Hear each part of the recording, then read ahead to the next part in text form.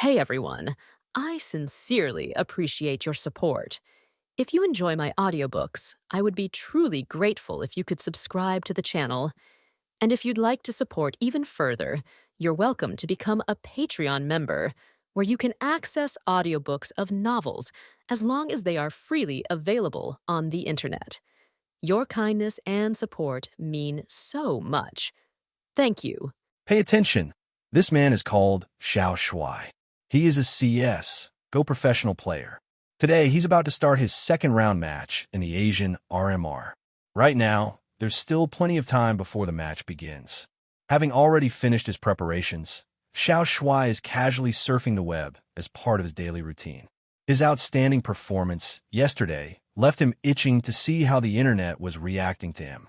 He opened Bilibili and was about to check out CSBOY's recorded stream to see what people were saying about him when he stumbled upon a clip from Big Brother Long Neck, aka Liang Kai. Xiao Shuai actually liked Liang Kai quite a bit.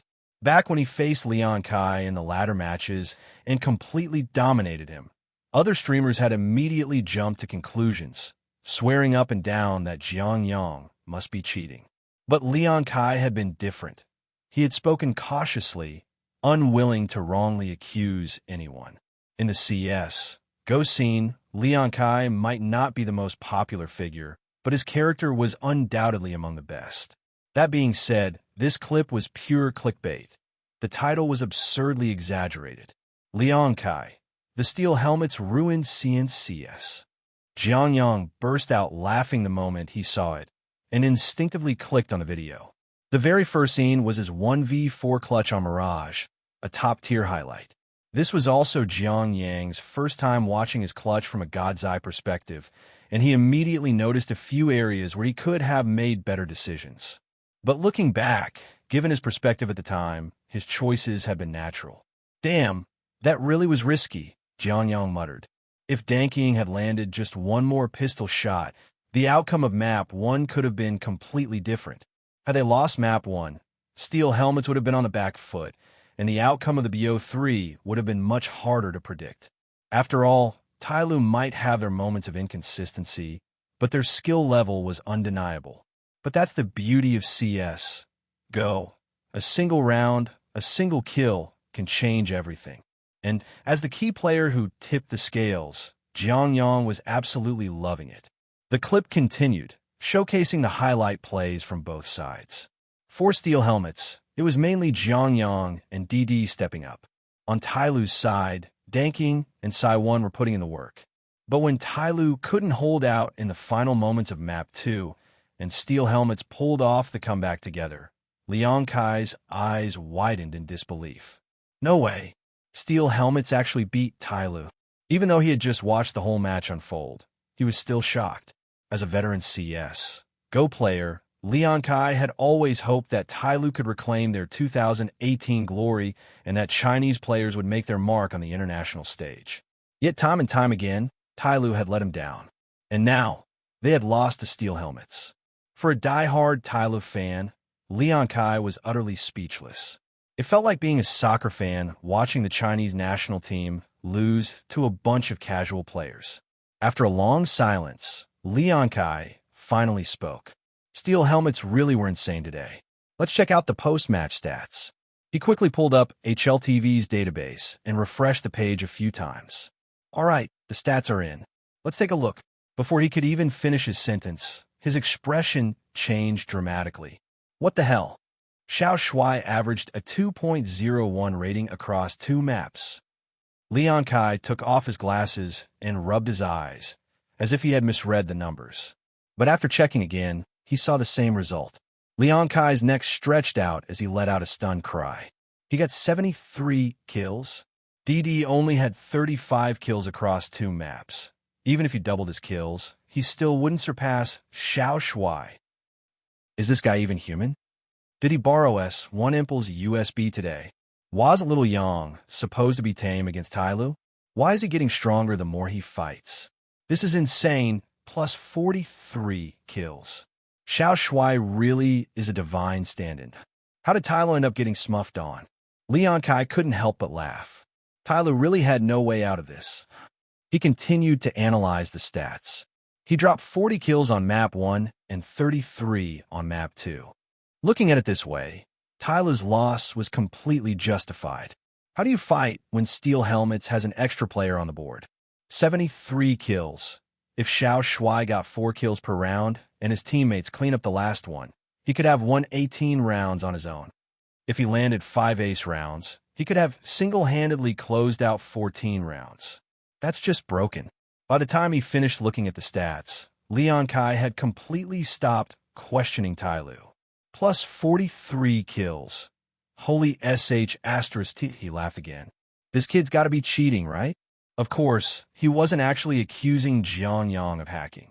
It was just that his stats were so absurd that Liang Kai couldn't help but be amazed. Even Danking, who already had an insane performance, only got 53 kills across 2 maps.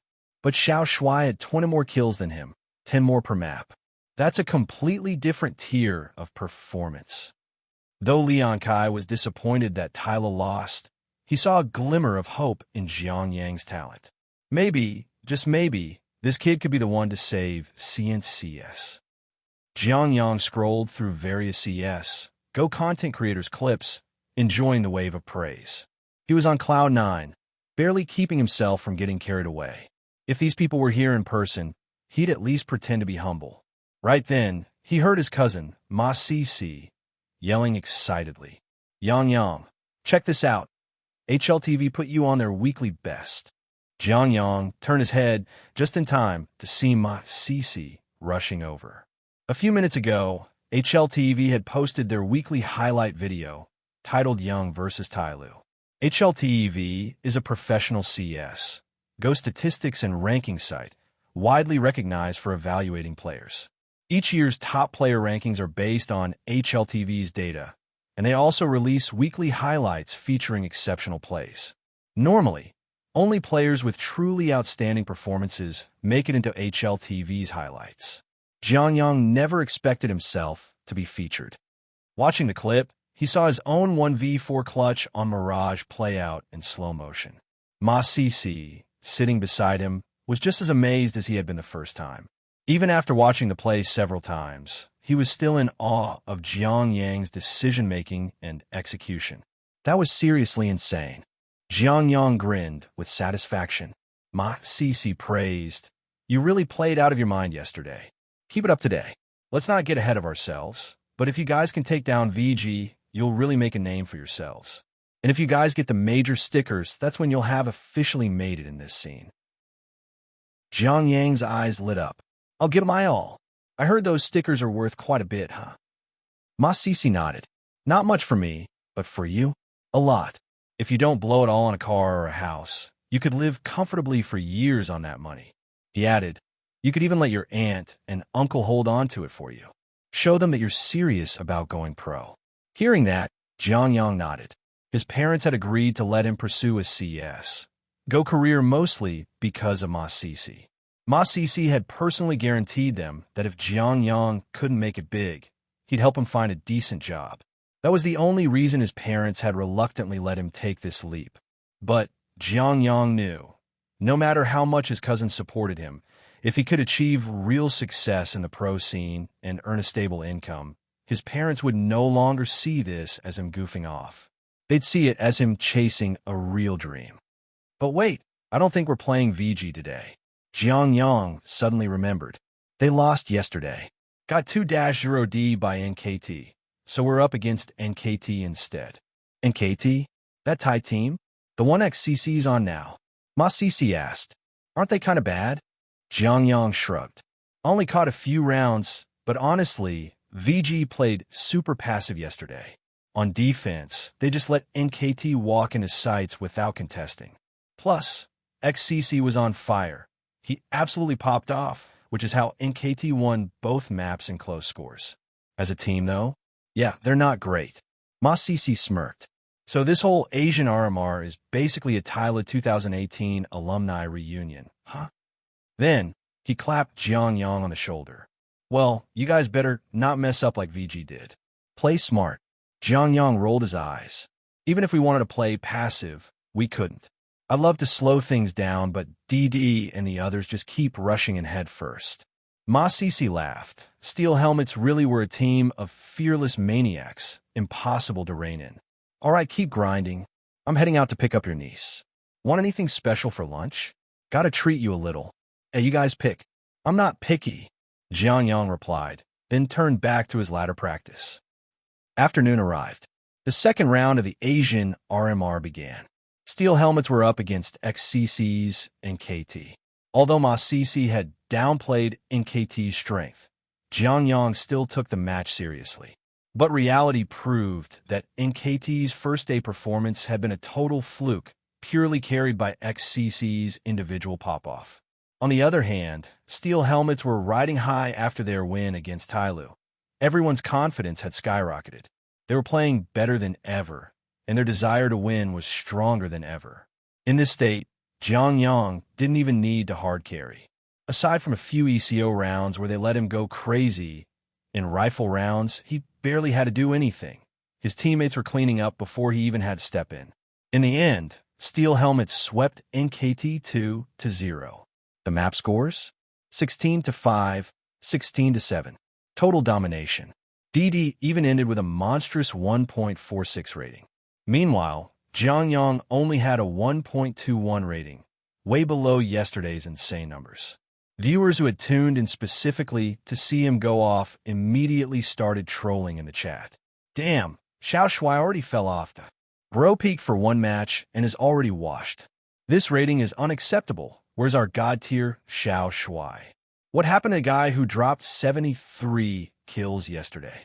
But Jiang Yang didn't care at all. Stats meant nothing if they didn't win.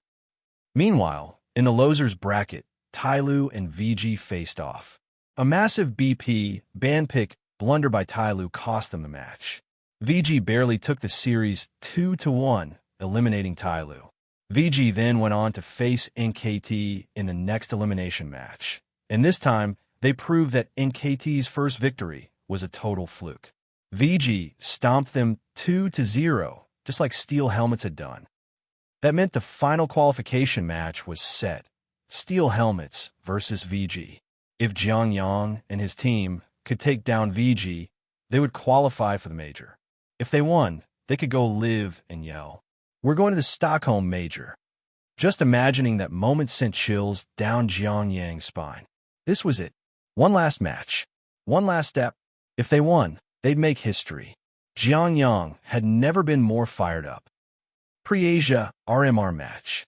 Inside the VG training room, Zhong, known for his gear-shifting veteran nickname, watched their team captain being interviewed with great interest.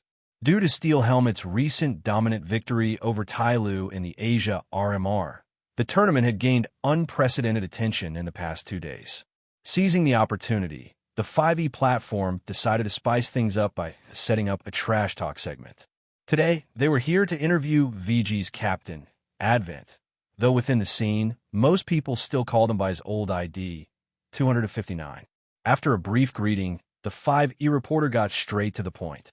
Ninth Master, how are you feeling about facing Steel Helmets in today's finals? 259 didn't answer directly. Instead, he looked genuinely confused and asked, "Wait a minute, weren't we supposed to play against Tyloo? How did it become Steel Helmets?" Hard to hold back. Tyloo is down bad. They've been roasted nonstop for 2 days, and today they're still getting dragged through the mud. At Sima E, don't drag Chao Shuang into this. At 1 Ji Chi, don't bring Nico into this.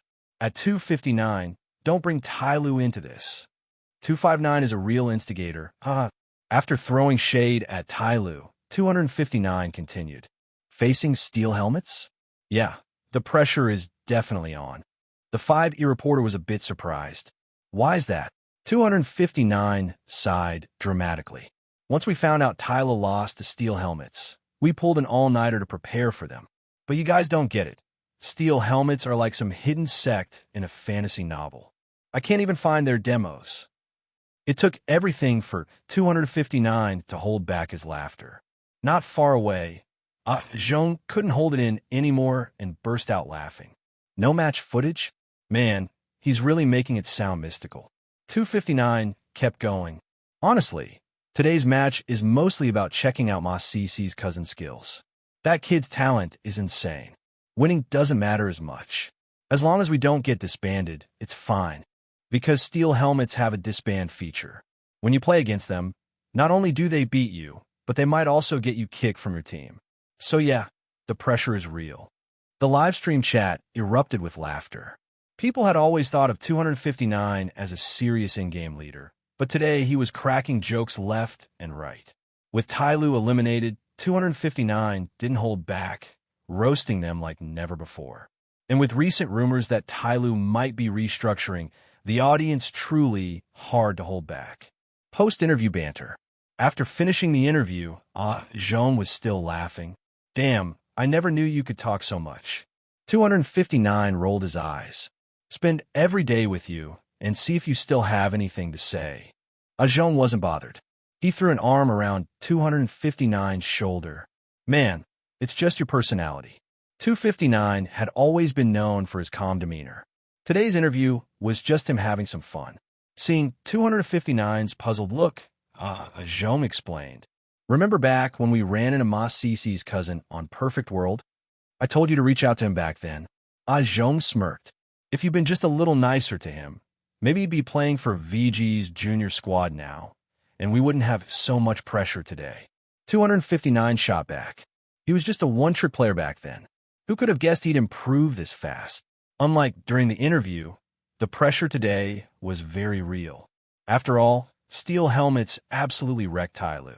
And with cousin fragging like a smurf, how could they not feel the heat? If they had recruited him back then, things might have played out differently. 259 thought for a moment. Even if we had signed him, we'd still be feeling the pressure. If steel helmets hadn't destroyed Tai Lu, we wouldn't have had such an easy win yesterday. VG and Tai Lu were the two top-tier teams in China, frequently clashing throughout the year. But all year long, VG had been slightly overshadowed by Tai Lu. Yet yesterday, Tai Lu was completely out of it, playing as if they wanted to prove themselves, but achieving nothing in the end.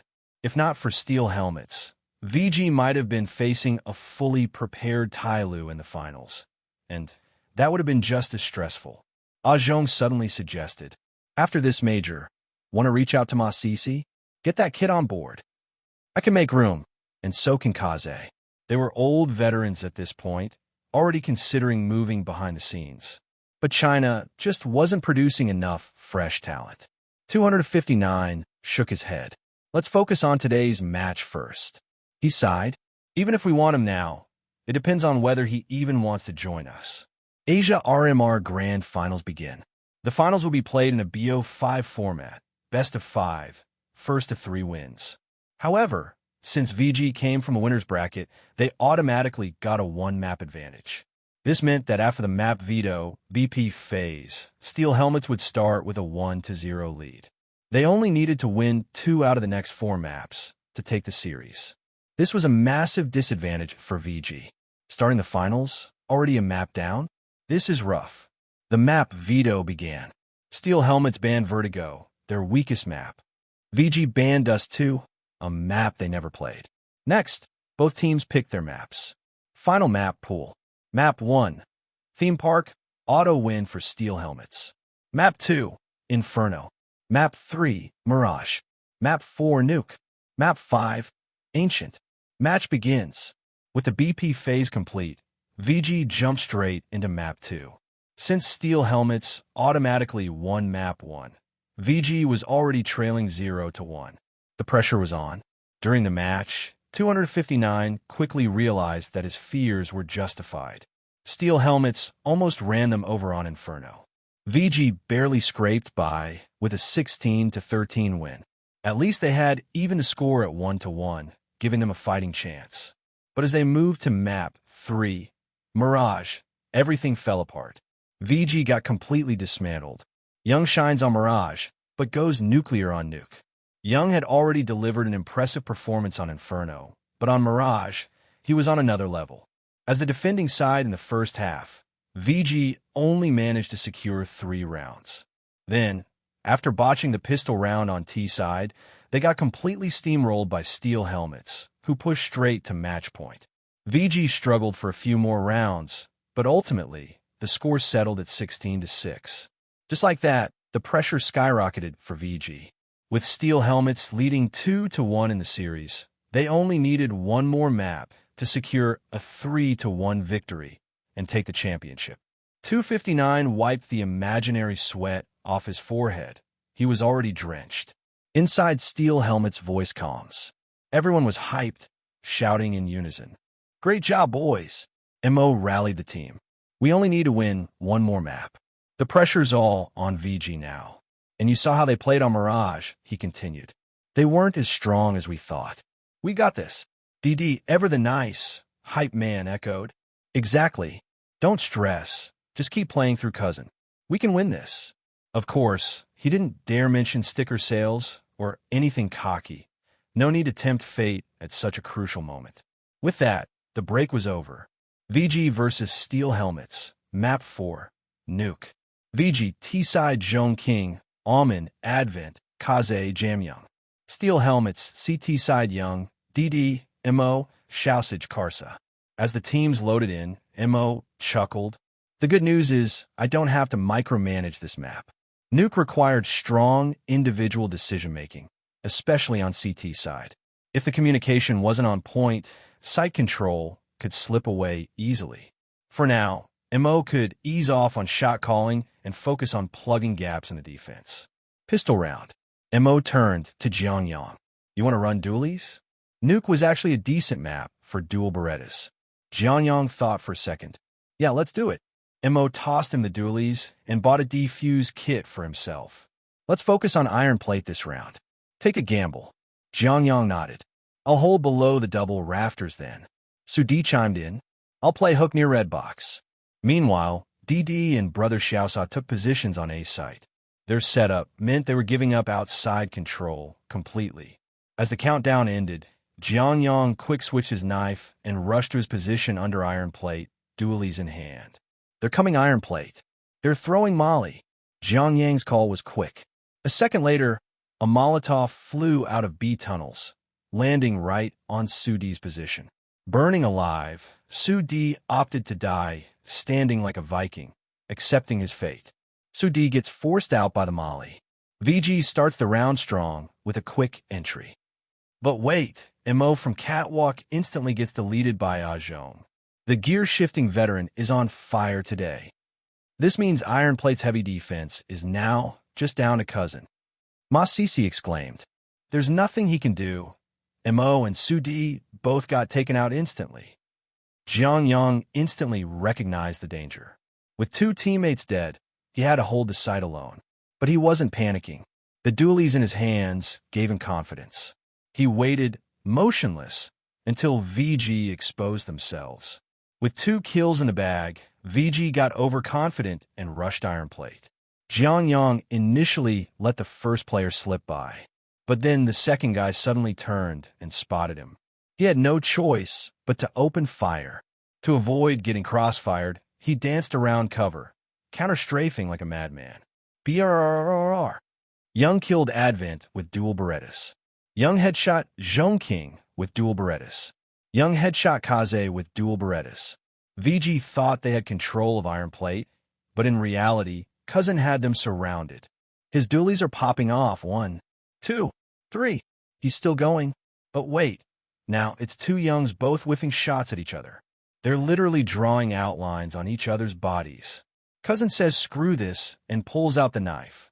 Jiang Yang backs up and hits a wall. He gets knifed. That's a $1,500 bonus. He can afford an AWP next round. The broadcast cut to Jiang Yang's player cam. A big, beaming smile spread across his face. A quad kill plus a knife bonus? That was too much fun. Meanwhile, Brother Xiaosha finished off Almond outside, securing the pistol round. Score: 1-0, Steel Helmets. They celebrated in comms. Meanwhile, 259 let out a barely concealed sigh. The hell are we supposed to do when they pull out SMGs on pistol rounds? After securing his first knife kill, Jiang Yang glanced at his savings of over 5,000 and smiled. Meeting the sniper rifle he had always dreamed of at the prime of his life. What a rush. but he didn't pull out the AWP just yet. It wasn't that his love for the sniper rifle had diminished. It was because his special forces instincts were calling. Since VG failed to plant the bomb in the pistol round, based on his understanding of them from the last 2 rounds, they were definitely heading into an ECO round. Mo, standing nearby, saw Jiang Yang's loadout and chuckled. "All right, go do your thing." Hearing that, Jiang Yang immediately sprinted towards site. Meanwhile, in VG's team comms, 259 was making the call, "Let's not rush this round. Just a fall for now. Cousin is definitely going to push up aggressively. This guy just can't help himself." But he had to admit, Cousin was really damn good at it. In the last 2 maps, whenever they were broke, Cousin would always push and pick off a few kills. This put a lot of pressure on them in ECO rounds. Sure, losing an ECO round wasn't a big deal, but the fact that Jiang Yang kept snowballing his economy like this was frustrating as hell. At the start of the round, they played it slow, defaulting inside T-spawn for quite a while, waiting for a push. But nothing happened. 259 checked the clock, realizing they were running low on time, and gave the call, "Let's group up and try pushing Iron Plate." But just as he finished speaking, a flashbang popped out of Yellow Room. 259 turned his back in time to avoid getting full blinded, but even through the flash, he saw a flyhead dart out. In that instant, a familiar phrase from Jiang Yang's chaotic livestream moments echoed in 259's mind. "You guys, ECO, didn't you?" Before he could react, Jiang Yang instantly deleted him. The 2 teammates beside him scrambled to trade the kill, but without armor, they were melted in seconds. In a flash, Jiang Yang had 3 kills. The last 2 VG players rushed into Yellow Room to try and trade, but DD was already there waiting. The ECO round ended in record time, a full ACE. 259 felt his head throbbing. Before meeting Jiang Yang, he never thought much of players like De Zhuang and Jiang Yang, who loved going all in on ECO rounds. After all, farming kills with a weapon advantage didn't seem like real skill. But after facing Jiang Yang himself, 259 had completely changed his mind, because he realized being able to farm ECO kills was a skill in itself. Jiang Yang's ability to convert frags in these rounds meant his economy skyrocketed, allowing him to secure weapon advantages in crucial rounds. And that was just annoying as hell. "All right, let's play it safe for the rifle round," 259 sighed. He's definitely bringing out the AWP now. Jiang Yang, now sitting on over 8,000 in economy, was grinning from ear to ear. This meant he could afford back-to-back sniper rounds. What a dream come true. Entering the first rifle round, Jiang Yang immediately ditched his MP9 and bought an AWP. Mo thought for a moment. "Cousin, why don't you take the AWP and anchor downstairs? They'll have full utility this round, so going warehouse early won't be worth it." Since this was the first rifle round, if VG planned to play outside, they'd definitely dump utility. If Jiang Yang tried peeking through smokes, he'd be gambling at best. But if he played at K1, unless he got pre-aimed and instantly deleted, he'd at least trade 1 kill and stall for a full team rotate. "This setup is actually decent," the caster, Steel Helmet, commented. AWP anchoring below, outside covered by just main entrance and 3rd floor, with most of the focus on defending the inner site. VG wasn't in a rush. They played default, using utility to trade map control. After some time, Cousin climbed up the vent and dropped a vent smoke to stall further. VG then threw another wave of standard outside smokes. They sent 1 player down to K1, but left 2 behind, meaning they were likely to contest DD at warehouse. DD was playing a passive angle inside warehouse, covering main entrance. With VG pushing this fast, he was guaranteed to see action.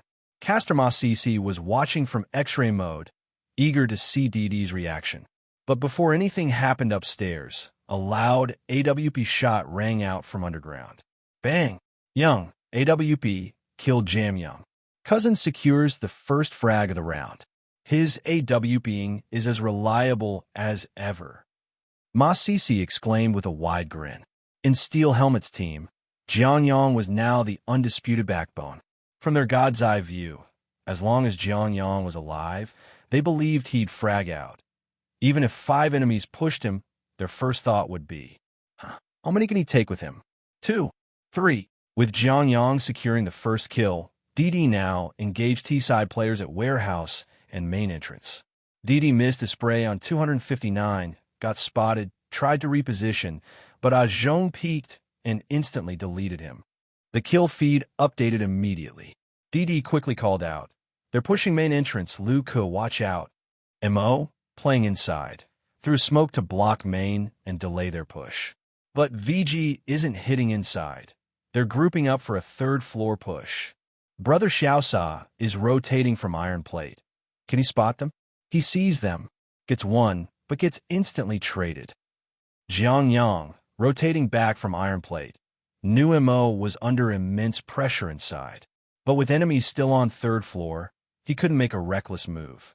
Holding his AWP, he kept a close eye on third floor. As he expected, a gunfight erupted near vents. Hearing the shots, Jiang Yang immediately climbed third floor. If MO died and VG locked down third floor, his chances would be slim. Holding his AWP, he ignored footstep noise, climbing quickly, but as he reached the top, he discovered something unexpected. There weren't just one enemy on third floor. There were two. The moment he surfaced, an enemy was already holding an AK on him. With no time to retreat, Jiang Yang instinctively clicked left mouse. Bang! Young plus DD. AWP blind shot. Headshot advent. There's another one. Jiang Yang shouted in comms. Even as he called it out, he was already reacting. The sheer luck of that blind shot surprised even him, but he quickly chambered another round. The second enemy was just turning towards him. Bang! Young plus Captain MO, AWP blind shot, killed Kaze. He hit that blind.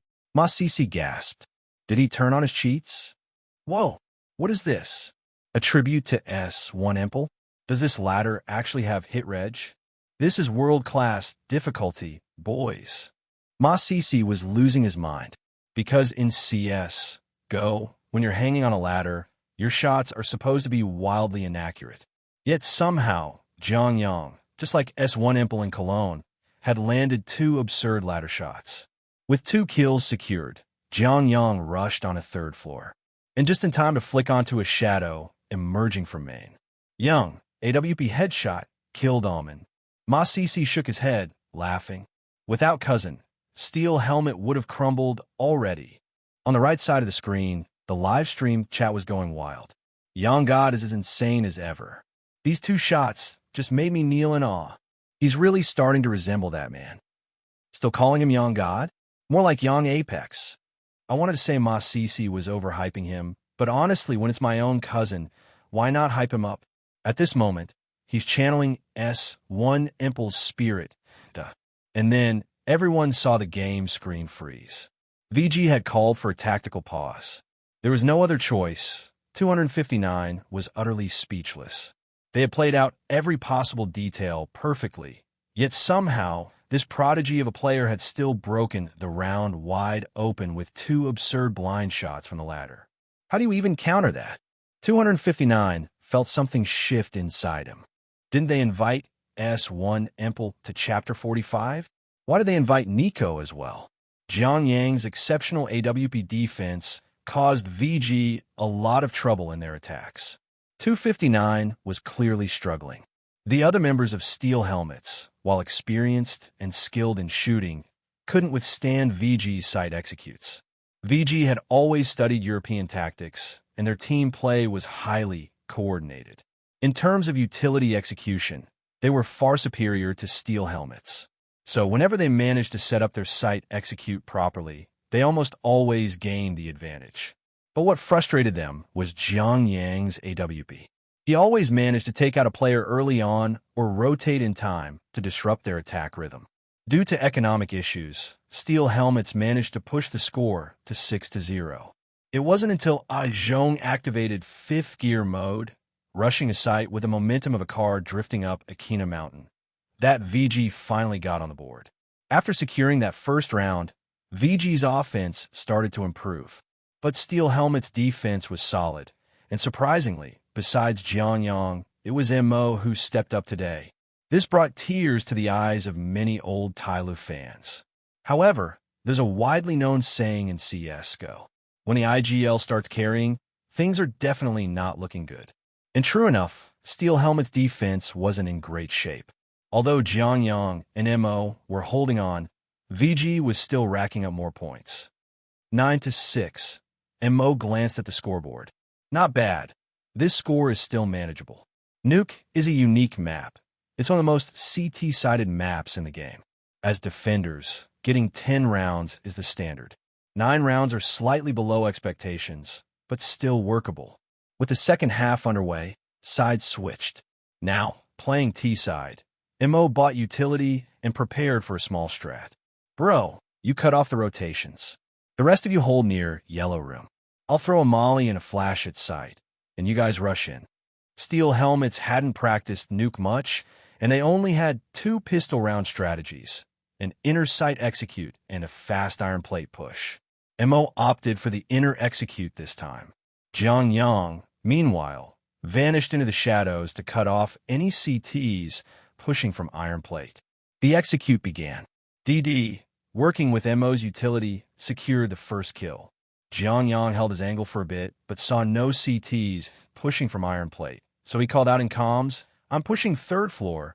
Hold them off in the front as long as you can." But just as he was making his move, disaster struck. A chaotic firefight erupted, and all of his teammates got wiped out, leaving him in a 1v3 clutch. Worse yet, the bomb was down in yellow room. Jiang Yang tried his best, but only managed to take down one before falling. DD sighed, my bad. I was reloading, and Jiang Yang swung out from third floor and insta-killed us. Yeah, Xiaoju's pistols are always on point, Brother Xiaosa chimed in. Jiang Yang, also known as Xiaoju, had an insane burst that round, single-handedly wiping out the inner execute. Only Su D managed to trade one back, but it wasn't enough. No worries, at least we got the plant. Our economy isn't too bad. Let's force buy. MO thought for a moment and then called, we'll smoke off outer late. Let's sneak Brother Xiaosa into K1, then hit iron plate with a pincer attack. Nuke is an interesting map. Because of its unique layout, there are many special tactics that can be executed. Their plan was to rotate around the map and pincer iron plate from 2 sides. As the round started, they successfully got Brother Xiaosa into position, but their iron plate push didn't go well. Jiang Yang, with just an M4A1, shredded them all. The team was waiting for Brother Xiaosa to sync up, but the enemy was clearly expecting it. Jiang Yang and DD forced their way through, but only managed to take out 2 before falling. Another round lost. Nothing we can do. Jiang Yang played that well. We don't have utility to counter him now. MO sighed. Time for an ECO. Let's not hit inner sight, though. Try to pick off their rifles instead. Don't let them farm money. On Nuke, if the CT economy snowballs, it becomes incredibly difficult for the T side to get rounds. This was already a low-chance round, so rather than throwing bodies at the site, it was better to take their time and deny the CT's easy money. Jiang Yang opted for a half-armored Desert Eagle. As the round began, he called out to DD, let's try outer together. The odds were slim, but they had to try. Man, after switching sides, VG looks completely unpressured. Steel Helmets might just get steamrolled this half, Masisi muttered. Hearing that, the livestream chat immediately reacted. He's casting the curse already. Remember these words. Steel Helmets are getting crushed. Masisi, your jinxing is on another level. VG's keyboard is sweating milk at this point. Masisi defended himself. I really do think so. Nuke T-side is hard to play. Brother Xiaosa and DD haven't warmed up, and relying on just Luke won't be enough. Besides, VG plays a European-style system with full discipline. But just as he finished speaking, Kaze unexpectedly pre-aimed the outer sniper position with 0 information. There was no one holding that angle, but Jiang Yang was boosted by DD onto a box, giving him a height advantage. Kaze swings wide. Does he see Bro? He does. But Bro lands the shot first. 1 bullet, instant kill on Kaze.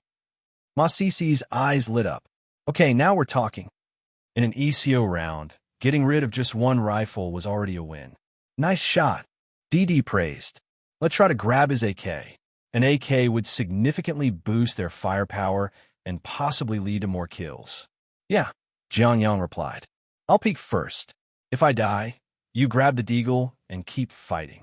Jiang Yang had the most money, so he could afford a half-buy next round anyway. Everyone else was running around with nothing but Glocks. DD followed closely behind, ready to trade kills. Jiang Yang didn't rush to pick up the AK. Instead, he carefully cleared angles like a Roomba sweeping the floor. Almond, seeing Kaze go down, quickly rotated from third floor. He picked a sneaky off angle, perched on top of the air conditioning unit outside the glass room, exposing only a tiny portion of his head. He just needed to hold the outer entrance into K1. His focus was razor sharp until suddenly an enemy appeared in his sights. Before he could react, he was instantly deleted. Bang! Young killed Almond with a Desert Eagle. Headshot. F******. Outer deagle got me, Almond yelled in comms. What the hell? How did he pre-fire me at this spot? He had deliberately chosen an off angle, expecting a free kill, yet the enemy had pre-aimed and destroyed him instantly. One down in glass room, Jiang Yang called out. Mo, who was already brainstorming the next round strategy, immediately started calculating. One down in outer, one down in third floor. That meant one CT was likely at iron plate, one at sight, and the last was unaccounted for, probably in K1 or near iron plate. Mo bet on the latter. Everyone regroup, outer. We're going silent and sneaking into K1. If they could reach K1, they could trade kills effectively. With an AK in hand, this was a winnable round. At the very least, they could get a bomb plant. Mo's tactical brain was firing on all cylinders. Jiang Yang led the way, guiding his team into K1. At the corner, he suddenly called, Hold up, let me pre-aim first, this spot is tricky. Having studied Nico's pre-aim techniques, Jiang Yang had a strong red on this angle. He lined up the shot. Wide peak, crouch, fire. And just like that, Steel Helmets turned an ECO round into a potential game-changer. Steel Helmets left Su D to watch the terrorists spawn, while the rest of the team silently crept into K1 from outer. VG's formation is still quite spread out, one at iron plate, one on site, and 259 is holding K1 with utility. Ma Sisi analyzed. He's playing it safe.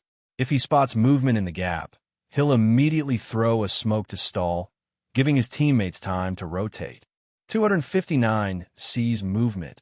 Oh, Ma Sisi's voice suddenly shot up. Bro, what was that? He actually pre-aimed that spot. That was a perfect deagle pre-fire. The livestream chat exploded with question marks. From the observer's POV, just as 259 barely peeked a tiny sliver of his head, Jiang Yang instantly deleted him. Boom! Yang killed 259 with a Desert Eagle. Headshot. Holy *T. Inside Steel Helmet's team comms, everyone was hyped. Nice shot, Mo shouted. Stack up. Push through death door. Only one guy left to stop us. Trade him out. Hearing this, Jiang Yang didn't hesitate. He grabbed his deagle and rushed through death door. As soon as he opened the door, he spotted Jiang Yang holding from iron plate. But before he could react, Jiang Yang instantly flicked and one-tapped him. However, DD was right behind him and secured the trade. Nice! Jiang Yang cheered. Last guy should be at his sight. Right then, Sudi's voice came through the comms. He dropped down from vent. Brother Xiao Sa and Mo instantly trained their aim at the vent, spotting a CT popping his head out. The moment he peeked, both players unleashed a hail of bullets, instantly dropping him. Mo clutches it. He lands the final kill. VG has no chance to retake. Ma Sisi was yelling excitedly. It had to be bro. He hit 3 insane deagle shots this round. 259 is probably still in shock right now. The observer team was on point, immediately replaying Jiang Yang's kills. The first 2 shots were already clean, making the livestream chat flood with N1 fans, hyping up the play. But the third shot? That had the chat going crazy. Bro, what kind of aimbot bullsh *T was that? Even for a high-skill player, pre-aiming K1 like that was incredibly rare. Nico was one of the few known for pulling off that angle. 259 barely even showed his head, yet Jiang Yang was already aiming at the exact spot. This wasn't just a lucky shot, this was pure skill. It was just an ECO round. But with one deagle and 3 precise shots, Jiang Yang completely shifted the momentum of the match. How could anyone not be impressed by that? Winning an economy round can change the game. Winning an economy round has a huge impact on a match. In these rounds, the disadvantaged team is usually saving money. But if they manage to turn the round around, not only do they successfully save up cash, but they also maximize their reward bonus, and sometimes even pick up a few rifles from the enemy. Many times, a single economy round win can completely flip the economic balance between both teams. That's exactly what happened to VG. After losing the round, their economy became a mess. Some players could afford rifles, some were stuck with MP9S, and others had to settle for half armor and pistols.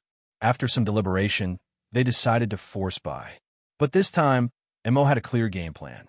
He knew VG's economy was weak, so he focused their attack on the outside area. Extending the range of engagement would make the weapon disparity even more apparent. 259, on the other hand, was struggling with limited resources. He wanted to use tactics to suppress the opponents, but the weapon gap was undeniable. To make things worse, this group of old veterans was in top form. Even though VG managed to trade 3 rifles from steel helmets, they still lost the round. With that, VG was forced into an economy round.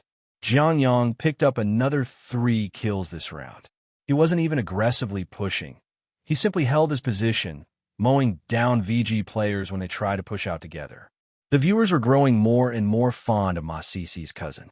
Truth be told, China's CS scene isn't lacking in mechanical skill. Domestic teams can still go toe-to-toe with Tier 1 squads in terms of raw aim. The issue is that they often lose force-buy rounds or economy rounds. But Jiang Yang? He had something that most domestic teams lacked. Even though he loved playing like a special forces operative, he never pushed recklessly when it wasn't necessary. Just like in this round, he played patiently, advancing carefully with his team rather than hunting for frags just because the enemy was on an ECO round. His focus was always on winning the round and maintaining the economy. Watching him play just felt so satisfying. The score now stood at 12-8. The momentum shift was undeniable. DD reminded the team, they've got rifles this round. Stay sharp. MO thought for a moment and said, no need to rush. Let's run a default early on, apply some pressure outside to stretch their defense, then rotate back quickly to hit the site. DD and Cousin, you guys push in from Yellow Room. As a former pro player and an experienced analyst, MO had the highest tactical awareness on the team. He had plenty of creative strategies he wanted to try, but he was worried that the old veterans wouldn't be able to execute them properly, so he kept things simple. Following MO's plan, both teams traded utility early on.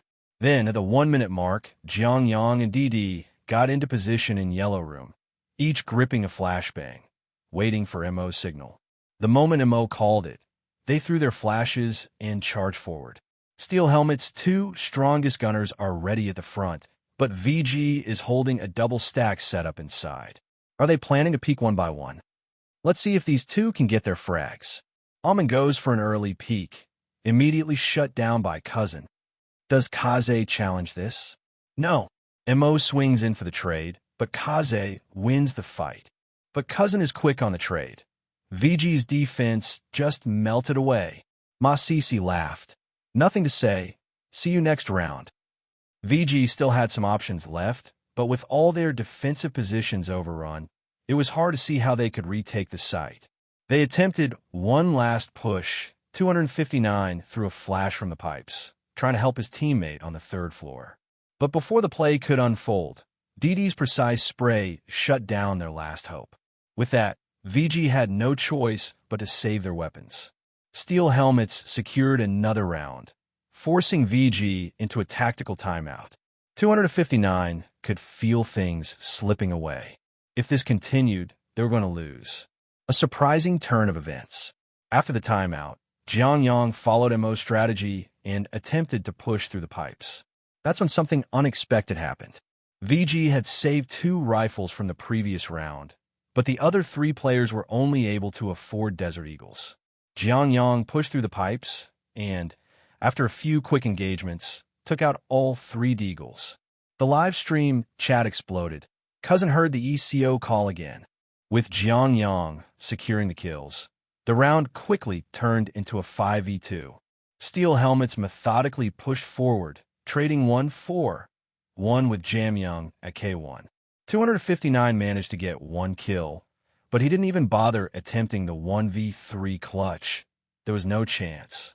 Even after using a timeout, VG couldn't stop the momentum shift. The pressure was mounting. 259 was racking his brain for a solution, but steel helmets were in unstoppable form. Their economy was rolling, and they were winning every duel.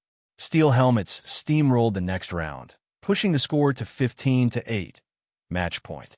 The crowd went wild. Steel helmets were just 1 round away from making history.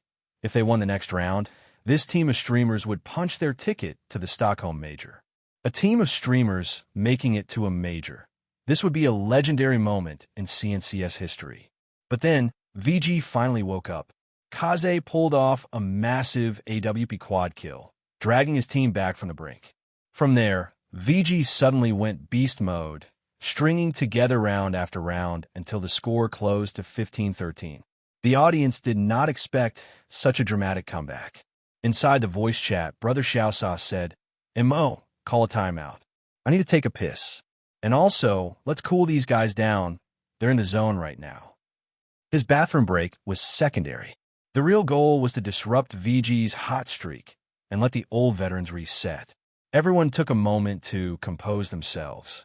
Mo reassured them, "Don't stress, guys. We're still ahead, and even if we drop this map, we've got room for error. The only reason we lost those rounds was because we got impatient. Let's calm down. We can still close this out." Once Xiaosao returned, Mo called for a simple, direct strategy. He knew that at this stage, complicated tactics would only overwhelm the old veterans.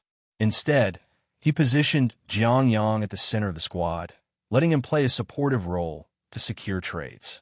The final round, a moment of magic. Steel helmets went all in, no holding back.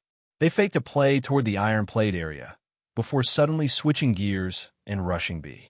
As they pushed through B tunnels, a sudden smoke grenade appeared in front of them. Xiaosao, leading the charge, instantly accelerated his movement. Timing push. But Ziyech takes down 1-2. DD finally gets the trade, but this isn't worth it. Mo was killed in the chaos, but now he had the perfect perspective to guide the team. Don't rush. Hold angles. See if they make a move. Jiang Yang quickly adjusted with DD. They waited patiently. Then, the clutch moment arrived. 1v3. Jiang Yang found himself alone. Half HP, but still dangerous. VG thought they had the setup, but when they stacked up at control room's entrance, Jiang Yang's crosshair was already there. Bang! A double headshot spray down. Match over. 16-13. Steel helmets qualify for the major. Jiang Yang's excited voice echoed through the stream. "Cousin, I'm going to the major." As soon as Jiang Yang landed the final kill, he froze for a second. Meanwhile, the Steel Helmet's voice chat exploded with celebration. But instead of joining in, he yanked off his headset, ran straight to Ma Cici, and shook his cousin's shoulders excitedly. "Cousin, I can play in a major." It was a great celebration, so much so that Ma Cici's head was spinning. "You played amazingly, Yang Yang." Ma Cici also pulled off his headset, grabbed Jiang Yang's hands, and started jumping up and down with him, letting out unintelligible cries just to express his excitement. The two of them looked like they had reverted to some primitive state, doing all sorts of chaotic movements in front of the camera. But at this moment, their joy was completely genuine. Jiang Yang had been playing CS Go for quite some time now, and he knew exactly how prestigious a major tournament was. A major was the highest tier competition officially sponsored by Valve. In the world of CS, Go professional tournaments, nothing, absolutely nothing, had more weight than a major. It was the one event directly backed by Valve and had the largest prize pool. Winning a major was the ultimate honor in CS Go. no exceptions. It was every player's dream, just like how League of Legends pros would do anything to win Worlds. But major title wasn't easy to obtain. Teams had to battle through regional qualifiers, advance to the international stage, and defeat the strongest teams in the world to claim the trophy. Even legends like Nico and S1 Impel had come heartbreakingly close to a major title multiple times, only to fall short. And yet they kept chasing it. That's how much a major mattered. Valve would even release team stickers for all teams that qualified, and a portion of the sales would go to the teams. Every major was a grand festival for CS, Go players worldwide. And after years of online tournaments due to the pandemic, the return of the Stockholm Major had drawn the eyes of every CS Go fan. Now, Jiang Yang's team had secured Asia's only major slot. Soon, they would be playing in front of a global audience. Just imagining the scene sent a rush of adrenaline through Jiang Yang. No one believed we could make it to a major. But we did it. He turned to his cousin, sharing his excitement like he was venting his emotions. At this moment, Ma Sisi felt less like a cousin and more like an older guardian. Jiang Yang rarely talked about his struggles, but when he did, it was always to Ma Sisi. Ma Sisi was just as thrilled. Good job. You made me so proud. You were incredible today. After the stream, I'm taking you out for a feast. For now, don't forget your teammates. Go celebrate with them. Ma Sisi reminded him. Jiang Yang quickly sat back down, and Ma Sisi did the same, only to see an explosion of gifs and a chat going completely insane on the side of the screen. I thought it was going to overtime, but Cousin's 1v2 clutch was insane. WTF, these old veterans are actually going to Stockholm. They must be losing their minds. Whoever didn't play is going to feel like SH*T. Congrats. You pick your idol, and now not only is Tyla getting disbanded, but VG too. Today was a Yang Top Sky moment. Cousin, are you trying to destroy CNCS? Are you? Cousin, if there is no torch to guide us, then I shall be the only light of CNCS. MO, you know what I'm about to say. Ignoring the barrage of gifts, Ma Sisi hopped into the Steel Helmet's team voice chat. Well played, guys. We're officially the face of CNCS now. Xiao Sa Gu was blunt as always. It's all thanks to Cousin. I was totally lost on Nuke's second half. I really thought we were going to OT. That 1v2 clutch was insane. DD was clutch too. He killed one and heavily damaged another. I wouldn't have won that 2v4 without him. Jiang Yang made sure to share the credit. Everyone was still riding the high from the insane comeback. Mo asked curiously, did you really just decide to mag dump them both? Yeah, the moment I saw them lined up, I just let it rip. Everyone was eager to hear his thought process, and Jiang Yang answered honestly, actually, I only planned to take a few shots and fall back to waste time. The rest was just luck, haha. At that moment, Ma Sisi knew his cousin still had trouble phrasing things. He quickly interjected, luck played a part, sure, but it was also a matter of decision-making. They tried to push him together, but their positioning made them vulnerable to a double kill. Yang Yang, don't be too humble. Luck is always involved, but in a situation like this, that's just winner's luck. In esports, people rarely talked about luck. But if the wrong crowd heard Jiang Yang say he got lucky, they might dismiss his entire achievement as pure chance. Ma Sisi knew this, so he jumped in to smooth things over. Mo laughed. Exactly. What luck? Who the hell has luck good enough to beat both Tyloo and VG? He didn't mean any disrespect to Tyloo and VG. If anything, he saw them as the top teams in China, which is why he used them as a comparison. Mo's opinion of Jiang Yang had been changing constantly. At first, he only knew about him through CSBOY's community, some fresh talent with a lot of hype. Then he heard the guy was handsome and insanely talented at CS. Go. Later, he saw Jiang Yang climb to China's highest rank in a ridiculously short time. Mo thought he'd eventually hit a wall in domestic pro play and come back down to earth. Maybe after facing Tyloo, he'd finally calm down. But instead, Jiang Yang just kept exceeding expectations. The Steel Helmets had started as a joke team, just a bunch of washed-up veterans with barely any practice. They had weak tactics, map pools, and aim. Sudi was so bad, he might as well have been a bot. And yet, Jiang Yang carried them into the major qualifiers. That was insane. Even back in 2018, when Mo and the others were still with Tai Lu, their best achievement was barely making it out of major qualifiers. And now, Jiang Yang was just one step away from surpassing that record. Ma Sisi grinned. All right, 2 treasure maps each. Coach is covering your flights. Boss Ma, you're the best. Damn, no way we're giving this one to Ma Sisi. What a waste. Hearing that, Ma Sisi immediately panicked. Wait, I'm giving you guys treasure maps, and you're still trying to roast me? Mo chimed in. Relax, man, it's tradition. Didn't we just optimize a few days ago? The chat erupted in laughter. Just then, Ming Reaching spoke up. The post-match stats for Nuke are out. Cousin, you hard carried again. Carry me next time. Okay. Ma Sisi rolled his eyes. Yeah, how about you focus on last hitting first? Meanwhile, Ma Sisi refreshed HLTV twice, watching the freshly updated match stats pop up. ID Young, K/D/A, June 22nd, 40. ADR, 125.9. Survival rate, 89.7%. Rating, 2.13. The chat exploded. VG, we just lost to a streamer team. What the hell? Why does Cousin make stat padding look so easy? Every time I watch him play, I think I could do this.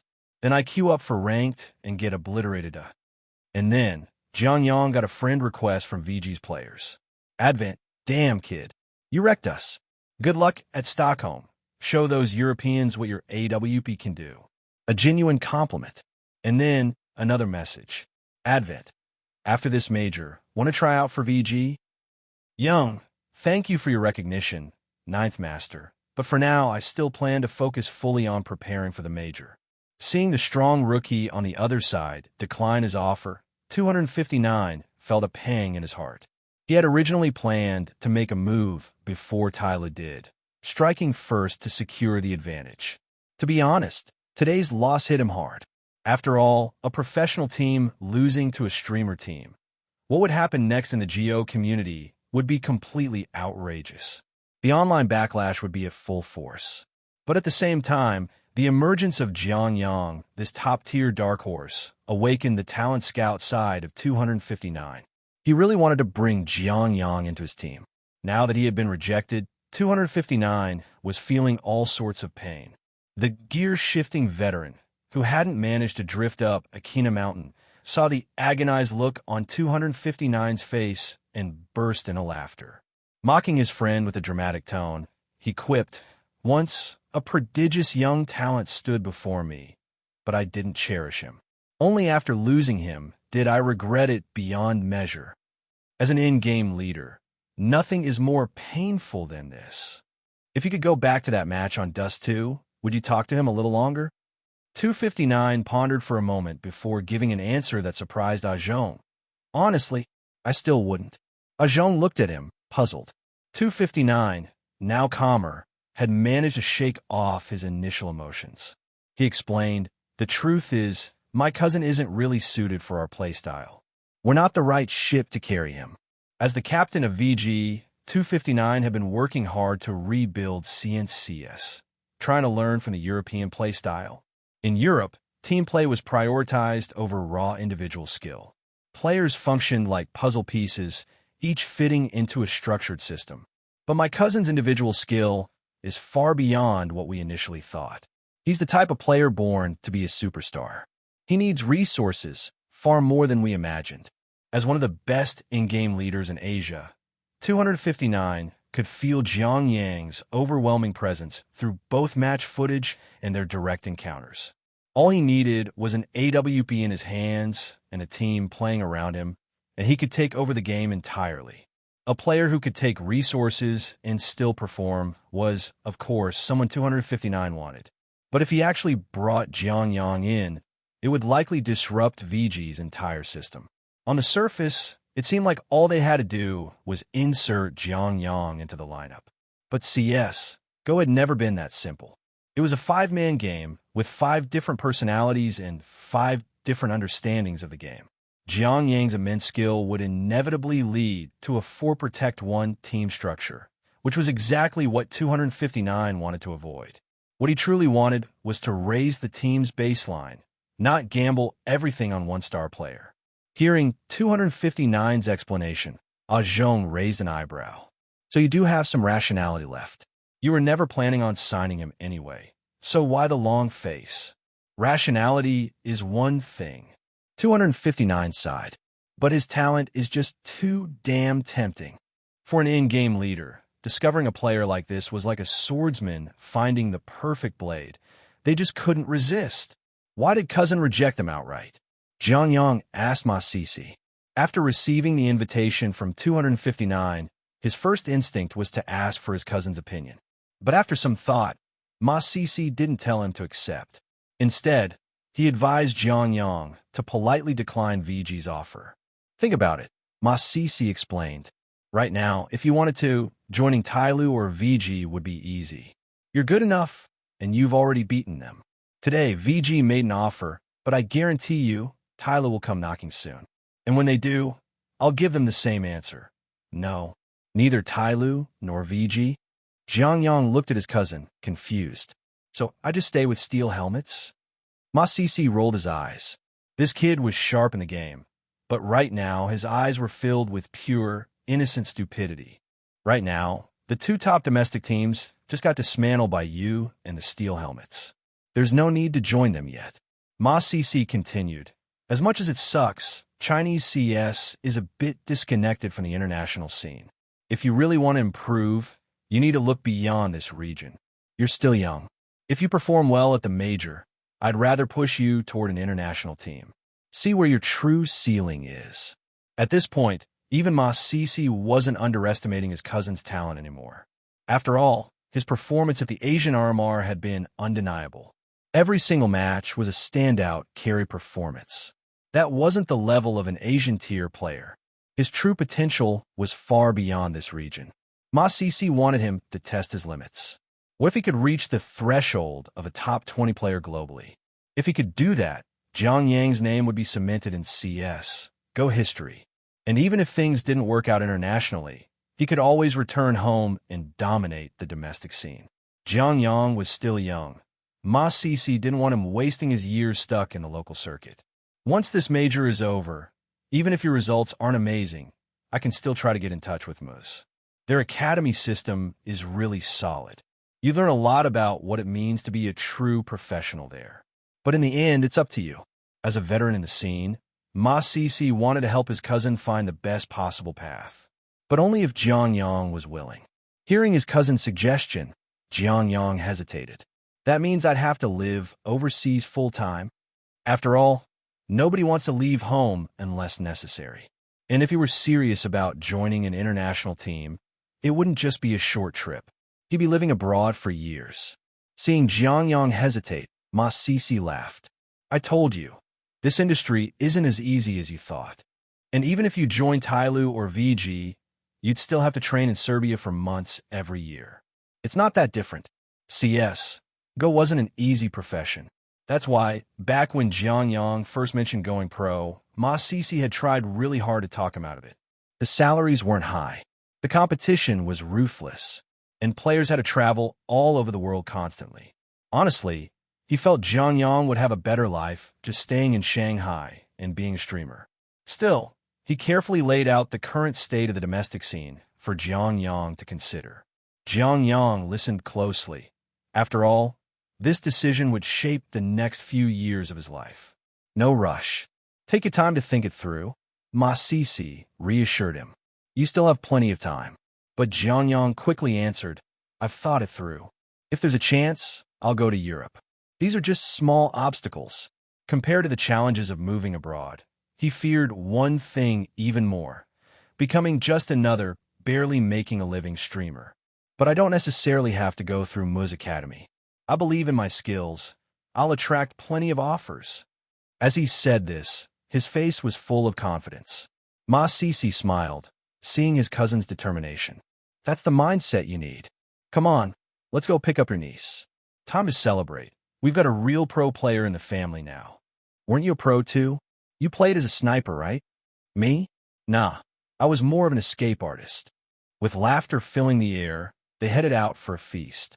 Meanwhile, the news of steel helmets qualifying for the Stockholm Major spread like wildfire across the entire Geo community. The bear-like man warmed up with a 100 kilograms barbell before signaling the muscular guy beside him to follow suit. If a CS Go player happened to be in this gym, they would immediately recognize them as members of the VP Golden Five. The bear-like man was none other than former VP star player, Snacks. The heavily muscled man standing nearby had quite the list of titles. Former VP Sniper, former VP in-game leader, CS. Geo's famous chef, CS. Geo's strongest man, CS. Geo's best actor, esports' very own Schwarzenegger, Pasha. Snacks glanced at Pasha, confused. You called me here to work out, but you're just standing there on your phone? Pasha laughed. Well, I figured since you don't have a major to play, you might as well hit the gym and vent a little. Back in 2018, they were some of the most well-known players in the pro scene. But with the arrival of the Danish powerhouse, combined with internal team issues, their dynasty gradually fell apart. Now, in the early 30s, they had slowly faded from the spotlight. Pasha had retired early. Last year, he even streamed on Huya as a way to give back to his Chinese fans, and the response was pretty good. But later, he decided to transition into MMA, so he quit streaming and had been training daily ever since. Snacks, on the other hand, had a different path. After leaving VP, he joined a second-tier team called Illuminar, mainly focusing on mentoring young players. Don't take it too hard. The CS region is insanely strong this year. There's no way a second-tier team could break through, Pasha said. From his perspective, Snacks was only capable of leading a second-tier team at best. If he tried to play in a major again, he'd probably just get destroyed. Speaking of which, who do you think will win in Stockholm this year? Around this time every year, CS Go players and pros would discuss this very topic, especially now that neither of them had anything to do with the major. Snacks made a logical prediction. It's got to be between Nico and S1 Empel. These two have been at the top for years, and yet neither has a major trophy to show for it. Then he smirked, holding back a laugh. If you could fuse 3 second-place finishes into one championship, they'd at least have one by now. Pasha playfully punched Snacks in the chest. That's cold, man. But even if we did that, they'd only get a 2-star runner-up badge. S1 Empel had 2 major silver medals, and Nico had 1. Combining them wouldn't even make a full championship. Despite being 2 of the best players in the scene, their failure to win a major was a regret shared by many. As for ZYW, Pasha could only wish him good luck on his endless farm grind, a nod to his perpetual struggles and vitality. Even as a top-tier player, ZYW seemed stuck on the Jail King path, unable to break free. The Danish powerhouse has crumbled. The prodigies finally have their chance to shine, Snacks mused. But I still think it's not a sure thing. Gambit even had the upper hand over Navi this year. During the online era, Gambit was Navi's drill sergeant. They had S1 Empel completely lost, Pasha added. Then he shook his head. Gambit does look like a championship-worthy team, but sometimes teams that seem too promising end up choking. Plus, their squad is full of young players. Once they step onto the major stage, the pressure might hit differently. Online and offline CS Go were 2 completely different beasts. Countless online stars have been exposed as frauds the moment they had to play on LAN. No matter who wins, Gambit, Navi, or G2, they'll all be making history, Snacks said, shaking his head. Anyway, enough of that. Why are you still on your phone? Get to your next set. Snacks found it strange. Pasha, a gym fanatic, was never the type to slack off. Pasha finally snapped back to reality. Oh, right. I just saw something on my feed that caught me off guard. Snacks, a towering figure himself, leaned over. What is it? Asia's RMR just ended. Tyloo and VG both got upset. The team that qualified is called Steel Helmet. Snacks raised an eyebrow. There's a team in Asia that can beat those two. Even though Asian CS wasn't highly regarded internationally, Tyloo and VG had still left an impression on many. Tyloo had once made it to Legend stage, and their team logo was still popular in Europe. VG had also taken down world-class teams before. Back in 2019, they even defeated Navi. So, the fact that both got eliminated was genuinely shocking. Check out their roster. Who are these guys? Snacks was baffled. He had never even heard of this team before. Pasha took a look and immediately laughed. Oh, it's some old friends. Right away, he recognized the names DD and MO. Both of them were CS, Go veterans. In fact, back in the day, VP had played against them. Ironically, they had even been destroyed by Tyler before. But despite that, everyone got along well. After matches, they would often sit around and have a smoke together. They came back from retirement. Pasha joked, taking a jab at his teammate. Look at them. They let a second-tier team straight into the major qualifier, while you're still stuck in limbo. Snacks rolled his eyes and ignored Pasha, scrolling down to read more. In the Asian RMR, Steel Helmet, led by former Tyla legends MO and DD, displayed incredible performance.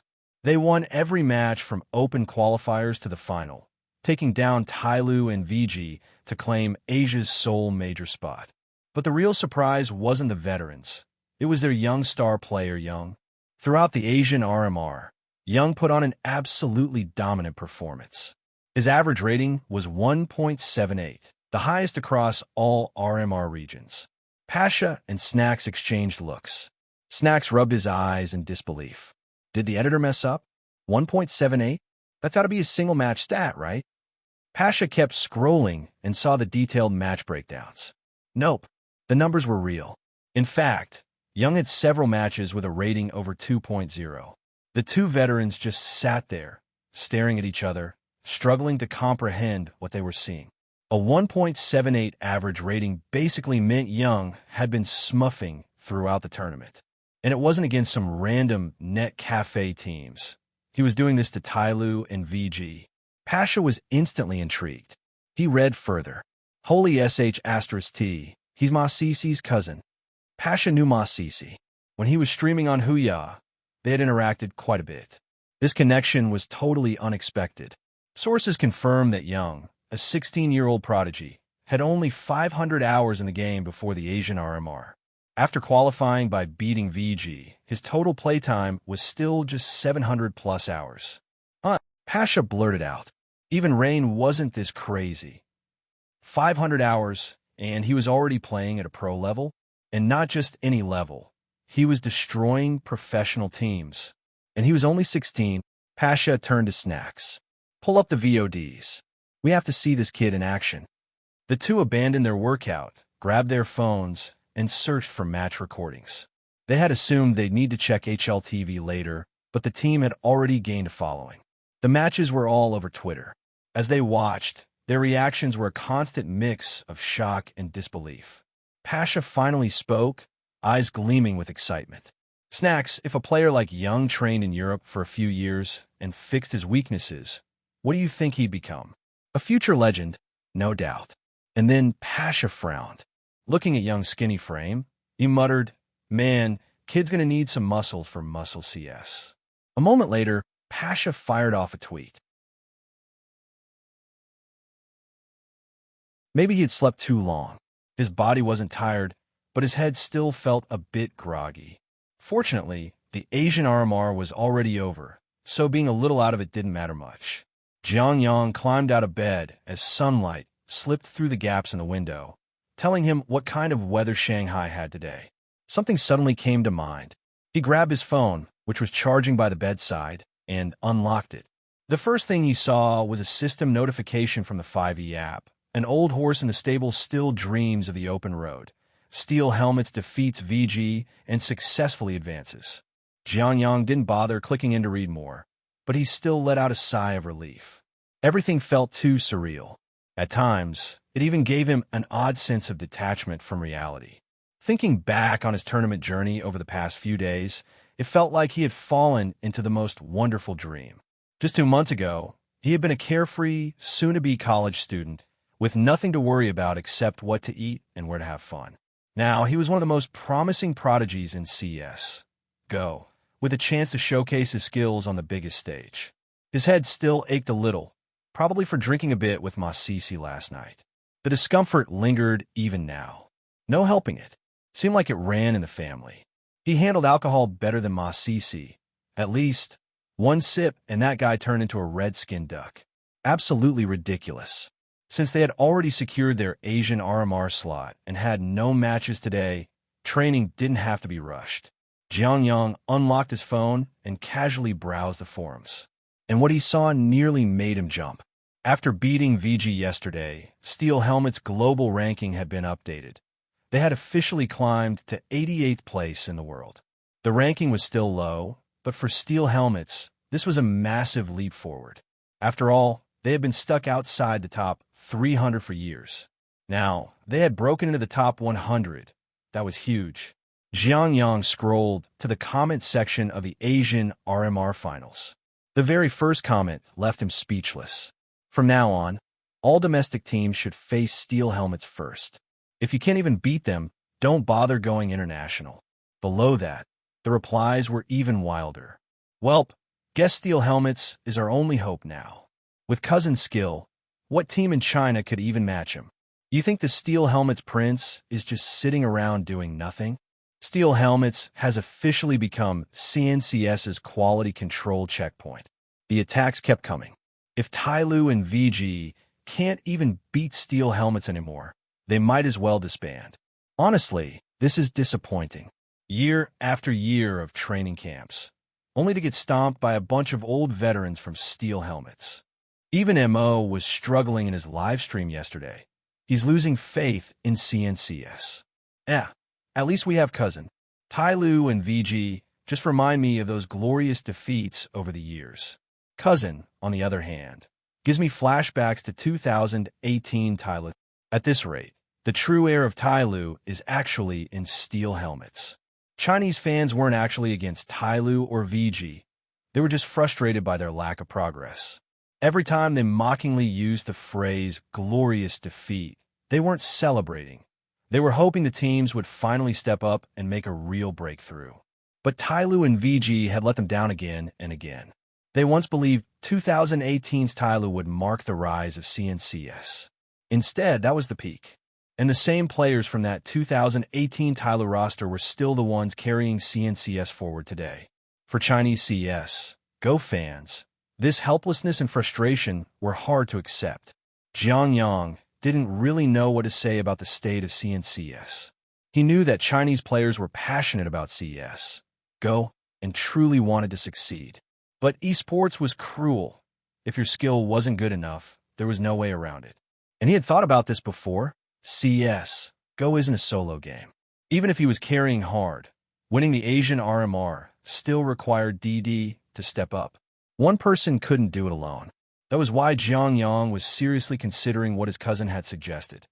After this RMR, he would go train with a European team for a while. At the very least, he could learn academic-style tactics and patch up his weaknesses.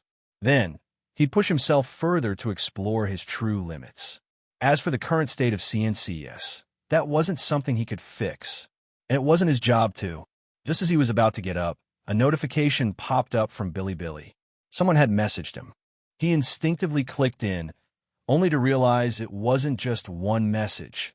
His entire inbox was flooded. Then, he remembered. Last night, while they were eating, Ma Sisi had been in a great mood and told him to open a personal account to connect with fans.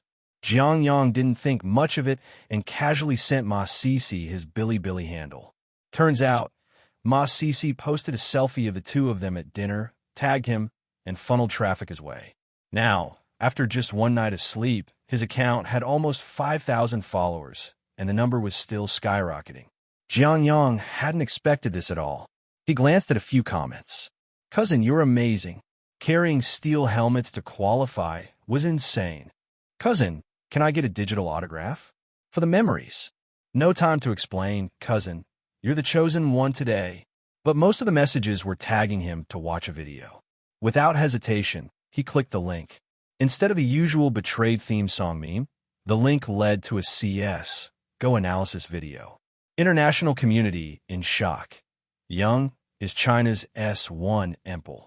If he joins Tyloo, they might finally break history. Jiang Yang played the video.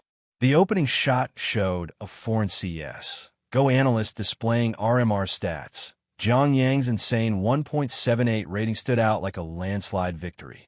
Then, a new post from Nico appeared. He had screenshotted Jiang Yang's one pre-aim clip on Mirage and commented, "Young's pre-aiming is incredibly satisfying to watch. If he keeps this up, I'll nominate him for this year's Rising Star Award." In the replies, someone joked, "When is Tyloo signing him?" Another response stood out. "He doesn't need to go to Tyloo. If his English is good, I'd recommend him to an international team. Young is already Asia's best AWPer." Jiang Yang kept scrolling, feeling pretty satisfied. Domestic fans had watched his rise and gradually warmed up to him. Foreign fans, on the other hand, had suddenly seen a new name dominating the RMR stat sheet and were completely shocked. Of course, not everyone was a fan. In a discussion thread, some skeptics chimed in, "You Asian fans hype players way too much. Young just played one RMR against low-tier competition. Seriously, they're acting like he's beating S1 Impel and ZYW. It's just an RMR. Plus, this was an online event. Who knows if he was using something suspicious? Once it's LAN, he might be exposed. Put him against real top teams, and he might not even break even on K/D." Jiang Yang didn't get mad. He knew not everyone was going to like him, but seeing these comments only made him more determined. They thought he'd choke at the major? They thought he wouldn't survive against top teams? Fine. He'd clear every hurdle and turn these haters into fans. Now, that would be fun. Looking at the items refreshed in the system shop, Jiang Yang couldn't help but laugh. Everything was coming together today. Pasha suggested I should start working out, and now Snacks's pistol technique appears. That said, he had a pretty good impression of Snacks. He'd seen a stat ranking before. Snacks was still the all-time leader in career kills in CS. Go. Plus, he had that legendary goodnight banana moment with a pistol. 5,000 comeback points wasn't too expensive for Jiang Yang. After a moment of consideration, he purchased it without hesitation. "Would you like to activate Snacks's pistol technique?" "Yes."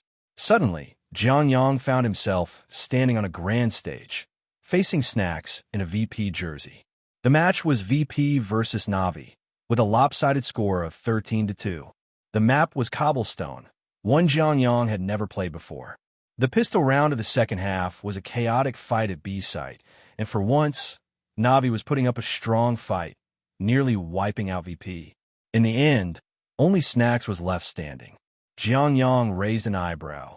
Wasn't this the classic goodnight banana moment? With such a massive lead, Snacks had no reason to save. He was just playing to see what he could do. As soon as he rotated in, he instantly took down one enemy. Sensing a glimmer of hope for a clutch, Snacks played with calculated patience. He didn't blindly rush in, but instead deliberately revealed his position through initial engagements while constantly jiggle peeking. He was using the enemy's tendency to coordinate against them, isolating and eliminating the most threatening opponent first. After clutching it down to a 1v1, he stayed aggressive, continuing to hunt for the last player. He even faked defusing the bomb, opting to secure the final kill before going for the defuse. Throughout the round, Jiang Yang didn't see any flashy technical plays. What stood out was Snacks's exceptional game sense and decision-making in clutch situations. As the simulation continued, Jiang Yang absorbed more details about Snacks's pistol mechanics. Snacks actually played pistols like a sniper rifle. For example, if he knew an enemy was behind cover, he would aim at the left side of the cover while focusing on the right. That way, if the enemy peeked left, all he had to do was click. If they peeked right, he could flick instantly. It was like holding center aim and reacting to either side. Jiang Yang immediately thought this technique would work well for an AWP2. Beyond positioning, Snacks's fire rate control with pistols was also on another level. Up close, he spammed shots aggressively, prioritizing burst damage. At medium to long range, he slowed down his shots, carefully controlling his firing rhythm. Jiang Yang suddenly realized he had been making a major mistake with his pistol play. He had always struggled with pacing. Whenever he got nervous, he spam fired wildly, trying to land a lucky shot. But because of pistol recoil, Even if his crosshair was on target, shots wouldn't land. The more he missed, the more anxious he became. The more anxious he became, the more he missed. It was a vicious cycle. This was why he had no confidence with the USP, and no confidence meant even worse performance. Now, he finally understood. He could be good with pistols, he just needed to adjust his mindset and habits. With this realization, Jiang Yang focused, and a system panel reappeared. Old veteran, Jiang Yang. Age, 30. Team, Steel Helmet. Status, Final Dance. Overall level, Professional LV.5. Aiming, Professional LV.4. Game Sense, Professional LV.6. Map Knowledge, Professional LV.3. Positioning, Professional LV.6. Reflexes, Professional LV.8. Communication, Professional LV.2. Pistol Proficiency, Professional LV.2. Sniper Proficiency, Professional LV.6. Rifle Proficiency, Professional LV.3. Other Weapons Proficiency, Comeback Points, 661. Signature Skills. Eco Clutch, Advanced. Nico's Pre-Aim, Intermediate. Machine WJQ's Formulaic Casting, Beginner. Sursoen Scout Techniques, Beginner. Twist Short Burst Shooting, Beginner. Snacks's Pistol Technique, Entry Level. Personal Items. Sleepy Black TEX3. Hextech, Choose Your Opponent. Skill, Fresh Start. With daily training and spending points on private coaching in the simulation, Jiang Yang's skill level was improving at an incredible pace. Compared to before the Asian RMR, both his aiming and game sense had improved significantly. In fact, he felt like all his attributes had increased, but because his overall level was already high, making a qualitative leap would require even more breakthrough moments in training. As for signature skills, Jiang Yang realized he couldn't just blindly copy these pro players' techniques. Instead, he used them as guiding principles. For example, his Nico's pre-aim was progressing very slowly because he understood the core mechanics, but his team's playstyle didn't allow him to clear every single angle like a robot. Most of the time, he had to make quick, decisive entries based on intuition, gathered info, and unreliable callouts from teammates. From an outsider's perspective, his clearing style might even look fake, but it was necessary in the chaotic fights Steel Helmet often found themselves in. With the major approaching, Jiang Yang decided to prioritize improving his pre-aiming and burst shooting skills. All right, let's grind some 5 EPL games and smuff a bit. Just as he was about to queue up, a message popped up from Li Hua, his old high school buddy. You online? Jiang Yang sighed and replied, Dear Li Hua, do you even follow CS? Go News?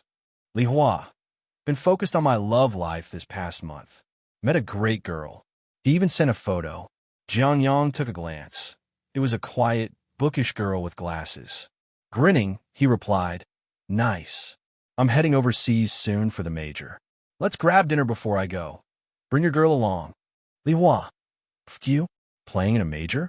Let me go dig through Billy chat for 3 more guys to carry me there too. Clearly, he wasn't buying it. Jiang Yang just sent him a link. Li Hua clicked on it and was instantly stunned. The headline, Steel Helmet defeats VG to qualify for the major. At the bottom of the post was a profile photo of the rookie player Jiang Yang himself. Li Hua's jaw dropped. Bro, what? Just last month? Weren't we both grinding C+ rank? How the hell are you suddenly a pro? Jiang Yang, I'm still in C+. Who isn't? I'm just playing in professional C+ now. Li Hua, that's not the same. We were the same rank. How did you level up overnight? Jiang Yang, who was clutching all those games? Think about it. Li Hua, damn it. I was just out here falling in love, and you went and made it to the freaking major. F***. He clenched his teeth in frustration. Truly, the problem wasn't Li Hua. The problem was that his friend, Jiang Yang, was just built different. Jiang Yang laughed. I'm flying out in 10 days. Let's grab a meal before I leave. Bring your girl too. Li Hua hesitated. Haven't actually gotten together yet. Jiang Yang grinned. So you just been simping for a month? Li Hua wailed. Bro, this time I really like her. Jiang Yang sighed. Dude, this is like the 5th time you've said that. October 25th, 2021, Stockholm. The weather was clear, auspicious for sacrifices, sealing holes, and matches. Due to certain circumstances, the CS GO world had been stuck in an era of online tournaments for quite some time. This shift had drained the motivation of many pro players while also leaving fans eager for the return of LAN events. And now, the Stockholm Major was finally here, a symbol of offline competition making its comeback. With Steel Helmet qualifying for the Major and the youngest Major player in history making headlines, both domestic and international forums were buzzing with anticipation. The old veterans of Steel Helmet, cheering for you from abroad, hoping for a good run at the Major. Winning just one match is already a victory. Okay, I put Steel Helmet down for 3-0 in my picky MS. Doge emoji. If they actually go 3-0, I'll be thrilled. If they get eliminated, well, at least there's some emotional relief. I actually think they have a shot. That cousin of his is ridiculous. He's been wrecking everyone in FPL lately. I saw Xantares complaining on stream the other day. Some kid joined FPL and has been sniping people across the map. But at the end of the day, this is still a team game. It's just a shame that the Major stickers this time only come from the Legends stage. That's way too hard. What the hell is Valve doing? Changing the rules every time. Otherwise, the Steel Helmet veterans could have had another set of stickers. Opinions on Steel Helmet were mixed, but most domestic players still hoped for their success. At the same time, they also knew that the team's performance largely depended on Jiang Yang, and the pressure on him was enormous. Meanwhile, far away in Stockholm, Jiang Yang was still grinding in FPL. He actually preferred to scrim, but with the Major so close, no one was scheduling practice matches. So, he had no choice but to shift his focus entirely to FPL. FPL, short for Faceit Pro League, was a special server on Faceit, accessible only to professional players. It was somewhat like the Chinese League Super server, but far more competitive and intense. The entry barrier for FPL was strict. Only those at a pro level could get in. Since arriving in Stockholm, the tournament organizers had directly verified accounts for the players, allowing them access to FPL. To put it simply, among Steel Helmet's members, only DD could somewhat handle the pressure in FPL. The rest were merely background characters in this pro-level bloodbath. Ironically, Jiang Yang was the one who adapted the fastest. He had already reached a level where he could trade frags with the top drill sergeants of FPL. Even the elite FPL players had taken notice and were speaking highly of him. Over the past few days, Jiang Yang had finally started to feel real pressure again, steadily improving his skills. Today's matches weren't too tough. His opponents were just Flames and Jacks. He took them down with ease. Not far away, Mo, acting like a team mom, shouted, "Cousin, keep an eye on the time. We're heading to the venue in an hour, so don't queue up again." "Got it. Just finished," Jiang Yang replied as he accepted Flames and Jack's friend request before closing his PC. Then, he leaned back in his gaming chair and closed his eyes. The Steel Helmet members were already used to this. According to Jiang Yang, this was his meditative training method. They had no idea what that meant. As long as Jiang Yang could carry, it was all good. In reality, he was just checking his system's status updates. After battling top players in FPL nonstop, he had been improving at a rapid pace. Two of his signature techniques had even ranked up. Nico's pre-aiming upgraded to advanced. The true essence of pre-aiming, advanced effect, when peaking after pre-aiming, significantly increases first-shot accuracy and massively boosts close-range fights against snipers. Now that it had reached advanced, the entire concept had changed. Originally, it was just a pre-aiming technique that improved first-shot accuracy. Now, it also granted a huge buff in fights against snipers. As an AWP player himself, Jiang Yang knew exactly how hard it was to counter a sniper at close range. The fact that this ability gave a major boost in those situations was just downright broken. Twist's burst fire technique upgraded to intermediate. Twist's burst fire technique, intermediate. Effect, slightly increases headshot rate for short bursts. This one wasn't as flashy, but in critical moments, it was extremely useful. The triple burst tap was a high-risk, high-reward playstyle. If your headshot rate wasn't high enough, you could end up just softening up enemies instead of finishing them off. In CS, Go, failing to secure an instant kill could cost you the round. A team with 520 HP enemies was still a deadly threat, whereas a single full-health opponent was much easier to handle. After reviewing his progress, Jiang Yang pulled out a pack of sleepy black tea and brewed it in his thermos, just in case. In just 2 hours, his first-ever major match would begin. Naturally, he was feeling a little nervous. He went over his preparations in his head. Everything should be set. Oh, wait. His eyes landed on a little pony plushie he had bought last night. I still need to print a photo. Before the major, their biggest concern had been visa issues. Since Jiang Yang was still young, getting approved was a challenge.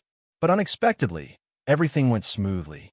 All 5 players from Steel Helmet, along with their assistant Ming Reaching, secured their visas.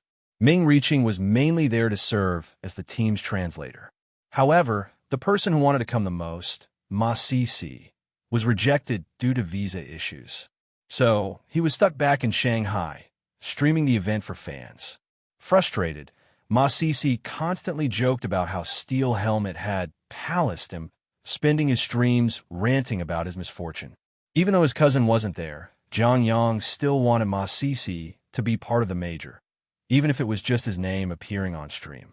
He quickly informed Mo before asking Ming Reaching to take him to a nearby print shop. He had no choice. Since he had dropped out of college, his English was non-existent. Aside from a few classic curse words, he was basically illiterate in the language.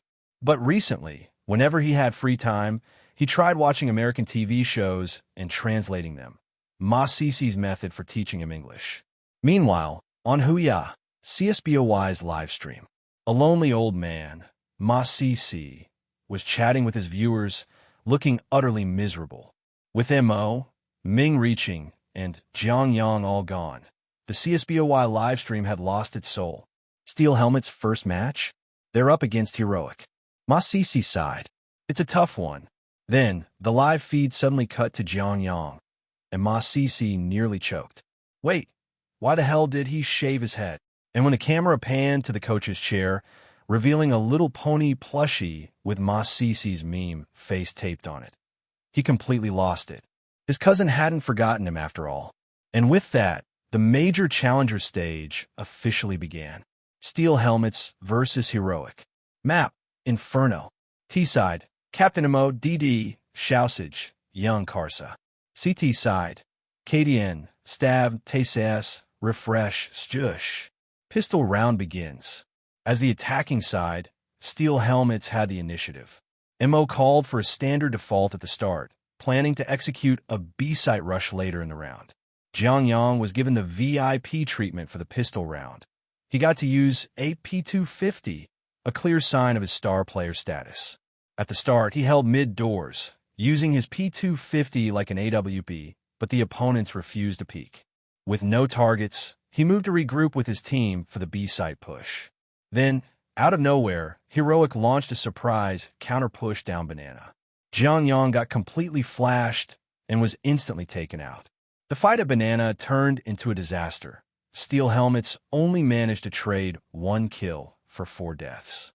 That aggressive European playstyle hit them hard. It was a true tactical masterclass. DD was the last one standing, but after some desperate maneuvering, he also fell in Banana. Heroic easily took the pistol round, forcing up after losing the pistol round. Without a bomb plant, Steel Helmets opted for a force buy.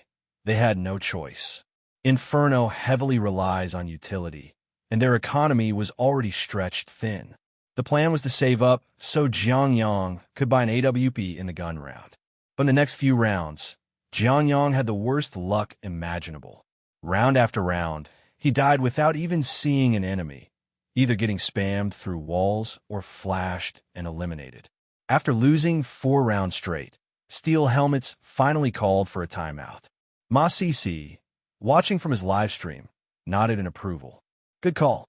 When things aren't working, you need to slow down, take a breath, and figure out the next move. No need to rush. Even though he wasn't at the Stockholm major venue, he felt like he was right there with the team. He glanced at the chat on his secondary monitor. Jiang Yang 0-4 scoreline was already getting roasted. Told you, Ma Cece's cousin would flop at the major. Classic domestic warrior, international disaster. Yang divided bot, faced a real European team and immediately shriveled up. Only good at bullying Asian teams, folds instantly against top-tier players. As soon as the timeout was called, KDN's voice boomed across the stage. Welcome to the major. The Danish in-game leader, known for his loud and energetic personality, loved interacting with opponents.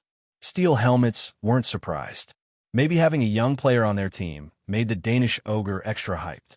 Jiang Yang understood the English, but ignored KDN and focused on discussing tactics with his teammates.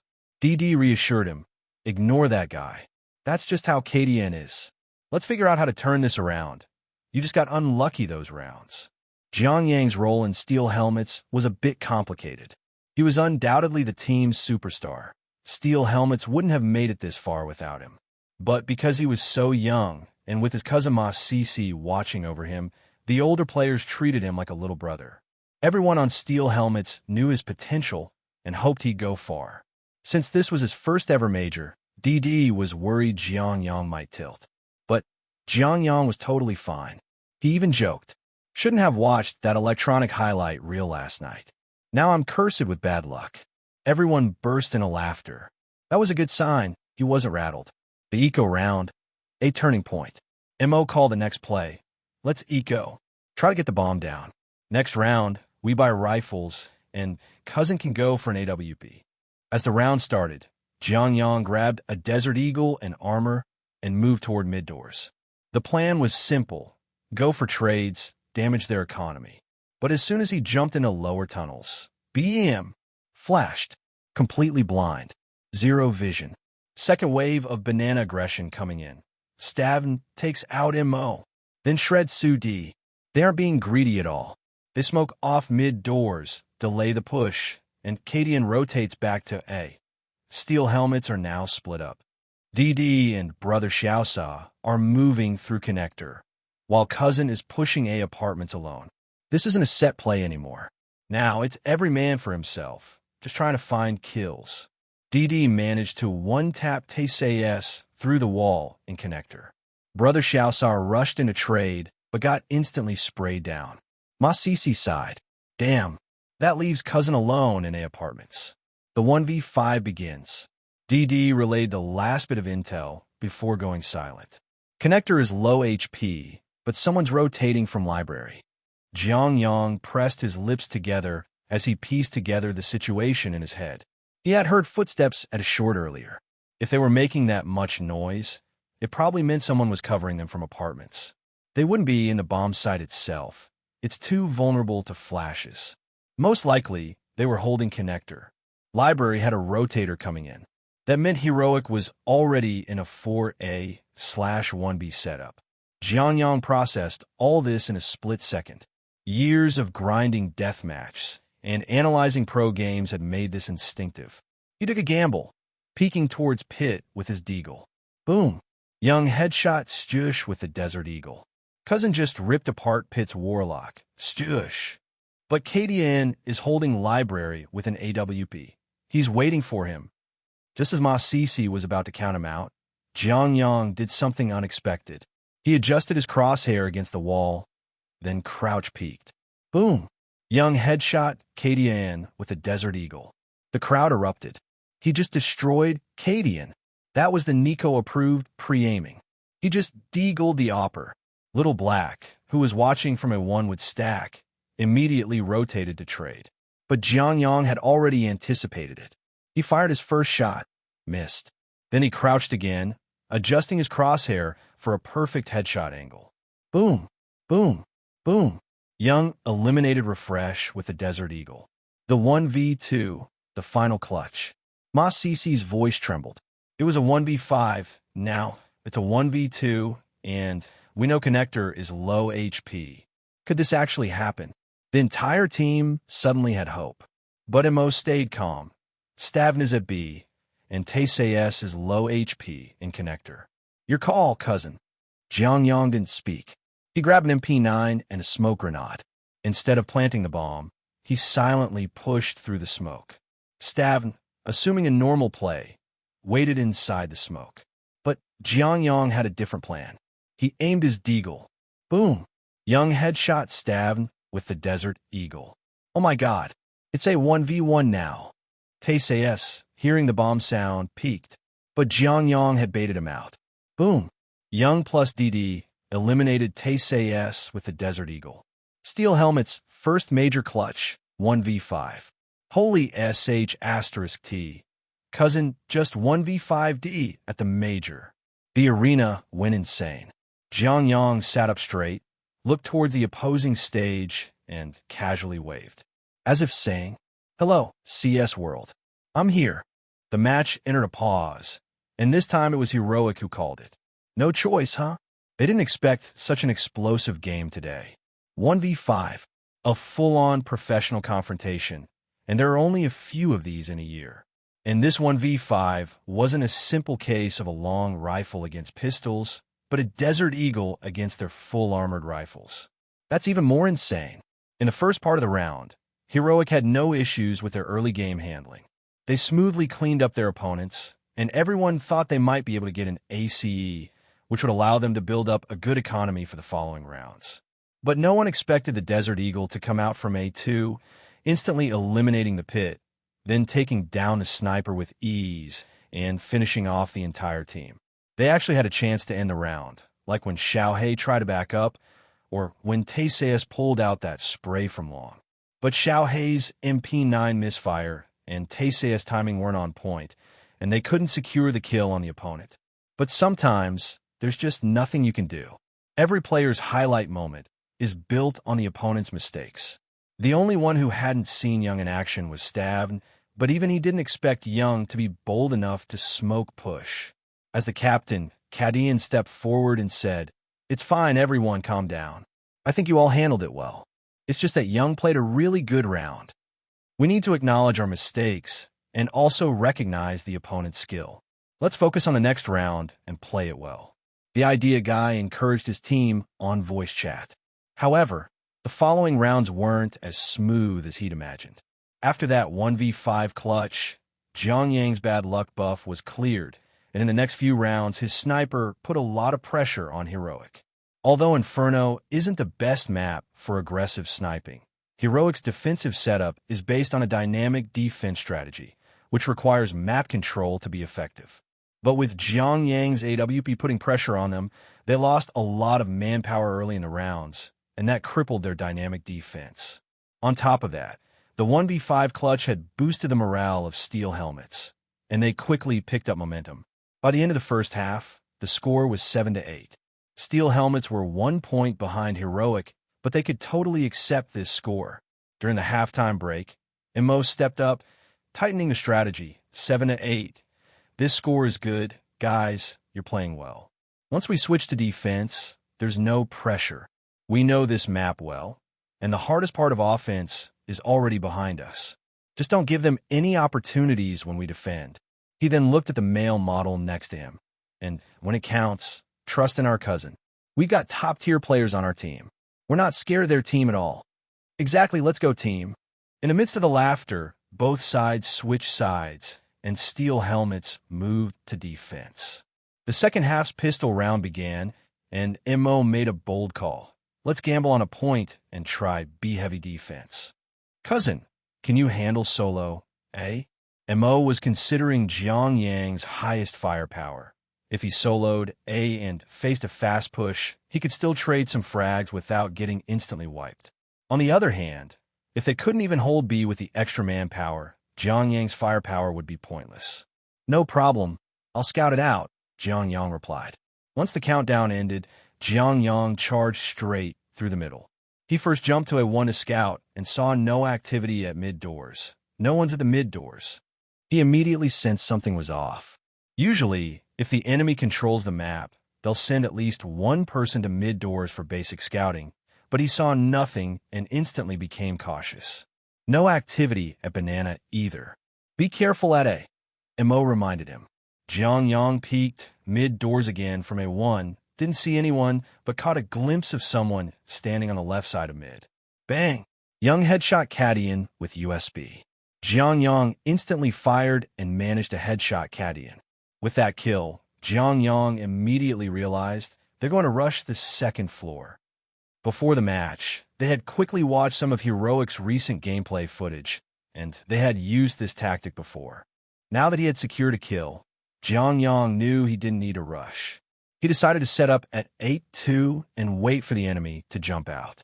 However, he soon heard footsteps from A1 and quickly turned to adjust his position. Right after that, the boiler room side pushed out. Cousin turned around to take 1, then 2. Stabin finally responded with a kill. But after taking out 3, Cousin's task was complete, leaving Steel Helmets with a 4v2 retake. Stabin with a bomb planted entered the bomb site, while TCS was hiding in graveyard. But Steel Helmets quickly locked down the bomb site, unsure of the second position, so they compressed into a formation and stormed in. The remaining 2 heroic players couldn't hold out. Stav traded a couple of frags, but it wasn't enough to turn the tide. Taking out 3 was key. Ma Cici praised her cousin without holding back, but Stavin was impressive too, managing to trade 2 headshots while holding the spot. He almost brought them back. Hearing Ma Cici's comment, the livestream viewers also noticed Stav's stats. Wow, didn't realize until Ma Cici pointed it out, Stavin was the only one carrying X Team today. Oh well, Stavin got 22 kills, no one else even hit double digits. Steel Helmets aren't far behind. Cousins at 25 kills. It's practically a showdown between their top players now. Tied up the score now. Let's go. Time to overtake. In the second round of the second half, after planting the bomb, Heroic decided to force by rifles.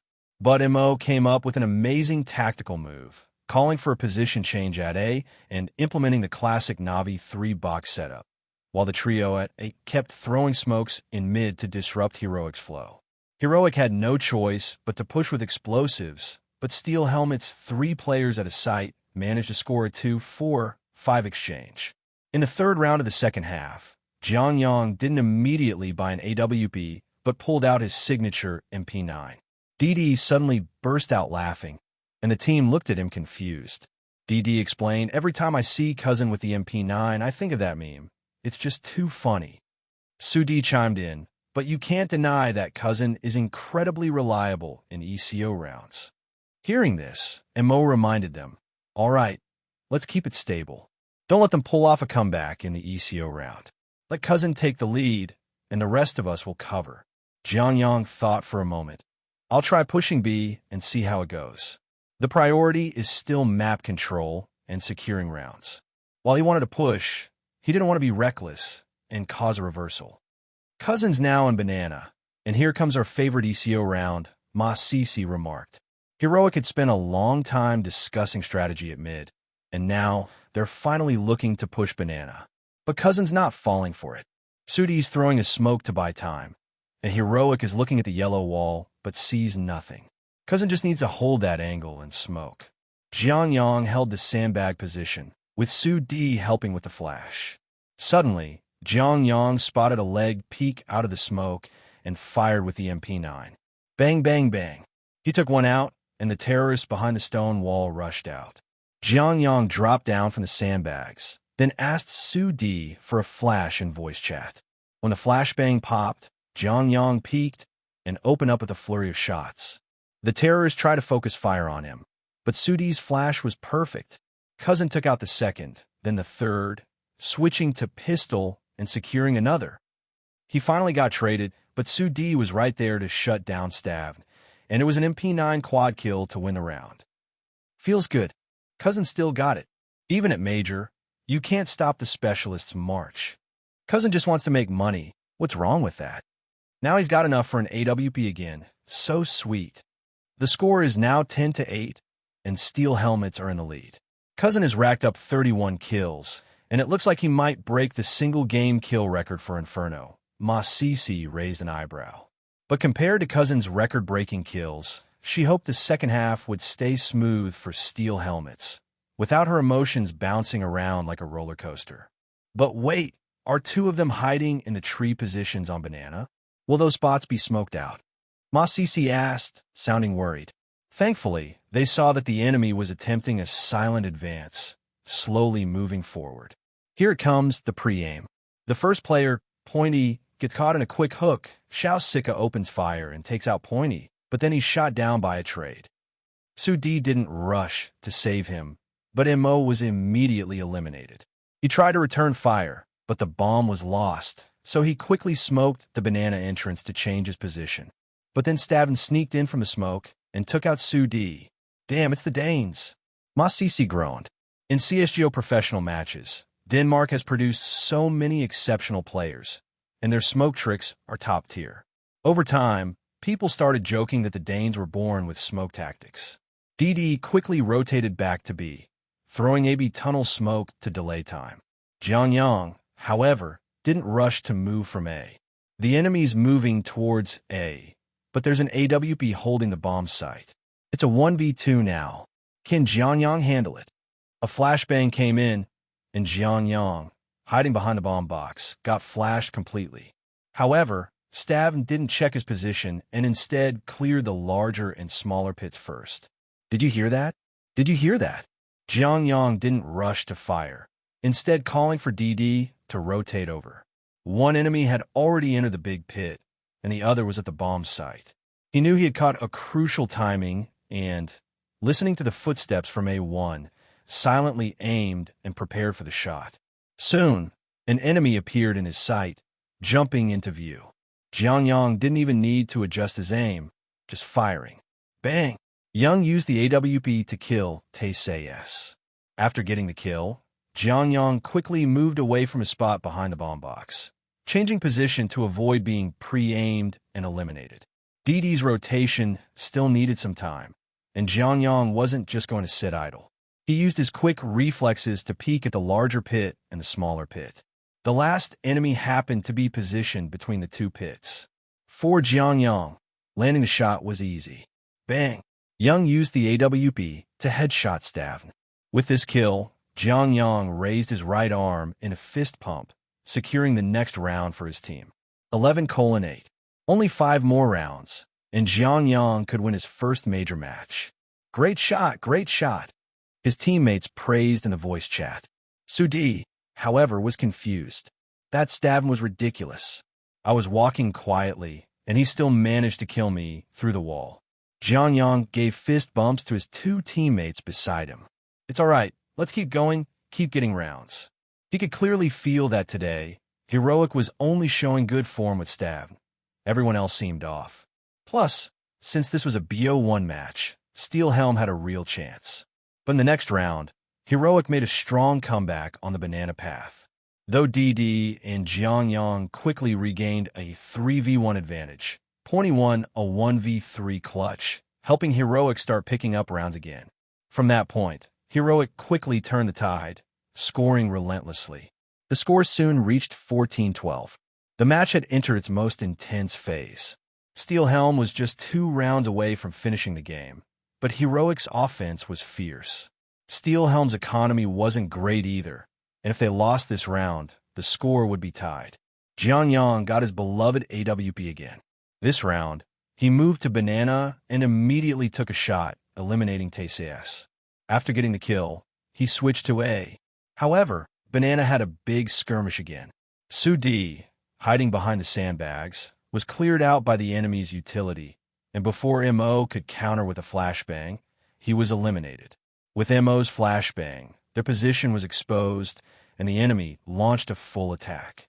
At this point, Pointy's top-notch command came into play. He sent Stush to fake an attack on B, while everyone else rotated to A. Stush made an impressive move by catching Mo as he tried to move out of smoke, and then eliminated DD, leaving Xiao Sika badly wounded. At this point, Jiang Yang and Xiao Sika could only try to save their weapons. In the CSBOY live stream, Ma Sisi's expression went from despair to hope as he realized that this round might not be lost. Heroic executed a perfect rotation, but there's not much time left. Jiang Yang's holding it with the AWP. This could be a fantastic opportunity. Can he capitalize on it? The clock was ticking down, making it extremely close. If Jiang Yang could pull off a clutch now, the outcome might be different. Jiang Yang was positioned at the safe corner of the A-bomb site, aiming his AWP at the bookcase. As he heard footsteps from A1, he immediately tensed up. If the AWP was taken from him, his team's chances would be slim. He didn't scope in right away, but instead turned his AWP to aim at A1. Then he saw an unprepared enemy rushing into the bomb site. Jiang Yang instantly fired, taking the enemy down. After eliminating the enemy, he quickly pulled back behind cover. However, the second enemy quickly followed, and Jiang Yang didn't have time to scope in again. He blindly fired a shot, hoping for a lucky hit. But the shot hit the enemy's leg, failing to secure the kill. Jiang Yang covered his face in frustration. If that shot had landed, he could have pulled back and tried to reposition for another chance. Though Xiao Sika was still alive, this 1v3 clutch seemed nearly impossible. With too little health left, Xiao Sika had no hope of comeback. That's so unfortunate, Ma Sisi lamented, pounding his chest. If that shot had hit, if he had just delayed for 2 more seconds, it could have been a win. Viewers in the live stream shared the same feeling of disappointment. It felt like the result was just inches away from victory, and it left them with an uneasy sense of what could have been. The match continued, and Pointy rushed to plant the bomb at the A site. Stavn casually walked past him with a butterfly knife, swiping it at nearby boxes and pillars without realizing what had just happened. He likely thought his team had no intention of retaking the site, so he was relaxed. But no one expected this. Stavn, absent-mindedly swinging his knife, accidentally hit Pointy, who was already low on health. Stavn plus Young used a butterfly knife to kill Cadian. What the hell just happened? Ma Sisi's mood shifted dramatically, his frustration turning into disbelief. Guys, we have an international friend now. Stavn just helped Jiang Yang with an assist. Is there time left? Stavn picks up the bomb and rushes to plant. But there's not enough time. Ma Sisi cheered in the live stream. Stavn is amazing with that move. Beautiful. Love a knife play. LL. Heroic has an insider. They playing some strange tactics now. I didn't think the match would end like this. Unbelievable. So abstract. Steelhelm's voice chat was filled with confusion. What's going on? Wait, did we just win this round? What just happened? This is too surreal.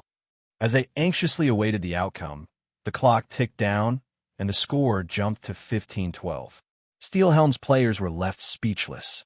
Is this how they're going to win? Heroic's playing some crazy game. Jiang Yang smiled and sat up straight, giving a thumbs up toward Heroic's war room. That move by Heroic was definitely impressive. The match entered another pause, and no one expected such a sudden turn of events. During the pause, Mo quickly shared his plan. I'm going to give you the AWP, Jiang Yang. You toss smokes and fire a police house. Then, can you work with DD to take control of mid like we practiced? Mo explained, it's the front push strat we practiced with Na'Vi. Jiang Yang nodded. This wasn't a tactic unique to Na'Vi, but 1s1 Impel often used in ladder matches. They thought it was simple and effective for unconventional situations. The pause ended, and Jiang Yang moved with DD toward mid. DD pushed along the wall toward mid, keeping an eye on the side path. Jiang Yang held his AWP, covering DD's side.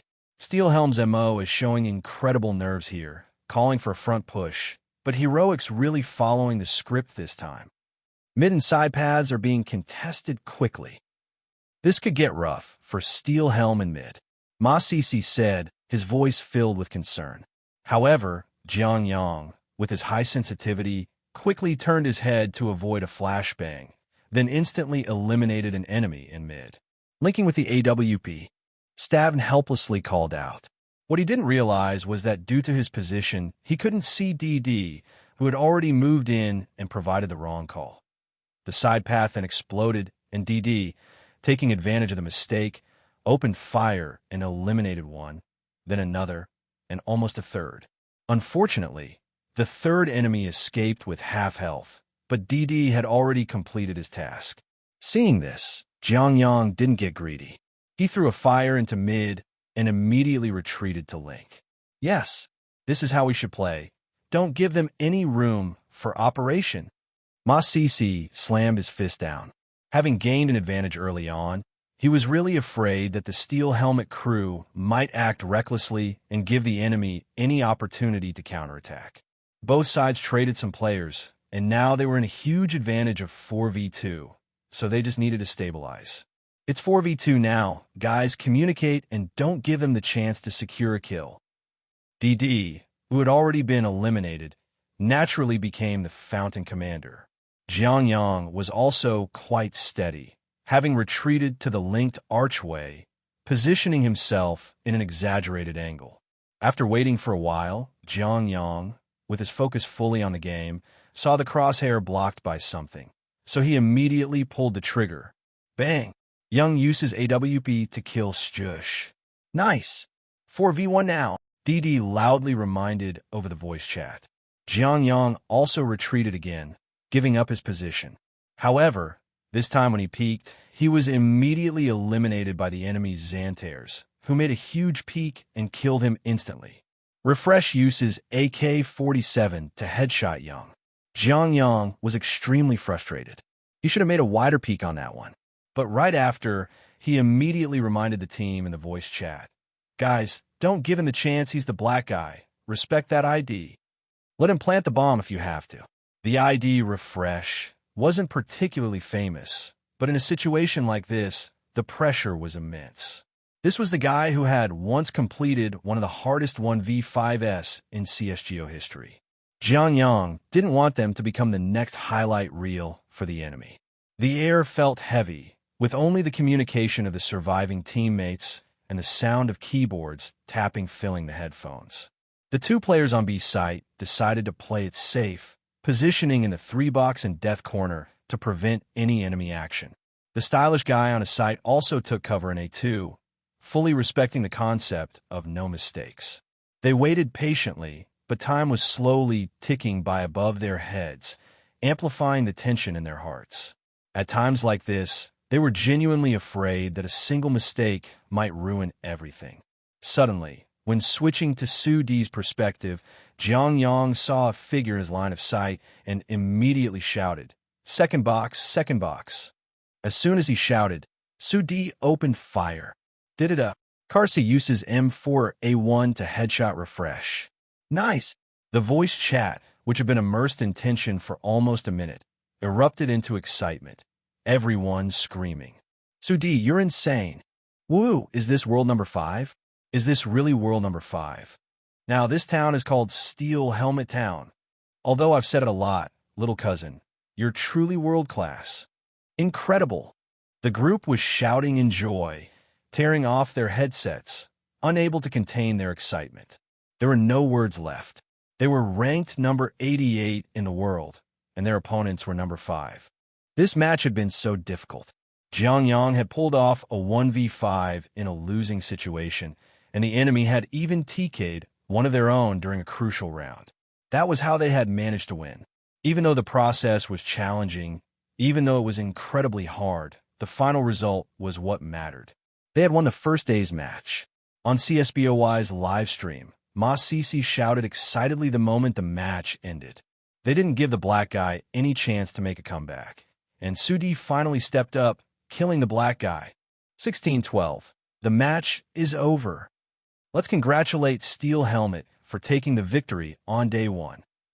Ma Sisi, wearing the Steel Helmet team jersey, shouted in front of the camera, clearly thrilled. Honestly, X-Team played fine today, even though their form was a bit off, but Steel Helmet seized that opportunity. Little cousin kept the team safe, stylish guy, and DD also stepped up. Even Su D, usually the weakest in shooting, didn't make any mistakes today. You guys played so well, brothers. Wow, X-Team actually lost. Is the Steel Helmet dynasty coming? This is insane. Number 88 beats number 5. I thought Steel Helmet was just here for tourism, but they came to win. Steel Helmet is amazing. Little cousin and his 4 weak spots. Today he only had 2 weak spots and still secured the win. World number 5? Doesn't matter. Little cousin just outplayed world number 5. Ma Sisi laughed, noticing Jiang Yang running to the back, picking up a small horse, and cutely showing it to the camera. Ma Sisi was even happier, Brothers, forget everything else. Today's live stream is giving away 2 Snake sniper rifles. Send Steel Helmet is amazing to participate. Steel Helmet really came through today. The major goals have been achieved, and there's no pressure left for the rest. 2 Snake snipers were worth over 20,000, but Ma Sisi was happy today and didn't care about the small money. Little cousin, I really think you're way stronger than Ben Tai Tai, Mo said, while joking about Jiang Yang's short hair, giving him a compliment. Jiang Yang shook his head. We're not even in the same role. What's there to compare? He played the sniper role, and Ben Tai Tai used to play rifles, so there wasn't really a comparison. But you can trust my performance, all right? I carried the game. Jiang Yang said confidently. He had really enjoyed this match. The pressure was high during the match, but the more pressure there was, the greater the satisfaction after winning. Without pressure, what's the point of playing? It would just be fish in a barrel. Jiang Yang fist-bumped his teammates one by one, all grinning with happiness. Just then, Mingri Qing came over from the resting area and reminded them, it's time to shake hands with the opponents. Mo quickly led the team to shake hands with the enemy team. When Staven saw the members of Steel Helmet walking towards him, he remembered that the one who looked the best was Young. Losing this BO1 match really left him feeling unsatisfied. He had carried his team so much, but still lost in the end. But he couldn't blame his teammates, since a match that could have been won was lost because of his own mistake. He didn't know what to say. However, he had to admire the opposing player. This genius youngster, where did he come from? His performance in the match was truly extraordinary. Staven felt like he was racking up kills, but his score couldn't keep up with his opponent. And then they pulled off a 1v5? Were you some kind of highlight reel player? When he saw Young approaching, Staven reached out his hand for a handshake, feeling a sense of mutual respect. Jiang Yang didn't feel much. His heart was overwhelmed with happiness. He then proceeded to shake hands with Kadian. Though Kadian was upset about the loss, his attitude towards Jiang Yang was friendly. Younger player, next time, don't do that to me. That 1v5 of yours was insane. Faced with Heroic's captain's friendly exchange, Jiang Yang could only awkwardly smile. I don't know. He only understood the 1v5 part, but didn't know how to express anything, so he just gave an awkward grin. Kadian sighed and didn't continue the conversation. But watching the Steel Helmet team walk away, a look of admiration showed in his eyes. Another top-tier young genius has appeared.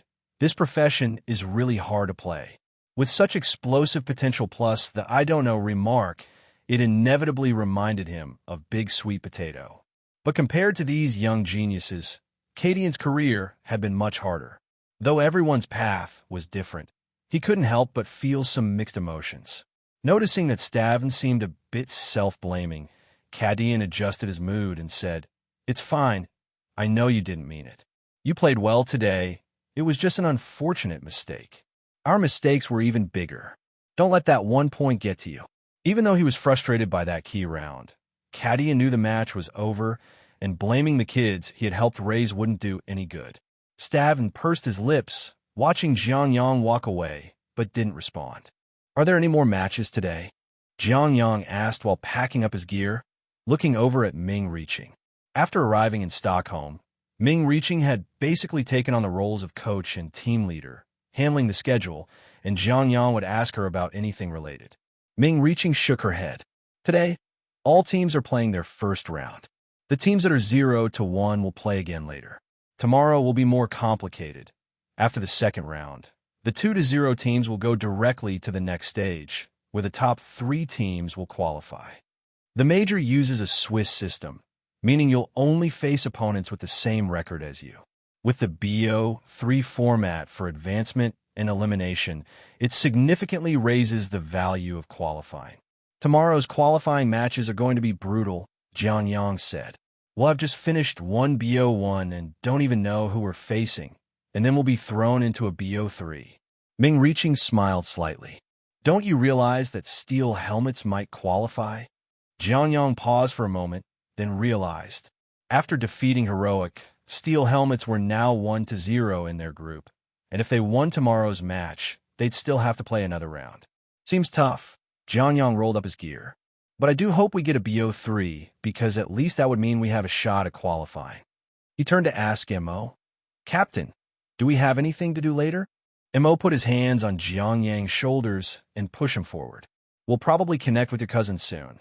Then we'll go over the match and review it. Steel Helmets didn't have a coach for now, but they were all former pros, and the habits were still there.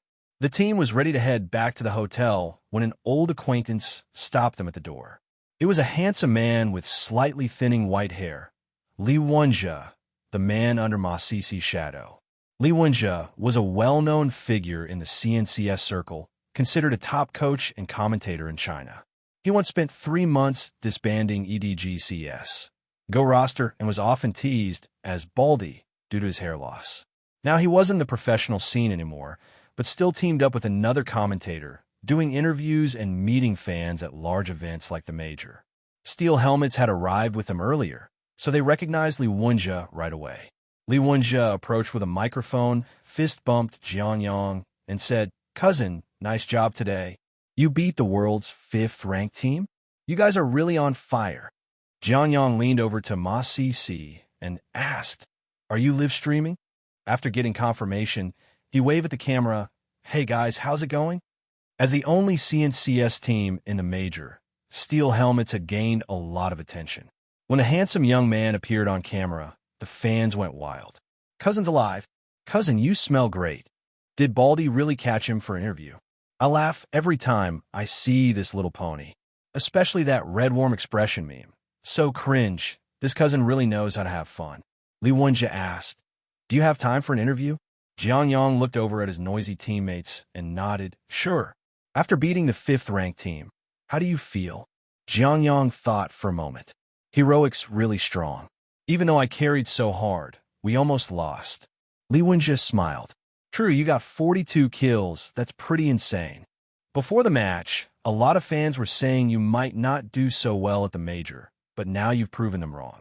Jiang Yang put down Ma Cici and replied, It's nothing to prove. I win this BO1, and they'll say it's just a BO1. Even if I win again tomorrow, they'll call me the BO1 specialist or something. They'll always find an excuse if they don't like you. What I need to do is make them believe in me. When he said that, the young man's face was full of confidence, as if he'd never doubted his ability to succeed. Li Wenjie smiled too, feeling energized by the youth's confidence. It was easy to get caught up in their enthusiasm, making him feel young again. He asked, Do you know you pulled off a rare 1v5 today? What were you thinking when it happened? I mean, with just a Desert Eagle, how did you come up with that play? Hearing Li Wenjie's question, many viewers in the stream nodded. This was the interview they were waiting for. Jiang Yang thought for a moment. My teammates confirmed their positions, and then I just tried to split up the situation and play it step by step. I didn't even think about a 1v5 at first. I was just trying to eliminate their guns. Jiang Yang shrugged nonchalantly, with a casual demeanor. His tone is so nonchalant, like it was easy. Can't believe he's downplaying a 1v5 like it's no big deal. This young guy's got some guts.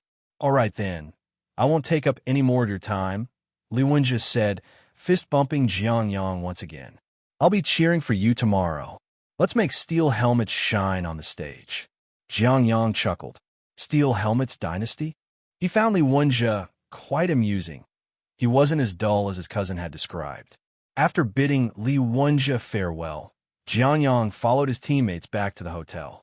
Although there were no special plans after the match, they still needed to do their training and review the game. In CSBOY's live stream, Ma Cici was savoring the impressive stats of her cousin, feeling proud. You guys saw the interview with Li Wenjie, right? Well, let's not forget, our team has emotional value too. But let me check if Ming Reaching has time. Training is the most important right now. Don't want to delay it. While Ma Cici wanted to share the excitement with the Steel Helmets brothers, she knew it wasn't the right time to disrupt their plans. After confirming with Ming Reaching, she quickly set up the call. What are you guys up to now? Ma Cici asked, seeing Mo on the screen. Mo adjusted the camera, and Ma Cici saw DD and Brother Xiaosa playing King of Fighters on the red and white console. Is this how you're training?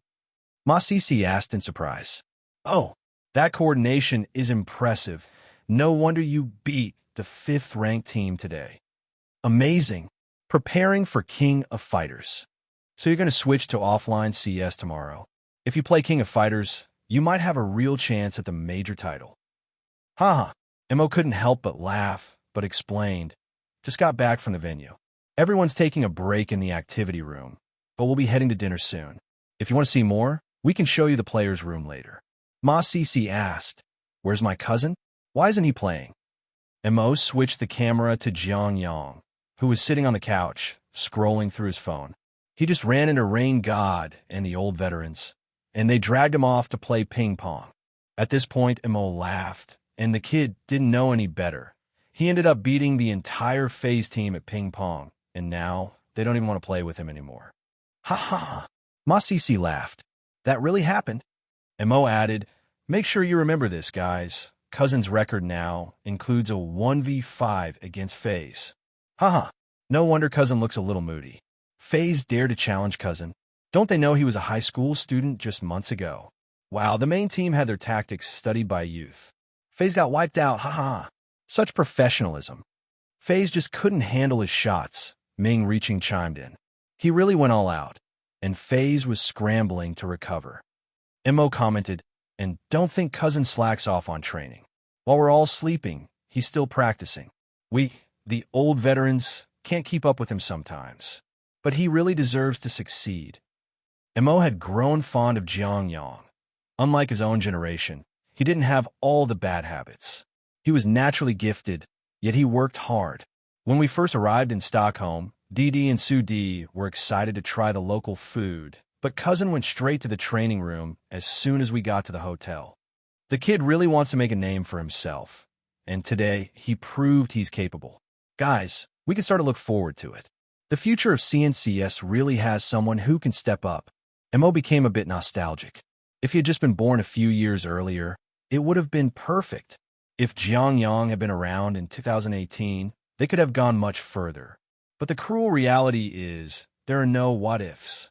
As Mo and the viewers reflected on fate, Ming Reaching spoke up. "When we first came to Stockholm, I asked Xiao Yang if he regretted joining Steel Helmets. I mean, joining Tyloo or VG would have guaranteed better results, maybe even a chance at the Legend stage." At the time, Jiang Yang only replied, "Who said the old veterans can't make a comeback?" Though he didn't directly answer, his words gave Steel Helmets members a lot of confidence. In that moment, Mo felt that meeting Jiang Yang just a few years later wasn't such a bad thing after all. Reviewing yesterday's match took a lot of effort, and just thinking about it gave Mo a headache. Since Steel Helmets didn't have a coach, Mo had to play the role of the bad cop as the team captain, which often led to heated arguments. A simple BO1 match ended up taking nearly 2 hours to review. But that's just how post-match reviews go. Everyone has their own opinions, and only by constantly debating and adjusting can the team grow stronger. After a quick wash-up, Mo headed upstairs to the training room. As soon as he opened the door, he saw Jiang Yang sitting there, diligently practicing. "You're here, Captain?" Jiang Yang turned his head and gestured toward the table. "Did you have breakfast yet?" "I grabbed some bread from downstairs." Mo raised an eyebrow. "You already ate? What time did you get up?" Still groggy from waking up early, he made small talk without thinking much. Jiang Yang stood up and stretched, his joints cracking as he moved. Then he replied, "I've been up for a while. Just finished my morning training. Taking a break now, waiting for the others to show up before we start practicing retakes." At this hour, it was nearly impossible to schedule scrims, so most of their team practice was focused on retake drills. Jiang Yang understood the importance of balance. Too much training could be counterproductive, so after finishing his routine, he took a break. Hearing that, Mo grabbed a piece of bread and left again. He was clearly off to unseal his teammates from their beds. Jiang Yang didn't mind. The guys in Steel Helmets were already putting in a lot of effort. After all, they were all retired veterans, and their stamina couldn't compare to his. Jiang Yang trained for 7 to 8 hours every day, watched match VODs, and even maintained a physical fitness routine. That's how he managed to stay at peak condition. Expecting these old veterans to follow his schedule? Not happening. Still, the Steel Helmets roster trained their aim for several hours daily, played official matches, and reviewed games, it was already impressive. Jiang Yang actually felt that prioritizing their rest was more important. While Mo went downstairs to wake up the others, Jiang Yang scrolled through his phone out of boredom. Every year, the CS Go Major attracted massive attention from the player base. After all, the major included a pick-em challenge, and every viewer could participate. Owning a diamond coin from that year's major was the ultimate flex, allowing someone to smugly tell their friends. Do you even understand CS Go? Of course, every year, the most common discussion points were, gold coins are a better investment than diamond ones. Silver coins look better than gold ones. Bronze, yeah, I got nothing to say about bronze. During the major CS, Go players weren't just spectators. They were fully invested in the tournament. Their emotions would rise and fall depending on how their pick-em teams performed. The first day of matches had ended, and the forums were already on fire. This first day of the Challenger stage was absolutely wild. So many unexpected eliminations. I'm still in shock. Pay attention. This man is called Xiao Shuai. He is a CS Go professional player. Today, he's about to start his second round match in the Asian RMR. Right now, there's still plenty of time before the match begins. Having already finished his preparations, Xiao Shuai is casually surfing the web as part of his daily routine. His outstanding performance yesterday left him itching to see how the internet was reacting to him. He opened Bilibili and was about to check out CSBOY's recorded stream to see what people were saying about him when he stumbled upon a clip from Big Brother Long Neck, aka Leon Kai. Xiao Shuai actually liked Leon Kai quite a bit. Back when he faced Leon Kai in the ladder matches and completely dominated him, other streamers had immediately jumped to conclusions, swearing up and down that Jiang Yang must be cheating. But Leon Kai had been different. He had spoken cautiously, unwilling to wrongly accuse anyone. In the CS Go scene, Leon Kai might not be the most popular figure, but his character was undoubtedly among the best. That being said, this clip was pure clickbait. The title was absurdly exaggerated. Leon Kai, the steel helmets ruined CS. Jiang Yang burst out laughing the moment he saw it, and instinctively clicked on the video. The very first scene was his 1v4 clutch on Mirage, a top-tier highlight. This was also Jiang Yang's first time watching his clutch from a God's eye perspective, and he immediately noticed a few areas where he could have made better decisions. But looking back, given his perspective at the time, his choices had been natural. Damn, that really was risky, Jiang Yang muttered.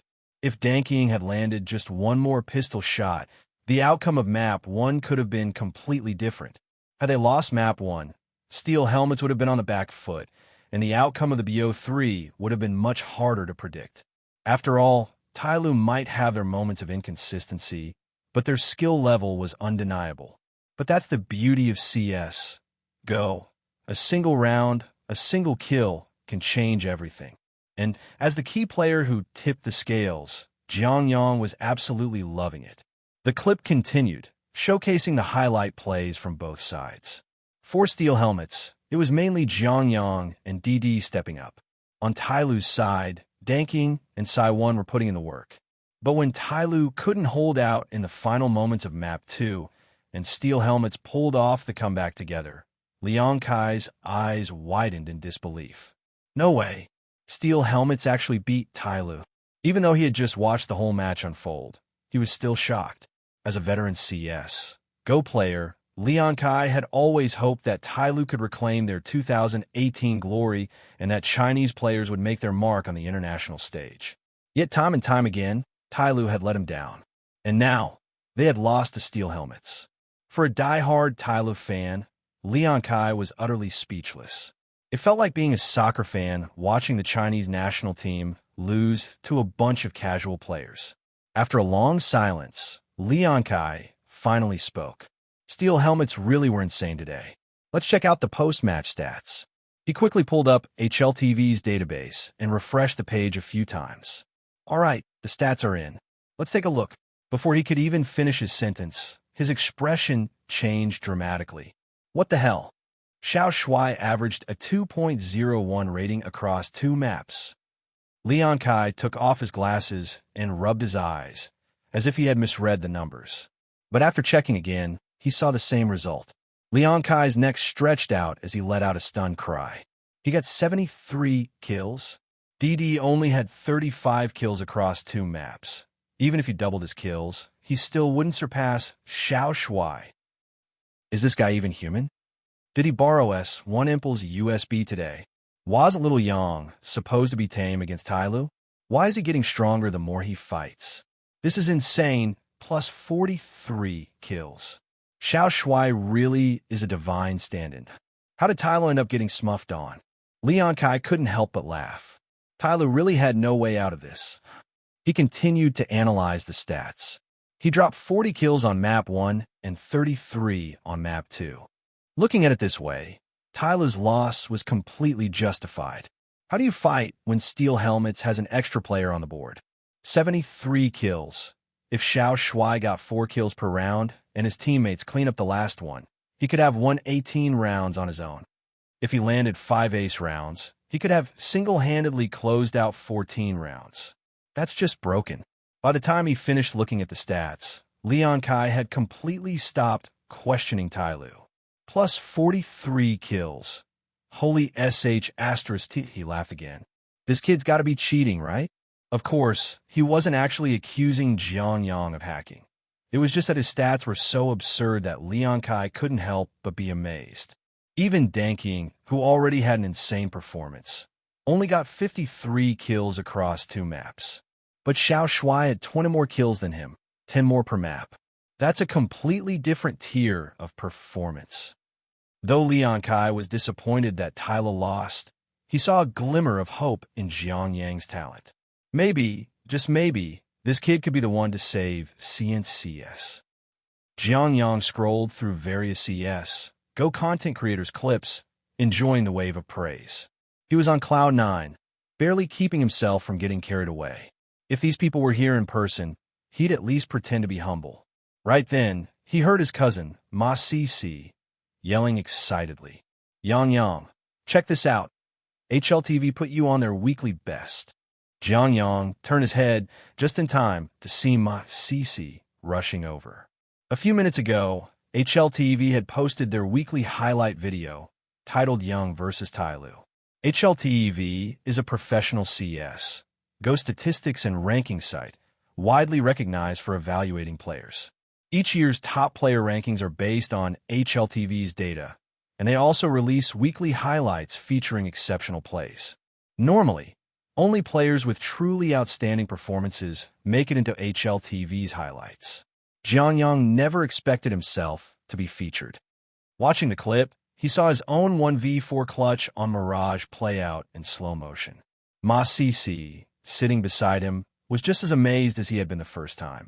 Even after watching the play several times, he was still in awe of Jiang Yang's decision-making and execution. That was seriously insane. Jiang Yang grinned with satisfaction. Ma Cici praised, "You really played out of your mind yesterday. Keep it up today. Let's not get ahead of ourselves, but if you guys can take down VG, you'll really make a name for yourselves. And if you guys get the major stickers, that's when you'll have officially made it in this scene."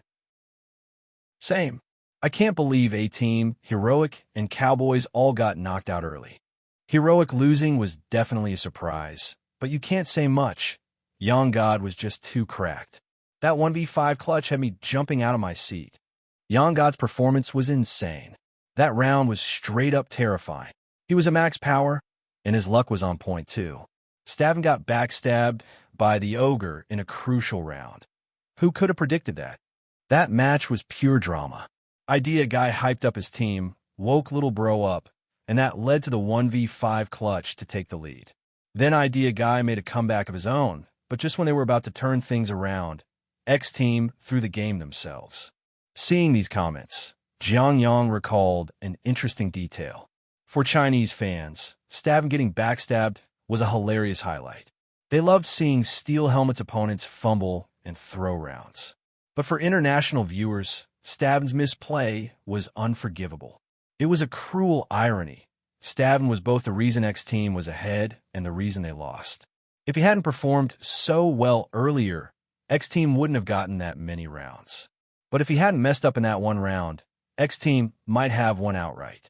Because of this, Steel Helmet's match became a huge talking point on Twitter. Stavn was getting flamed nonstop to the point where Idea Guy had a tweet. It was just a minor mistake. Nothing to make a big deal about. Jiang Yang liked Idea Guy's personality. Fiery trash talk on stage, but a mature and composed leader off stage. It reminded him of Ma Cici, someone fiercely protective of his teammates. Yesterday, Yang God's Desert Eagle 1v5 clutch exploded across the entire CS:GO community. A 1v5 clutch at a major was a huge deal. Some fans were already speculating whether Valve would create an in-game graffiti to commemorate the moment. Jiang Yang was excited at first, but after checking Valve's graffiti selection criteria, he realized it was highly unlikely. Valve only awards graffiti for plays that are truly one-of-a-kind, clutches that lead to a game-changing comeback. It's an insanely high bar, something you can't force, only hope for. Jiang Yang felt a little disappointed, but not too much. After all, he was still young. There were many more chances ahead. One day, he would have his own graffiti. Just then, he stumbled upon another hilarious thread. A-Team fans were losing their minds on the forums. A-Team had been getting upset left and right, and now they were on the brink of elimination. As one of the greatest teams in CS:GO history, Astralis was a legendary name. Their 5 core players had built an era of dominance, and their fan base was enormous. Even CNCS commentator Wang Jiqi was a hardcore A-Team fan. But now, A-Team was one step away from being knocked out, and their fans were completely losing it. A-Team, what the hell are you guys doing? First you lost to Firefly, then you lost to Green Shield. Who else can you even lose to at this point? My pick M is already in shambles. This is a disaster. Come back, device. I'm crying. My proudest memory. The perfect AWP angles, so vivid in my mind, my tears won't stop flowing. Is Lucky even a real player? 2BO1S, and he didn't break double-digit kills in either. Meanwhile, Young has more kills in a single match than Lucky does across the whole major. Damn gold diggers ruined the Danish army. Jiang Yang checked the stats and winced. As the player replacing device, Lucky had only managed 8 and 9 kills in his 2BO1 matches. Even though playing from behind is tough, having such low numbers as an AWPer was still shocking. It's true what they say. Comparison is the thief of joy. Just as Jiang Yang was shaking his head at Lucky's poor performance, a commotion broke out outside the room. DD stumbled in, hair messy, yawning as he walked. He turned to Ming Reaching, who was behind him, and asked, "Who are we playing against today?" DD was the type of guy who only focused on playing. He didn't really care about things like match schedules. Ming Reaching glanced at the schedule and replied, "Moose." Hearing this, Jiang Yang took a deep breath. Playing Moose is going to be tough. Our map pool doesn't match up well against them. Steel Helmets was a team built on raw aim and aggression, so they performed well on maps that favored gunfights. But when it came to tactical, structured maps, things got tricky. It wasn't that they hadn't practiced them, but compared to structured teams, their experience was lacking and their coordination wasn't as refined. Mo sighed and rubbed his temple. Guess we'll just take it one step at a time. Worst case, we play around Little Bro's strong maps. During yesterday's review session, they had discussed their major strategy. They needed to build the game plan around Little Bro, giving him as much map control as possible so he could maximize his impact. At this point, it was obvious to everyone. If anyone on the team was the real carry, it was him.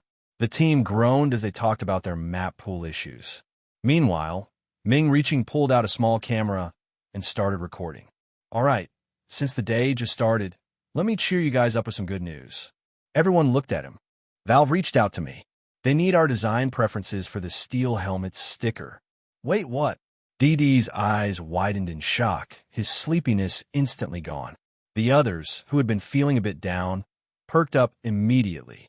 Ming Reaching had delivered the good news at the perfect time. Let's go. Leon Kai #1 stockpile. Brother Xiaosai yelled excitedly. Jiang Yang joined in, hyping up the moment. Let's get fired up, boys. Laughter erupted in the room. They all knew that qualifying for the major meant getting a team sticker, but no one had really been paying attention to it. Now that it was official, the whole thing felt different. It made them realize just how far they'd come. Shame we don't get players' stickers this time around, Su Di commented quietly. Hearing that, Jiang Yang turned to him with a grin. Hey, don't lose hope, old man. We're not done yet. Mo nodded. Exactly. Now stop slacking and get ready for practice. With the team's energy revitalized, they started warming up for the day's training session. Fast forward to the afternoon, match time. One by one, the Steel Helmets members sat down and adjusted their equipment. Jiang Yang placed his little pony figurine beside his gaming chair again. After yesterday's victory, he had already decided this was now his lucky charm. Today, Ming Reaching was standing behind them, following Ma Cici's advice. He was there to act as an in-game coach, making sure that if they ever fell behind, he'd call a timeout before Mo got too tilted. As the team warmed up, Mo glanced at Ming Reaching and asked, how did it go? Ming Reaching had just finished handling the pre-match coin toss to determine map bans. He shrugged. Lost the coin toss. They get first ban. Hearing this, Didi immediately turned to Brother Xiaosa. See? Told you I called it. You owe me a drink. Brother Xiaosa wasn't convinced. How did you even lose the coin toss? Ming Reaching deadpanned. I used my left hand. Ah, that explains it. Jiang Yang chuckled. The way people made excuses when things went wrong, it was the same everywhere. Mo sighed. Next time, just flip a damn coin. Not like it'd help. The team laughed as they entered the veto phase. Map veto begins. At first, losing the coin toss seemed like a disadvantage. But in reality, it actually helped Steel Helmets. Their map pool was narrow, so if Muz banned first, it actually made their own choices easier. Muz immediately banned Vertigo and Overpass. Wait, they're giving us an opening. Jiang Yang smirked. Mo thought for a moment. We need to ban 3 maps. Which 2 do we want to keep? Jiang Yang answered without hesitation. Mirage and Dust 2. Those are our best maps. We're comfortable on both. Mo nodded. They had been worried about the map pool issue, but suddenly, things were working out in their favor. Steel Helmets banned Nuke, Ancient, and Inferno, leaving Mirage and Dust 2 as the final 2 options. Muz hesitated. They hadn't expected Steel Helmets to make such a decisive move. It dawned on them. They had miscalculated their veto strategy. The problem was, Steel Helmets didn't have enough official match data. There weren't enough past games to analyze, so Muz had no idea what their real weak spots were. After some thought, Muz finally locked in Mirage as the map choice. They had picked Mirage because their star player, Rops, could thrive there. It was a map where he had the most room to shine. With the veto finalized, Steel Helmets members fist-bumped each other and loaded into the Mirage server. After the BP ended, Jiang Yang quickly entered the first map server, but unfortunately, a little tyrant was already inside. They waited for a full 5 minutes, but Muz's IGL still hadn't connected. Jiang Yang took the initiative to type, "What happened?" Muz's lurker, Rops, replied, "This is just PGL." Jiang Yang turned to Mo and asked what that meant. Mo explained, "That's just how PGL is. Their tournaments always have issues. Back in the 2017 Krakow Major, they even smashed a computer during the grand finals. If a PGL event goes smoothly, I'd feel like something was missing." Jiang Yang was a bit surprised. Is it really that bad? Over at Muz's player area, everyone was waiting for their captain's setup to be fixed. The confident-looking Han King noticed the captain looking a bit troubled and tried to reassure him. "It's just a small issue. It'll be fixed in a few minutes." The man with the in-game ID Dexter, nicknamed Kunkin, shook his head. "It's not that. I just feel like we messed up the BP. Even if I regret it now, there's nothing we can do." Kunkin sighed, finally realizing the problem. "We didn't want to play overly complex maps, but somehow we ended up banning all of their weak maps instead. Both Mirage and Dust 2 are maps where their prodigy shines." On the first day of the tournament, Steel Helmets Young had an insane performance. Impossible to ignore. A 1v5 clutch, over 40 kills on Inferno without overtime. He was making a statement. Every team had taken notice of this rising star. But today, Kunkin had a momentary lapse in judgment during BP. It felt like they were off to a bad start, and it was making him anxious. Hearing this, Acor, the movement specialist, chuckled and squeezed Kunkin's shoulder. I think you're putting too much pressure on yourself. Other than you, isn't everyone in our team a prodigy? He pointed at Rops and White Horse Temple. These two guys, just like Young, were handpicked by Nico as future stars. Then he pointed at Han King. And this guy? Do I even need to explain? He's the most famous prodigy in the scene, an 18-year-old veteran with 4 years of pro experience. So, really, who here isn't a prodigy? No pressure, man. Han King didn't respond, just gave a confident smile. When it came to raw talent, he only acknowledged Sun Zai as above him. As for other prodigies, he had seen and beaten plenty. A few more minutes passed before Kunkin's setup was finally fixed. Han King cracked his knuckles. Time to start the match. Today, he was eager to see for himself what this 1v5 highlight prodigy was really made of. Steel, Helmet versus Muz. Map Mirage. T-side, Muz Dexter, Bimas, Rops, Frozen, Acor. CT side, Steel, Helmet Captain Mo, DD, Shausage, Young Karsa. Pistol round begins. Mo set up a default 2-1-2, a standard opening. Jiang Yang, holding a USP, hovered around VIP, scouting for enemy movement at mid-doors. A-site execute incoming. A one multiple enemies. The next second, DD's urgent call for backup came through comms, followed by a kill notification in the top right corner. DD headshot Frozen with USP.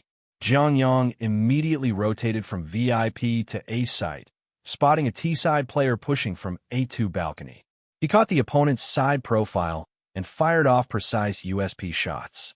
Pop, pop. Young headshot Rops with USP. DD kept calling. If one still stacked, I got one more. Another just jumped across. Jiang Yang instantly adjusted his crosshair upward. Acor had just leaped across when Xiaosao was taken down, but Jiang Yang seized the moment and unloaded into Acor's side. After securing the kill, Acor tried to retreat, but Jiang Yang's bullets were faster. At the same time, DD overextended and got picked off by the last enemy. But by then, Mo and Su Di had already rotated in. Against a single armorless T, they didn't even give Kunkin a chance to plant the bomb. Steel, Helmet secured the pistol round, leading 1-0. Jiang Yang bumped fists with DD. Nice one. Your aim's on fire today. DD laughed. Feeling good, man. Muz's pistol round strat had been simple, but Jiang Yang and DD had shut down the push cleanly. A clean and smooth round. Meanwhile, in a live stream, over at Somefish 6657 stream, Wan Jiqi was casually watching the side stage match when his chat started spamming messages. Main stage match started. He quickly switched back. Wait, what? 1-0 already. Wan Jiqi was confused. But as a veteran commentator, Pighead remained calm. No worries, Steel. Helmet winning is all that matters. Besides, Muz is still in their pistol round, right?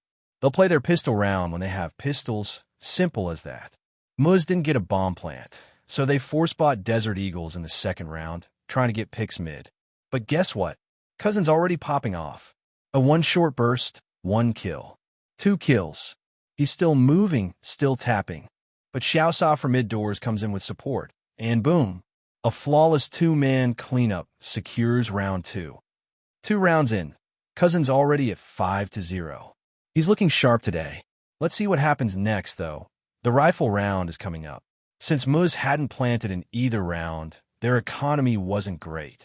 Steel, Helmet decided to be greedy and held on to their MP9S, given Mirage's close quarters potential. Round 3, Muz's mid-to-B split. Muz went for a mid-to-B push, and the 2 MP9S at B site became a liability. Although the A site trio managed to put up a fight on the retake, Rops clutched in the final moments, denying the defuse. My bad, I couldn't hold. Jiang Yang blamed himself. Xiaosao shook his head. Nothing you could do, man. You were low HP, and I didn't expect Rops to push through like that. We were half a second away from defusing. It was just a case of Rops outplaying them. Mo thought for a moment. Cousin, how about you try an AWP? No armor. See if you can make a play. Jiang Yang took a deep breath. The position isn't great, but let's give it a shot. Even without armor, an AWP gave him plenty of room to make plays. Round 4, the smoke bangs. Jiang Yang rushed into VIP, but Muz immediately smoked mid-doors, cutting off his vision. Instead of panicking, an idea popped into his head. He called in comms, "DD, can you throw me a mid-flash?" 3, 2, 1, flash out. Jiang Yang watched Xiaosa's screen. As the flash popped, he used the tracer rounds and sound cues to guess the enemy's position. Boom! Young wallbang headshot Dexter through smoke. The live stream chat exploded. Halfway through his explanation, Wan Jiqi couldn't help but laugh. It was like he just couldn't keep a straight face anymore. Actually, this is quite normal. If you believe someone is there, then someone is there. Let's first assume there's someone behind the smoke. If there's a frame, wouldn't you shoot? This AWP shot was learned from Phantom Sniper Bro, so it makes sense, right? Report. Right after that, Wan Jiqi saw the expressions of the Moose players as they were taken out, making it even harder for him to hold back his laughter. Moose player booth. After the round ended, Dexter turned to Acor in surprise. Did you mess up that smoke? On this map, the VIP smoke was a crucial piece of utility. If the smoke landed incorrectly, they'd have to let someone else throw it next time. They couldn't afford to repeat the same mistake. Acor looked innocent. No, I didn't mess it up. I even double-checked the VIP smoke. It was exactly the right shape. Just now, the enemy sniper fired from the left side of the VIP area. Acor had specifically checked that spot. There was no way it could have created a one-way smoke. Then how the hell did they shoot me through the smoke? Dexter asked, confused. Acor shrugged helplessly. I have no idea. Han Wang and Rops exchanged glances. If what Acor said was true and the smoke wasn't messed up, then there was only one explanation. The shot ignored the smoke entirely, hitting through it with zero vision. This kind of ridiculous move immediately reminded them of the man currently standing at the pinnacle of CS. S1 Empel. He always seemed capable of pulling off these mind-blowing plays. Moose lost yet another rifle round. Left with no other options, they decided to just throw a flashbang and try to rush B. This time, their flash was perfectly timed. The first player in, the Han Wang, saw the CTs and B sites scrambling to fall back. However, they got briefly delayed by a CT lurking in B short. And then, like the tolling of a funeral bell, that terrifying gunshot rang out once again. As the enemy quickly rotated to reinforce B, Muz managed to trade for one kill, but didn't have enough time to plant the bomb. They still had money for another full buy, but Han Wang was no longer as relaxed as he had been at the start. Jiang Yang's stellar performance made the game a breeze for the Steel Helmet squad. Every round, their star player would take out a couple of enemies early, giving them an overwhelming numbers advantage. As long as they didn't throw, the enemy had no openings to capitalize on. They were getting more and more comfortable with this kind of match. Jiang Yang checked his position and spoke up. I'll push A2 this round. DD, cover A1 for me. Got it. DD acknowledged. As the round started, Jiang Yang used his smooth movement skills to jump straight onto A2 balcony, AWP train on the entry. DD threw utility to delay a rush at A1 while watching Jiang Yang's flank. After a few rounds of mid-control, Jiang Yang found that the enemy wasn't giving him any chances. That insane smoke-through shot earlier? Sure, skill played a role, but luck had a huge part in it too. Even Electronic wouldn't have bad luck for 16 rounds straight.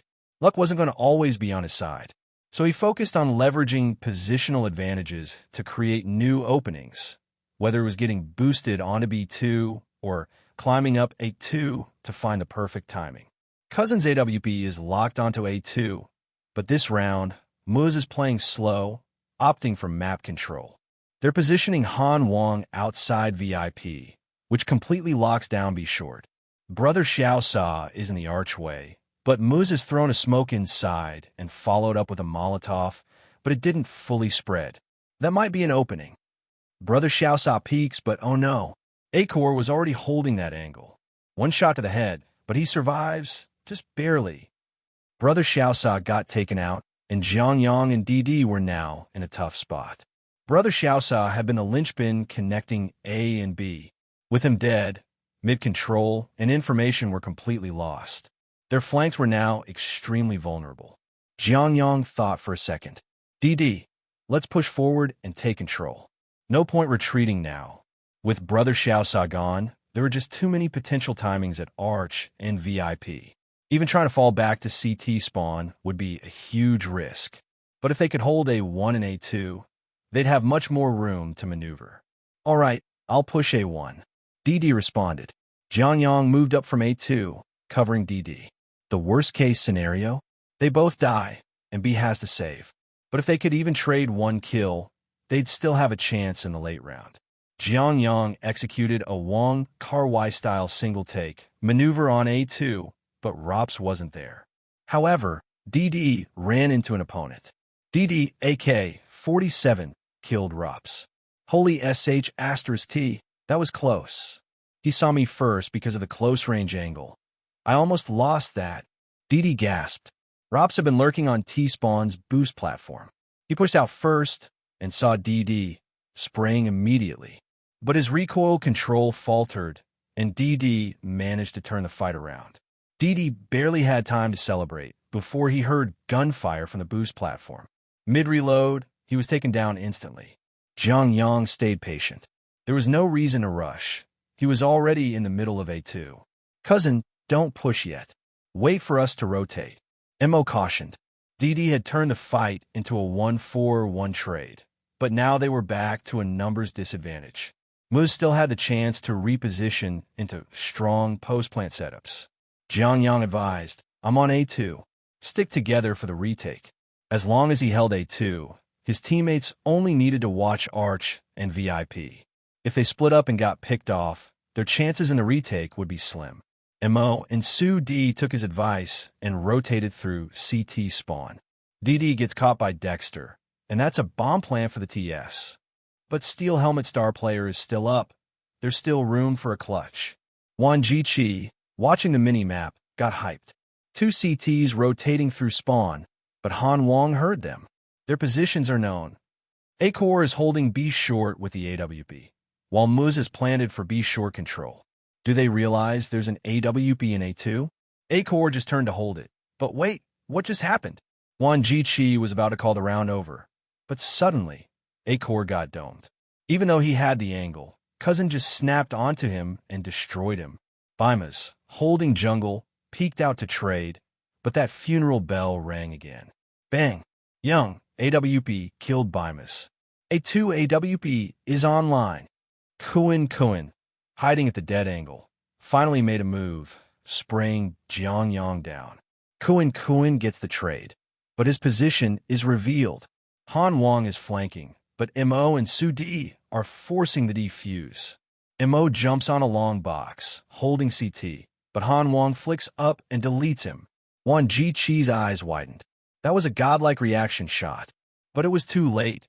Mo had already stalled long enough, and Su D finished the defuse. Muz called a tactical pause. Han Wang let out a long breath. It's him again. No matter how much of an advantage they had, Young kept turning things around. If this continued, their tactics wouldn't matter. He was just too damn talented. The tactical timeout ended quickly, and after some deliberation, Muz opted for a half-armor pistol buy. 5:1. This round, Muz went straight for 2 VIP smokes and a cross smoke at mid, applying immense pressure. They left Rop solo at A1 while the rest gathered at B2 balcony, preparing for a fast B hit. Wan Jiqi took a deep breath and began his analysis. Rops is making noise at A, trying to bait Steel Helmet's B players into rotating. If they fall for it, Muz might have a chance. But Steel Helmets always start with a double B setup. A site's 3 players have more than enough firepower. There's no need to rotate. The B site setup was solid. Mo was hopping around white car with utility in hand, scouting the area, while Su D held B short from the window. Rops is primed at A site and starts the execute, a fake A into B. Do they pull B's defense away? No, they're still holding the double B setup. Wan Jiqi suddenly raised his voice, but Han Wang, what are you doing? He just deleted Mo with a Desert Eagle. B site instantly accelerates. Su D holds with an M4, but after taking down one, he gets shut down by White Horse Temple's Deagle. Meanwhile, Rops catches a player off guard at A site. Another Desert Eagle kill. Xiao Sa's aim falters. Rops secures a second frag. Cousin is already in position for the retake. His AWP takes one down, shifts position, and lands another shot. Only one player left in B site. The bomb carrier hesitates, frozen in place. Cousin hears footsteps coming from VIP, but Rops is smart. He silently jumps up to be short. His movement is so fluid. Jiang Yang pushed forward, quickly locating the last T in sight and taking him down with his AWP. After securing that kill, he immediately turned to check supermarket, but out of the corner of his eye, he noticed someone creeping up B short. He tried to snap around, but his shot went wide. On the Mu's side, Han Wang wiped the sweat from his forehead. Winning this round didn't bring him much joy, only more pressure. That guy, Young, was making them sweat bullets with his insane plays. Han Wang had landed a clean deagle shot on the jumping CT at B. His teammate managed to trade 1-for-1, and Rops had found 2 frags at A. But even with all that, Young almost pulled off the clutch. Han Wang wanted to ask, is there anything this guy can't do? Finally, Dexter started to piece things together. He slowly tightened his team's freedom to take duels, shifting towards a more coordinated playstyle. His initial approach was to let Mu's players spread out, using their individual skill to trade kills. That way, they'd have the upper hand in late-round situations. But now it was clear, Young was simply too hot. Pure skill-for-skill fights weren't working. Since they couldn't outduel him, they had to play as a unit. They shortened their default phase and leaned more into explosive, structured executes. Kuen's idea made sense. In the next round, they went for a straight-up B-site brawl and won another round amidst the chaos. With this loss, Steel Helmet's economy was shattered. They could force up with pistols, but it wasn't worth it. After some consideration, MO called for an eco. Everyone bought unarmored Desert Eagles. Muz didn't give them much of an opening. The only bright spot was Jiang Yang, who found a perfect timing to take one down with his deagle. Before they knew it, the score was 5-4. Back to rifle rounds. Steel Helmets had an issue. They weren't managing their economy well. They lost too many guns, even in rounds they won. Even if they strung together a few wins, dropping just a couple of rounds could completely ruin their economy. But it couldn't be helped. These old veterans were already putting up a hell of a fight against active pros. Jiang Yang picked up an AWP, but his position wasn't ideal. As the round started, he set up at CT base holding A1. Early on, Muz immediately pressured A-site with jump spot and connector smokes. This put A-site's 3 defenders on high alert. Jiang Yang and DD quickly discussed their plan, but something felt off. Muz wasn't following up on their initial aggression. Then, Jiang Yang saw them throw a deploy smoke at A1, and a player crept out, pre-firing the lower balcony spot like crazy. Is A-site being executed on? MO asked over comms. Jiang Yang responded, one out A1, but something feels off. Watch B-site. They held their ground. Playing against a tactical team was tricky. Execs were always a mix of real and fake. Even Jiang Yang didn't want to make a reckless move. Muz is rotating to B. Cousin tried a shot earlier and gave away his position. His spot is important, but avoiding him is even more crucial for Muz, so they're shifting towards B instead. Muz threw a VIP smoke and regrouped at B2 balcony. Since they hadn't probed B earlier, they decided to go for a silent contact play, speeding up right before hitting the site. But they didn't expect MO to still be at white car, jump spotting. The moment he spotted them, he instantly dropped a smoke, blocking off B2 balcony completely. They're all at B2 balcony. Rotate now. But as soon as he called it, he noticed Muz hesitating at the smoke. They didn't push through immediately. MO instantly realized they're faking. Don't rotate. Hold lower tunnels. 30 seconds left. Muz couldn't hit B anymore. Their only option was to rotate through lower tunnels. But is this really a good choice?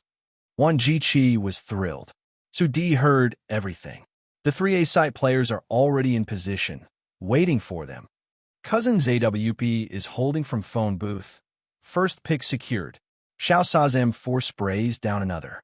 Two trades come in, but Cousin is still peeking. He takes down Rops from the Rop spot. A complete disaster for Muz. They didn't even make it to sight. Muz's play is so damn abstract. MO played that smoke perfectly. The timing was impeccable. Tactical teams sometimes overthink themselves into oblivion.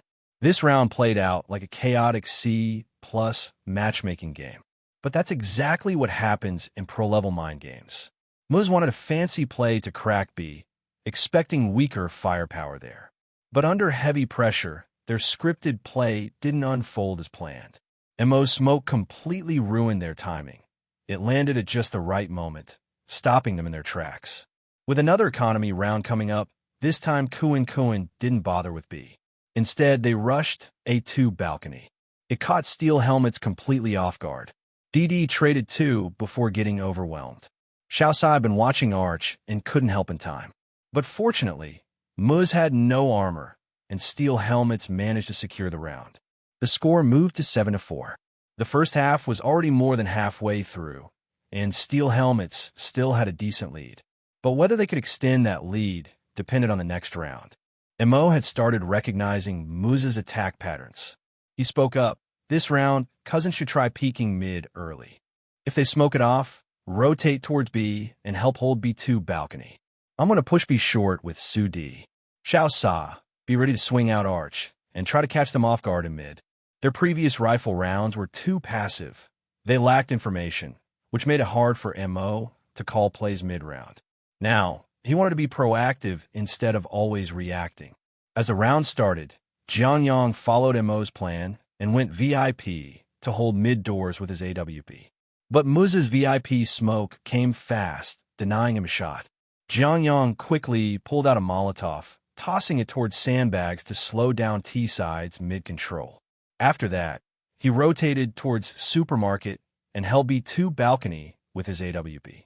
With Jiang Yang in position, MO led Su D on AB short push, ready to flash off DD's mid-control. A meticulously planned counteraggression was in motion. Dexter, who had jumped down, heard footsteps near the archway. He immediately swung out to follow up with a shot, but bullets rained down from behind, and he was instantly eliminated. At the same time, Jiang Yang fired as well, but Su D was even faster at shooting enemies from behind. He wasn't in a rush. Muz had thrown a smoke grenade at B Short's archway, but it was a bit off, accidentally becoming a cover smoke for him instead. Cousin and Su D each secured a frag. Cousin is holding the back line, and the AWP is slowly creeping up to punish anyone crossing from B2 balcony. Boom! The AWP takes down Han King, and even wallbangs A-Core, leaving him low HP. A-Core manages to trade. Rops is arriving late, but it's a 2v4. The bomb is down in the open, and they have no room to work with. They have to save. As the countdown above hit 0, the round ended, and Steel Helmets secured their 8th point. Nice! Let's keep this momentum going, take it one round at a time. MO encouraged over voice chat. The more rounds we secure on CT side, the easier our T side will be. Jiang Yang fist bumped his teammate and laughed as he shared his highlight play. You guys didn't even see my shot. He jumped mid-air, and I took him down in one bullet. Su D praised. That was clutch. You got the first pick, so they all focused on you, and I sneaked in a free backstab. We completely stalled them out this round. The fast-paced playstyle was all about timing, making the first duel crucial. Previously, B-site was often lost when MO died early, leaving Jiang Yang unable to hold. But this time, Jiang Yang was there to support. His opening AWP kill set the tone, followed by another frag that disrupted the enemy's formation. Seeing this, MO called for a tactical pause. Let's take a breather. I need to reset my thoughts. They keep hammering B, and the pressure is getting intense. Plus, let's make them guess why we paused. Muz saved 2 rifles, but they made little impact in the following rounds. Their repeated failed attacks left them without even proper duels, cooling off their momentum entirely. In the remaining first half rounds, only one round was won. Rops found a brilliant timing at A site and capitalized on the opening. Other than that, even in situations where Moose had an advantage, Steel Helmets consistently clutched out rounds in the late game. The kill feed in the top right kept flashing Jiang Yang's ID, over and over, frustrating the Moose players. For once, they experienced what it was like to get completely outclassed by sheer individual skill in a pro match. At halftime, the scoreboard read 10-5.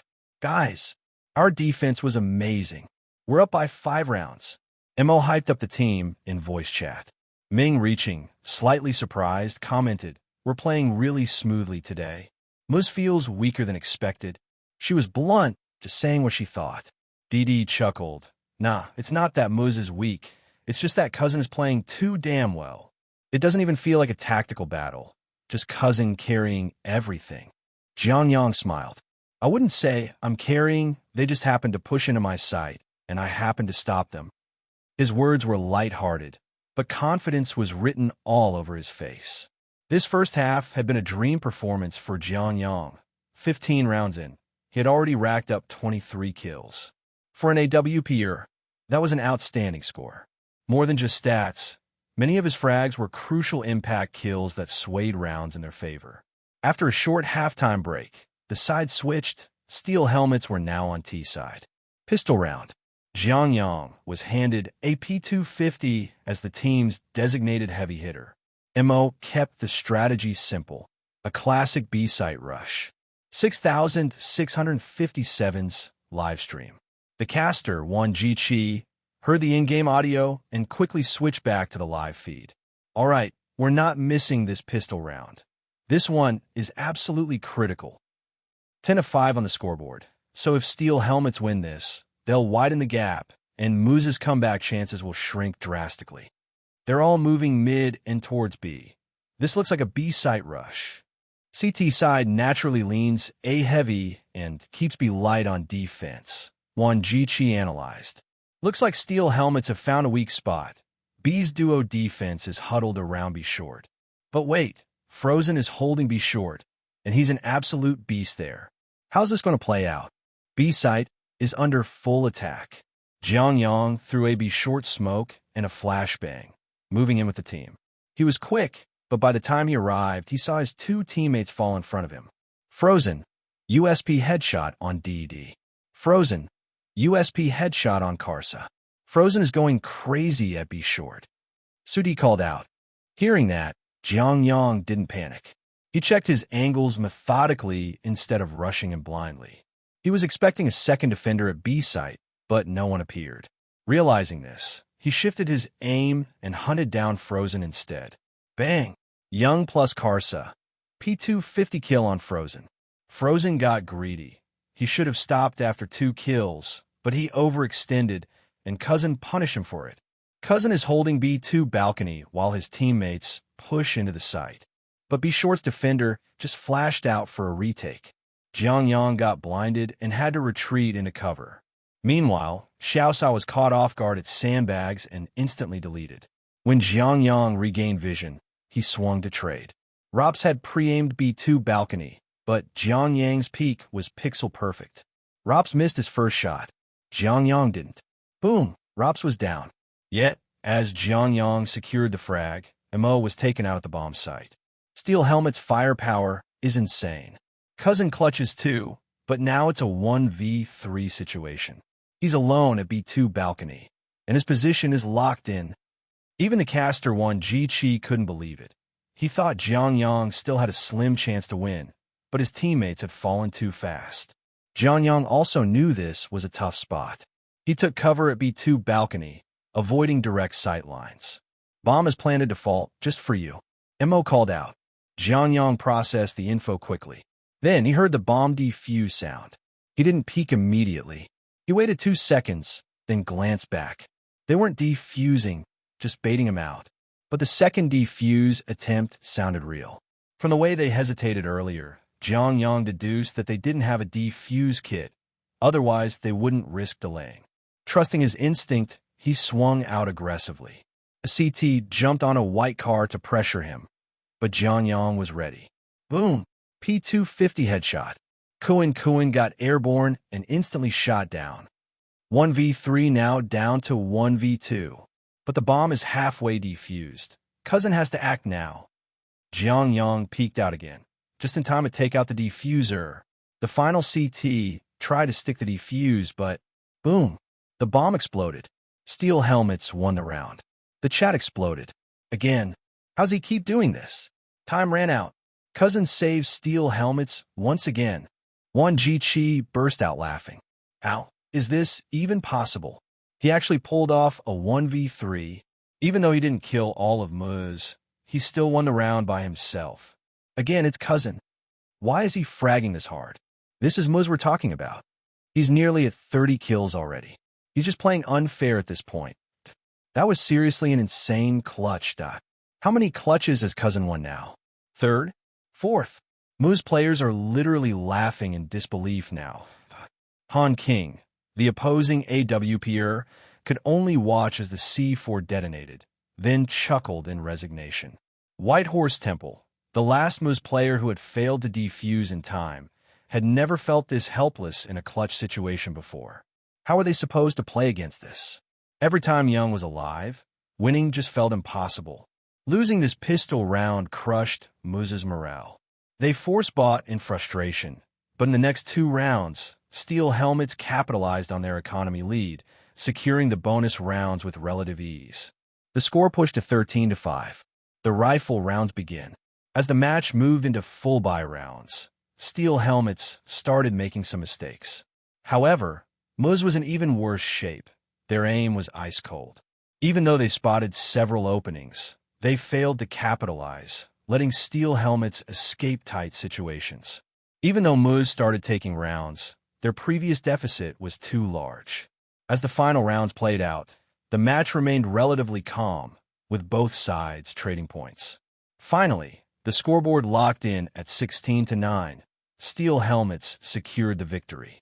The side has already been completely overrun by DD and Brother Xiaosa, while the B-site retake is still trying to make a move. But as they rotate through the archway, without checking corners, Su D, hidden in the corner, unleashes an insane spray transfer. The final score is set at 16-9. Let's congratulate Steel Helmets for securing a clean victory against Muz in this BO1, claiming their second round win. In the live stream, Wan Jiqi shouted with excitement, "Wow! This Cousin, today as long as he's still alive, Muz has no chance of getting points. As long as Cousin is alive, Steel Helmets can always score. His kill potential is just insane. On Dust 2, he's practically running over Muz. These players aren't even in the same league. Feels like we're in awe every single time. This guy dropped 39 kills. What kind of sniper is this Cousin? How is he this lethal? Yesterday, his 1v5 clutch against X-Team already blew my mind. Steel Helmets could have gone home with honor after that. But today, something feels off. Did he come to the major just to smuff? The Jail King has returned. I've never seen a match where both teams seem locked up like this. Cousin is still alive. Crazy guys. Sudi took off his headset, still a little dazed. We just went 2-0 like that. He never imagined that playing in a major could feel this easy. Since arriving in Stockholm, he had been putting up negative K/D ratios for 2 straight games. Getting even 2 kills in a single round was a hot streak for him. Yet despite being in absolute dog-T form, he had to somehow follow the team to a 2-0 record. Now, they were just 1 BO3 away from qualifying for the Legends stage. He couldn't help but glance at the youngest and most handsome kid on the team, Jiang Yang. He knew all too well just how strong he was. A one-man army at the major. His stats don't lie. So you guys are all hardcore Cousin fans now, huh? My entry frags were pretty damn crucial too, okay? DD playfully demanded credit. I deserve at least 2.59 shares of the glory.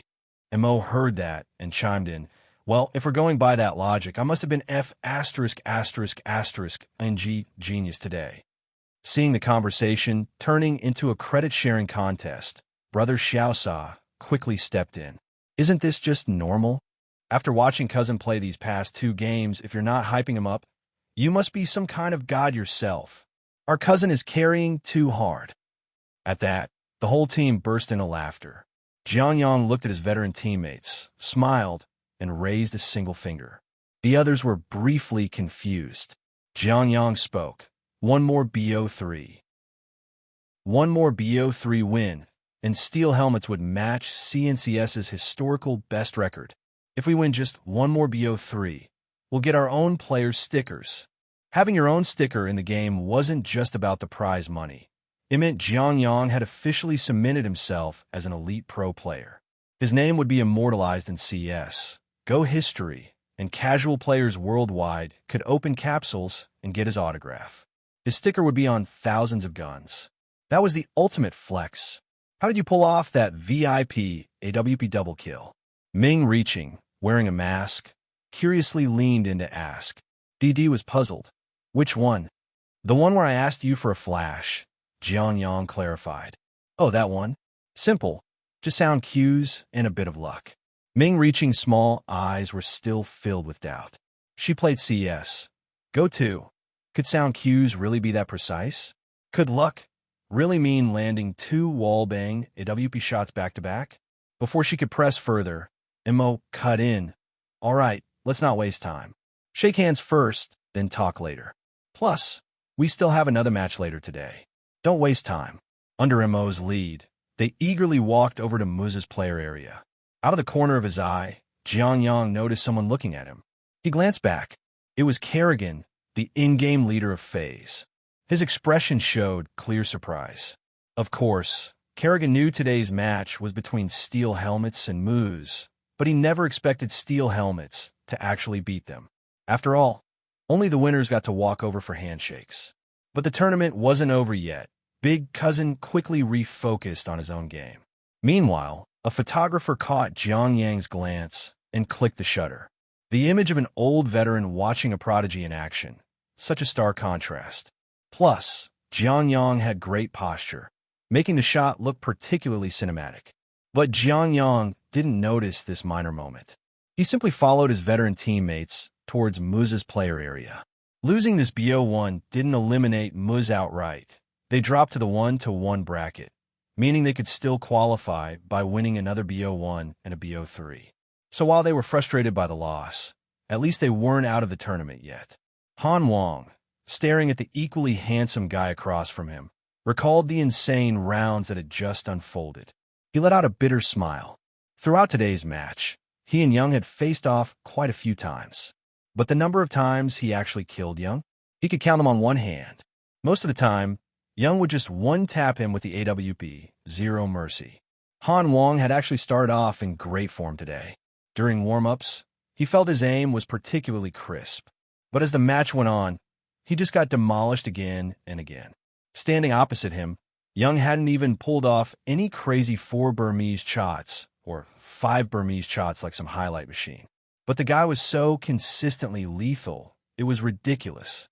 Muza's entire tactical game plan was in shambles, completely shattered by one player's individual ability.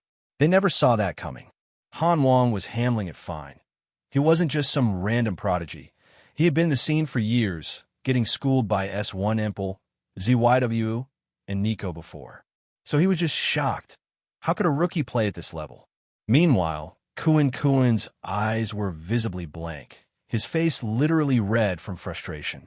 In all his years as a pro, this was the first time an entire tactical game plan had been completely dismantled by a single player. He had worried about Young pre-match, but he never expected Young's performance to be this oppressive. As an IGL, he felt powerless. Trying to default and play for map control, his players kept dying out of nowhere. Trying to speed up the play, Young's absurd retake timings made Dexter feel suffocated. Dexter was sure that when he went to bed tonight, all he'd hear under his blankets would be Young's AWP shots. You played well, kid. But next time, we won't let you get away so easily. Dexter dropped an empty threat. Then he heard the young man across from him awkwardly laugh and say, "Sorry, I don't know English." Kuen's face turned even redder. So all that trash talk was completely wasted. With no choice, both teams just nodded at each other before watching Steel Helmets walk away. Watching Dexter's flushed face Wang Jiqi couldn't help but hum in satisfaction. No amount of praise for a top fragger could ever compare to the sight of their opponents getting tilted. As a totally neutral commentator, Wang Jiqi was absolutely loving this. Okay, Wang Jiqi let out an exaggerated bubble voice, and right after, PGL pulled up the match stats. Let's take a look at the post-match data. In his profile photo, Jiang Yang was slightly leaning forward, his fingers interlocked as he stared straight ahead. He looked like the perfect engineering student. No one would ever guess this guy was a civil engineering major. ID Young. Kills, assists, deaths. March 18th, 39. ADR, 121.6. Survival rate, 84%. The official stats didn't include a rating because that's calculated by HLTV, but they did show the stats for the other 9 players, making the comparison crystal clear. Cousin stats are absolutely superhuman. Pure reflexes, pure sniping. Yesterday, I thought Cousin just popped off. Today, I realize that's just his normal state. Carrying Su D in MO, who barely hit double-digit kills, to a win? That's how you know he's insane. He killed more people than the second and third top fraggers combined. Meanwhile, Lu Kuan on Moose somehow managed to end with just 4 kills. Legendary. This Cousin just absolutely popped off in his second major match. We have no idea where his ceiling is. Yesterday against X Team, he struggled a bit, but today against Moose, he just ran them over. Wang Jiqi took a deep breath. I rewatched yesterday's match, and it's clear, Cousin is a Mirage specialist. He's basically a Mirage god. Wang Jiqi gave a comparison. What was Cousin's performance like today? It's like, bro, your A-site hold is weak, your mid-control is trash, and your B-site is getting farmed. But no worries, I got this. Wang Jiqi exhaled. I've been watching Cousin's demos because, honestly, he's the future of CNCS. But he's insane. I feel like ever since he entered the major, his skills have evolved. He's rapidly absorbing knowledge from these top-tier players. I really want to say it. This is the year of Young. But then, Wang Jiqi quickly backtracked. Actually, with OBO setting a precedent, I should probably hold off on making that claim. Back in early 2020, North America had a prodigy named OBO. As a ridiculously young talent, OBO was once considered the future of his region, just like Jiang Yang. Last year, Wang Jiqi had even declared, "This is the year of OBO." But OBO's youth made it hard for him to stay focused. In the end, he burned out and faded from NACS history like a shooting star. Jiang Yang's rise was eerily similar, and even a rational analyst like Wang Jiqi felt a bit superstitious. Jiang Yang was too bright a star right now. Wang Jiqi really didn't want him to follow OBO's path. Meanwhile, the so-called prodigy himself had no interest in the community discussions. Because today's matches weren't over yet. On the second day, both the 1-0 and 2-0 brackets would play, determining the 2 top challenger teams. And Steel Helmets, completely unprepared, found themselves facing the world-ranked number 14 team, Denmark's Flames, led by Huxi. After the map veto, the picks were finalized. Map 1, Vertigo. Map 2, Mirage. Map 3, Ancient. Don't feel pressured. Just play how he practiced. Treat this Vertigo game as a practice match. MO reassured his teammates before the match. Steel Helmets had a glaring issue with their map pool. There were just some maps they could not play. No way around it. But it's not like we can't win. Didn't we just wreck X Team, who's ranked even higher? That gave the team a confidence boost. They had clawed their way through the first 2 rounds. They had the skill to compete. But once they entered the match, in Map 1, Vertigo, they finally understood what it meant to face a true tactical team. Flame's setups were insane. The pressure came in relentless waves, completely overwhelming Steel Helmets. Jiang Yang had a few moments where he could fight back, but overall, the team was getting hard countered. The final score, 6-16. Flames took Map 1. Even though they had expected a rough game, actually losing the map still stung. This was their first major loss. But the beating had also woken them up.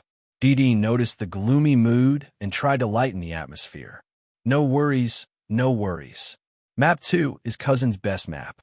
Once we get to Mirage, Cousin and I are going to pop off and destroy them. He paid for those words almost instantly. Flame's discipline was way beyond what they expected. They played with pure teamwork and strict fundamentals. Steel Helmets had never really encountered a team like this before. The early rounds went badly, but DD remained optimistic. No problem, no problem. As long as we can buy Cousin an AWP, everything will be fine. Once Jiang Yang got his AWP, things did improve. His sheer sniper pressure disrupted Flame's defensive structure. But Hooksy adjusted instantly. He tightened discipline even further and perfectly controlled utility usage, leaving Jiang Yang zero angles to work with. Jiang Yang and DD managed to win a few rounds through raw firepower. But against a well-drilled, fully coordinated tactical team, you cannot rely on two players popping off. They finished the T side down 4-11. After switching to CT, they clawed back some rounds through individual plays. Jiang Yang's AWP was finally more effective. But while Jiang Yang was holding the line, his teammates were crumbling. He was desperately trying to carry, but in the end, Mirage ended 16-12. At 16 years old, Jiang Yang had just suffered the first loss of his professional career. At the Steel Helmets player area, Jiang Yang had already packed up his peripherals, patiently waiting for the Firefly players to come over for the post-match handshake. The last two rounds, when he was the one walking up to shake hands, had felt great. But now it was his turn. Noticing his expression, Mo patted him on the shoulder. "It's all right. Losing is part of the game. You played well enough." Jiang Yang shook his head. "I'm fine." More than frustration from a loss, what he felt was a sense of emptiness, a kind of powerlessness. He wasn't a kid anymore. He knew that in esports, nobody wins forever. Even in the early days of CS, NIP had pulled off an insane 87-game win streak, only to be stopped at the 88th match. Jiang Yang never thought Steel Helmets was a particularly strong team. He understood their struggles. They were just a streamer squad made up of retired pros. By all accounts, they shouldn't have made it this far. A lot of it had come down to Jiang Yang's individual performance and a bit of luck with map selections. Losing to a team like Firefly, with their meticulous tactical play, was something that had been bound to happen sooner or later. Jiang Yang extended his hand and shook hands with Firefly's IGL, Hooksy. Hooksy pulled him into a brief hug and praised him. "You're really talented. Keep it up. Hope we meet again in this major." After today's match, Hooksy had truly felt the pressure this young guy had put on them. If he hadn't figured out a solution in the latter half of Map 2, they'd probably still be fighting through Map 3 right now. At this Stockholm major, Danish fans were more focused on A-Team and X-Team, leaving Firefly, the underdogs, with little attention. Hooksy was determined to change that. He wanted to make a name for his team, to force people to recognize them. That's why he had a soft spot for a lesser-known team like Steel Helmets, and even more so for a rookie like Jiang Yang, who had such insane individual talent. Jiang Yang barely understood what Hooksy was saying, but he wasn't in the mood to talk. He simply muttered a low thanks. As Hooksy walked away, he couldn't help but glance back at Jiang Yang one last time. A broken region, a struggling team, an IGL who didn't know how to use him properly, and a player who was falling apart. As an IGL himself, Hooksy couldn't help but imagine, what if he had this kid on his team? How much could he amplify his impact? No captain could resist the temptation of an unpolished gem like this. Hooksy's gaze was like a cat staring at a fresh cat treat. But that thought quickly passed. After all, he was still just leading Firefly, a small team. His own future depended on this major. Hopefully, once the major was over, this kid would find a proper team too. At the tournament hotel, inside Steel Helmet's training room. After nearly 3 hours of heated discussion, they finally wrapped up their review session. From the God's eye view of the VOD, Jiang Yang saw exactly how Firefly had dismantled them. On stage, they had felt the oppressive utility usage, but it was only in the review session that they truly realized how suffocating Firefly's tactics were. Their movement, clearing patterns, trading sequences, and utility layering, it was all so precise. Steel Helmets, on the other hand, often just threw out utility in a chaotic rush. Firefly, however, used. Jiang Yang had always been skeptical of tactical teams, believing that sheer skill could brute force through strategy. This was something he had even argued about with Ma Sisi before. Ma Sisi had suggested he go to Europe and refine his fundamentals first, but Jiang Yang had insisted that he would get scouted by a top-tier team and make the leap in one go. Looking back now, his cousin had seen things much more clearly than he had. Jiang Yang could make that leap, but he was still young. There was no rush. "Hey, cousin, I'm heading downstairs for food. Want to come?" Mo invited. Jiang Yang thought for a moment. After 3 hours of reviewing and arguing, he was exhausted and hungry. Ming reaching tagged along, while Didi and the others were still recovering in the training room. At the hotel's buffet restaurant, Jiang Yang, starving, immediately grabbed a steak and a plate of grilled shrimp before finding a seat. He took a bite of shrimp, but his frown deepened. "This shrimp is terrible." "Really?" Ming reaching stabbed one with his fork and tasted it. "Tastes about the same as the lobster we had in Boston." Mo ignored the two foodies and, after some hesitation, finally said, "Cousin, don't blame them. Changing their playstyle overnight is impossible. Even though they were ex-pros, they've been retired for years. When faced with high-pressure situations, their instinct was to look for openings and try to make plays." "I don't blame them," Jiang Yang said seriously, putting aside his banter with Ming reaching. "Everyone played well. As long as we give it our best, we won't have any regrets." You couldn't expect a 60-rated player to suddenly pull off a 100-rated play. And honestly, no one had expected Steel Helmets to make it to the Stockholm Major in the first place. No one could predict the future, but just getting here was already a historic miracle in CS. Go. Mo nodded. Hearing Jiang Yang say that made him feel a little better. Even though he understood all this logically, the old veterans couldn't shake the feeling that they had held Jiang Yang back. Tapping his fingers rhythmically on the table, Mo spoke up again. "Cousin, I noticed something during the review. Firefly and Muz both play textbook CS, but we destroyed Muz and got crushed by Firefly. Why do you think that is?" Ming reaching tilted his head. "Xiao Yang didn't pop off?" Jiang Yang, still chewing his steak, mumbled, "BO3? Map pool issues." "Map pool played a part, but we also lost our Mirage win streak," Mo countered.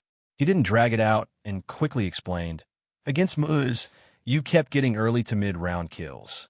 But against Firefly, you were still fragging, but mostly in the late round, when it was already too late to make an impact." Jiang Yang sipped his Coke, starting to piece things together.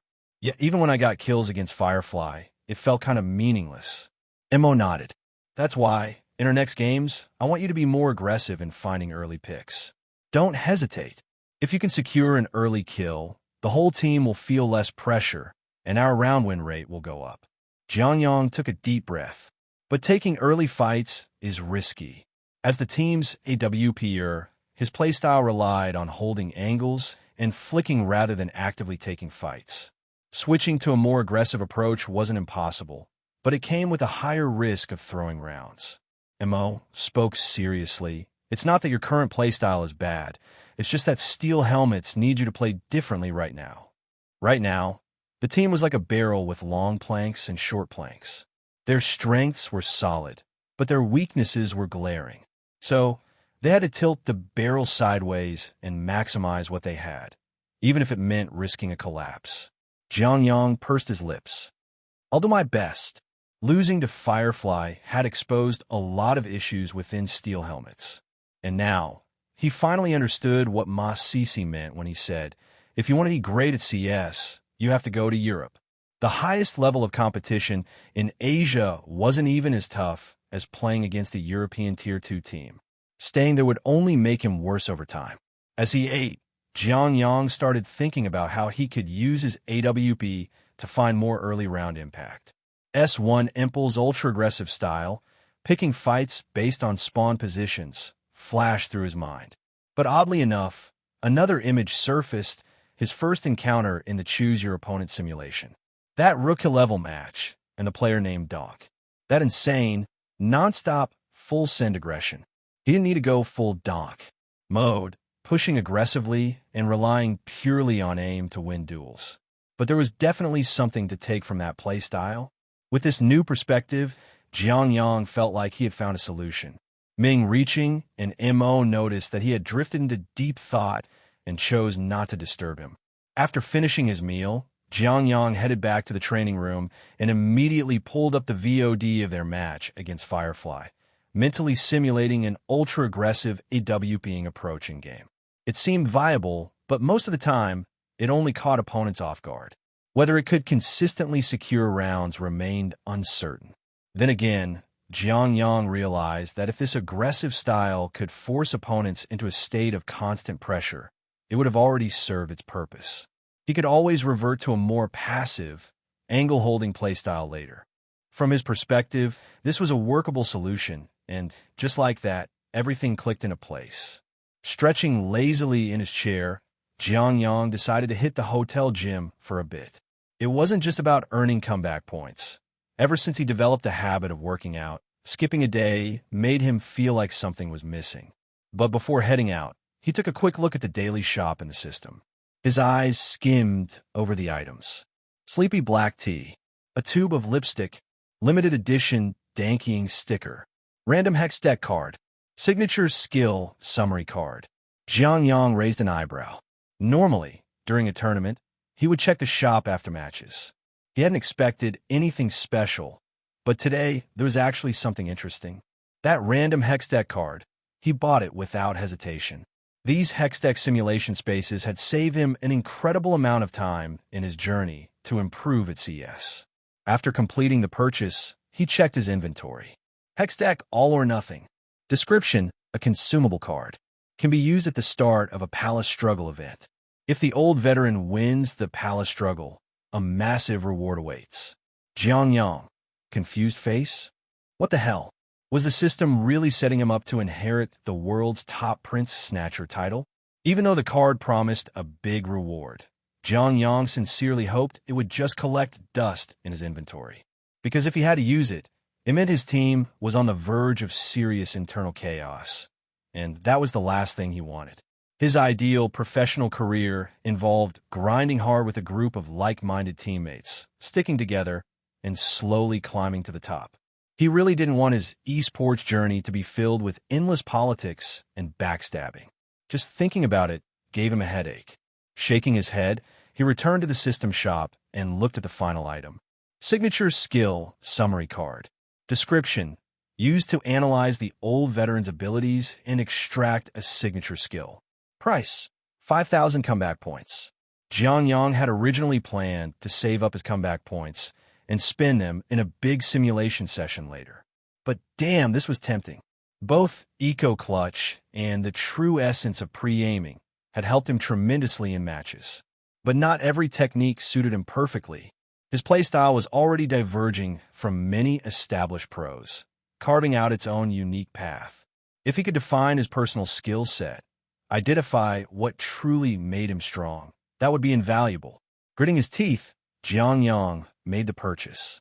His comeback points immediately dropped into triple digits. Man, these points disappear faster than Pasha's daughter's piano fund.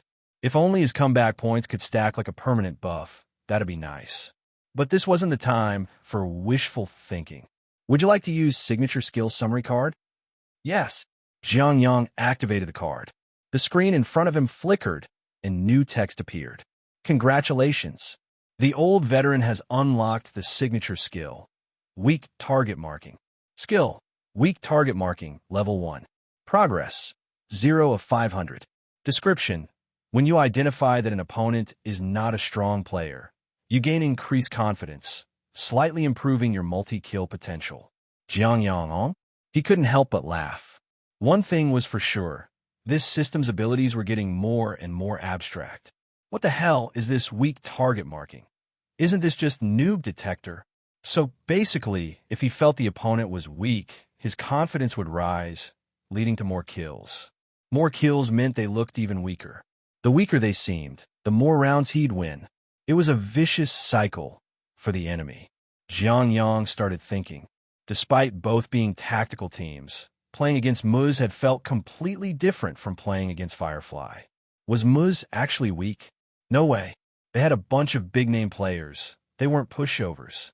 But in the early rounds, Jiang Yang had dominated them. So in his mind, they had become weaker. That confidence boost made him play even better, which snowballed the entire game in Steel Helmet's favor. Against Firefly, however, their poor map veto in Game 1 had set a bad tone.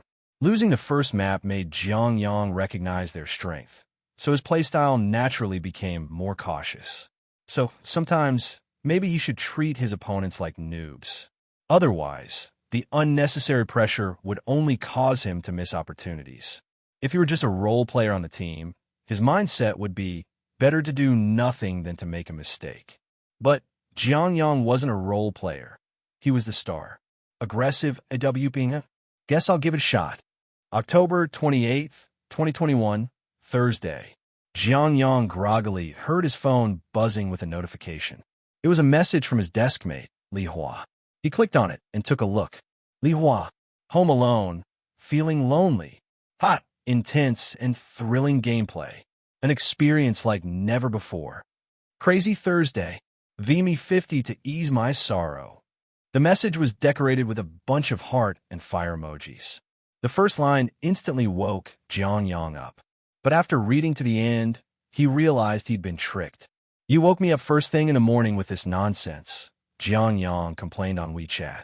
Li Hua sent a picture of KFC in response. It's already noon over here. I forgot about the time difference. Stockholm and China weren't in the same time zone, about a 6-hour gap. It was midday back home, but in Stockholm, it was only a little after 6 a.m. Neither of them really paid much attention to it. Li Hua casually continued the conversation. Yesterday's match was such a shame. Su Di and Brother Xiaosao were off their game. You must have felt so much pressure. It's fine. The other team just played better, Jiang Yang replied without blaming his teammates. Li Hua, however, disagreed. The team was just too weak. If they had held their ground, or at least not died so quickly, we could have won Mirage. As Jiang Yang's close deskmate, Li Hua had been following his journey ever since he made it to the major. Every time Jiang Yang won, he would send a congratulatory message, practically his #1 fan. But yesterday's match had left him feeling utterly powerless. Initially, everyone thought that since X-Team and Moose, both veteran teams, had been crushed by Steel Helmets, they should have no trouble securing a direct promotion against Firefly, a relatively unknown team. But watching the actual game sent everyone's blood pressure soaring. Normally, as long as Jiang Yang and DD were performing, Steel Helmets could still play with some structure. But yesterday, DD had no rhythm at all, leaving Jiang Yang to fight alone in what felt like a prison sentence. 2 maps, nearly 50 kills, leading in frags even while playing from behind. Jiang Yang had burned himself out. The whole thing was just frustrating to watch. Can't be helped, Jiang Yang said. My old brothers have given it their all. There's no point in blaming anyone. Besides, he added with a smirk, I'll let you in on a little secret. We've already found a way to fix the problem. Li Hua immediately perked up. What way? Jiang Yang carefully typed out his response. It's actually pretty simple. Since Su Di isn't delivering enough firepower, we'll push him to the front lines. Then, we'll move DD to B site. And finally, UV me 50 so I can solve my lunch problem. Li Hua, eating lunch in his dorm, instantly sent a voice message. Screw you. After messing around with his friend for a bit, Jiang Yang felt refreshed. He quickly said goodbye and got out of bed.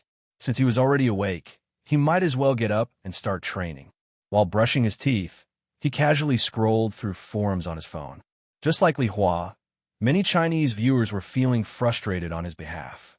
With a 2-0 record, all Steel Helmets needed was to win a single BO3 to tie China's all-time best performance and qualify for the Legend stage, the official major main event.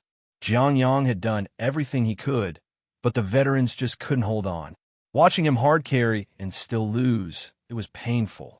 Now, the overall score stood at 2-1. They weren't eliminated yet, but many fans were already worried about a 2-3 disaster. However, some of China's top CS Go streamers were actively trying to calm the community down, hoping not to add extra pressure on Steel Helmet's players. Jiang Yang planned to mention it to Mo later. Maybe MO could help stabilize the team's mindset. The roster was already stretched thin. If they crumbled any further, it'd be game over. Building tension and major pick-em predictions. Beyond discussions about steel helmets, the stakes were getting even higher. With the third day of matches approaching, teams would start dropping like flies. The major challenger stage pick-em was on the line. By the end of today's matches, fans would know whether their predictions had paid off. Online debates were raging. Jiang Yang didn't bother checking. He was confident in his pick-em choices. If things played out right, he'd be getting a diamond coin.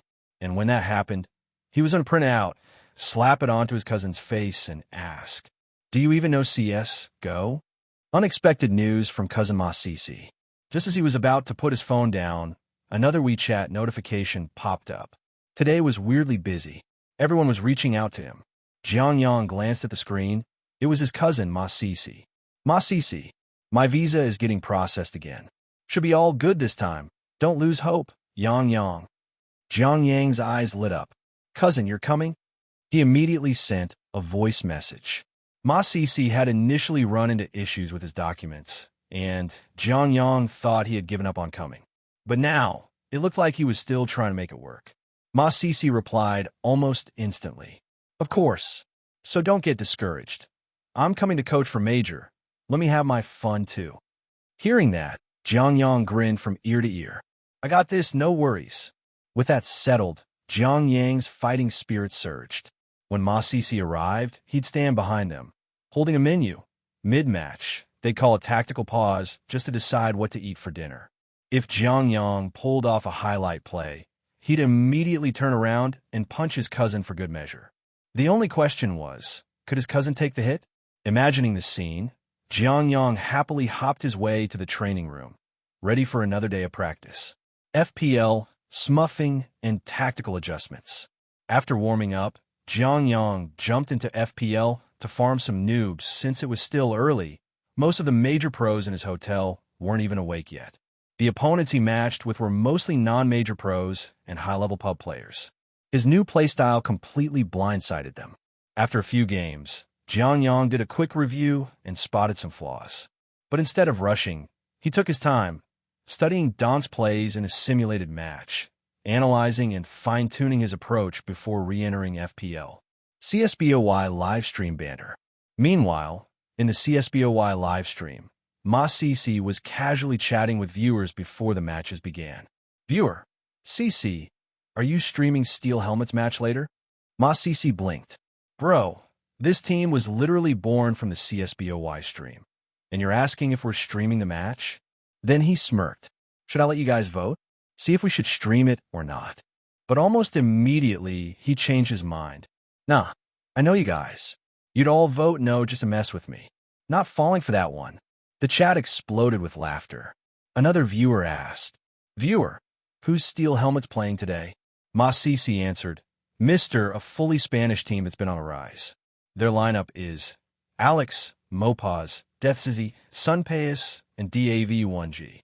He warned Chad about Mopaz's deadly one-way smokes and the team's underrated potential.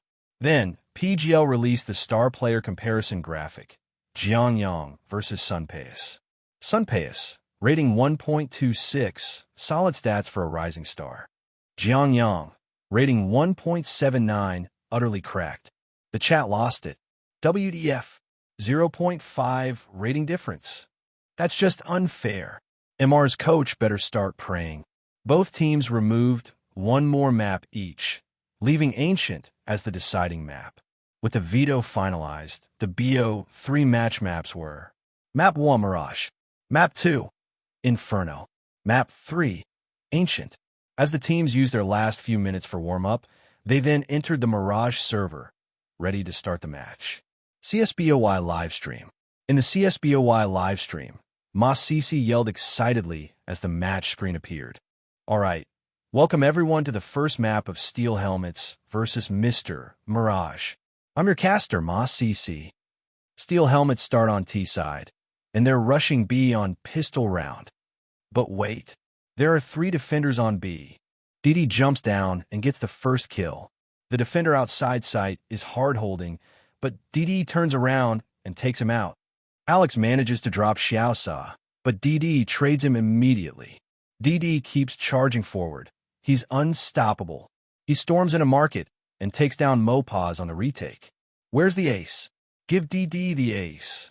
But Sun Pius finally shuts him down. Still, DD has done his job, charging in like a madman and securing 4 kills. That was insane. The chat exploded with hype, spamming praises for DD's insane pistol round. Thanks to DD's fearless entry, Steel Helmets easily secured the pistol round. Nice! DD's entry was insane. MO praised before quickly setting up the strategy for round 2. They'll probably force buy this round. I'm worried they might stack B. Here's the plan. Cousin throws a VIP smoke at mid. Xiaosa holds mid solo. The rest of us explode onto A site. It was a simple but effective strategy. Limit the enemy's map control and leverage their superior weapons. As the round started, they executed the plan perfectly. Jiang Yang threw the VIP smoke and rotated toward the long, carefully watching for an aggressive CT push. But then, bad news flashed on the top right corner of the screen. Sun Pius, Desert Eagle headshot, Xiaosich. Xiaosa side in voice chat. I peeked Arch for info, and he just wide swung me with a 1 tap. It was unfortunate, but not uncommon when facing a strong Deagle player. MO made a quick decision. No hesitation, execute a now. Jiang Yang warned, a 1 close angle isn't cleared yet. Someone needs to push with me. Since the CTs were on pistols, they had a huge advantage in close-range fights. They needed utility or trade frags to clear angles safely. Got it. Sudi, go help cousin. I'll smoke connector. Push in together. A 2 balcony was left unchecked, but if they cleared A1, they could synchronize their sight take. Jiang Yang readied his AK-47 and carefully pre-aimed every angle as he moved up. Without any prior info, his crosshair placement was razor sharp. He cleared the left side of A1, then adjusted for balcony. The moment he peeked out, he spotted a Deagle aimed right at him. Jiang Yang crouched instantly and fired. Bang, bang, bang.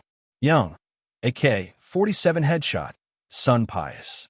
Cousin with the crisp pre-aim takes down Sun Pius on balcony. But was that a bait? It was. There's still an MP9 waiting close A1. Jiang Yang had a bad feeling about that last duel. The Deagle hold fell off, so he trusted his instincts and pre-aimed close A1. Sure enough, there was a hidden MP9 defender. Smoking connector. DD moved from A2 balcony and sink the push. MO commanded. DD immediately started shifting into position. Hearing footsteps above, Jiang Yang instantly warned. K2 has 1. Reacting instantly, Jiang Yang swung wide and saw a Deagle holding the angle. The CT overexposed himself, allowing Jiang Yang to land a clean triple burst headshot. Cousin is on fire. He clears out 3 defenders on a steel helmet storm into the bomb site. With all 3 A-site defenders eliminated, MR had no choice but to save their weapons for the next round. MR is falling back, picking up a Galil from mid to play for the next round. Steel Helmets didn't chase the saves too aggressively. Their own economy wasn't strong enough to risk unnecessary fights. With this flawless execution, they took a 2-0 lead. Round 3, mid to be split. For the third round, MO switched things up, calling for a delayed mid to be split. Jiang Yang and DD positioned themselves at mid, preparing to execute A-B short smoke and push together. However, MR changed their approach. Instead of playing passively, they jumped down from VIP for an aggressive mid-push. Their plan was clear. Send unarmored USP players in first, followed by Galils and Deagles to clean up the trades. And it worked perfectly. Jiang Yang and DD were blindsided by a pop flash, completely whited out.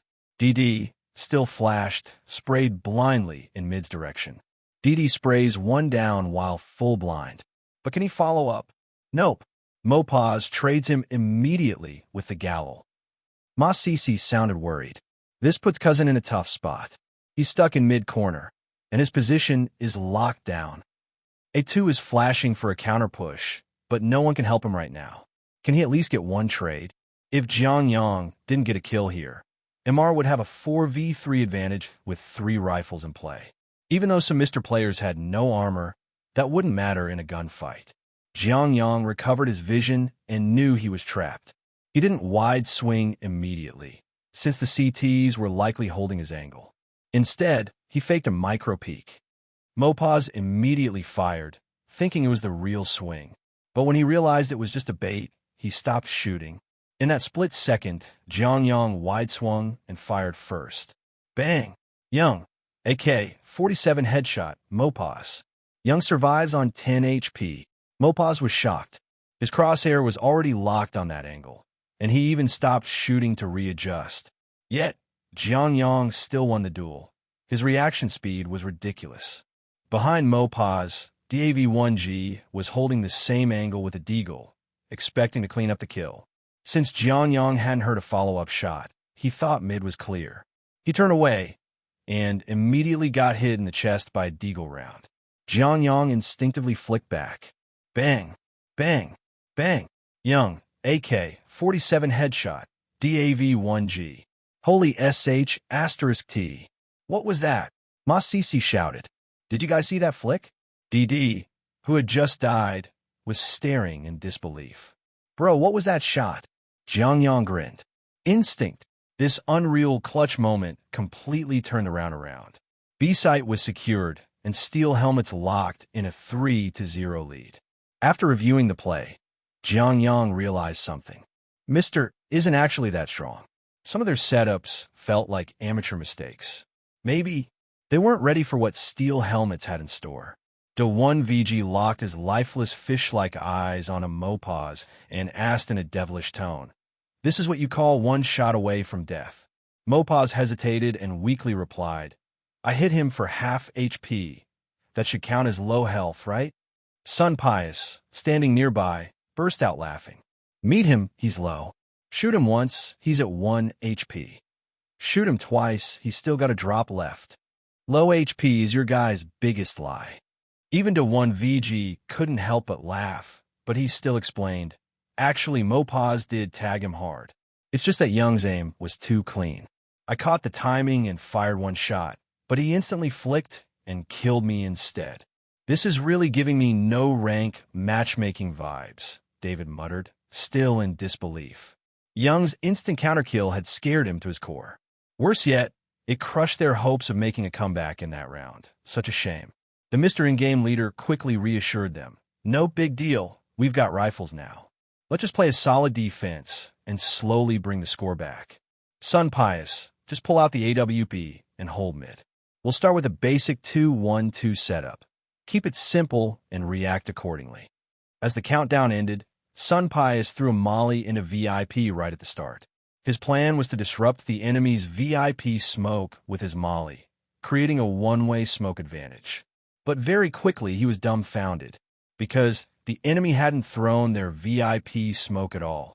This meant he had just wasted a molly for no reason, and worse, he lost early mid-control intel because of it. This has to be a boosted account. They have zero utility knowledge, but their aim is god tier.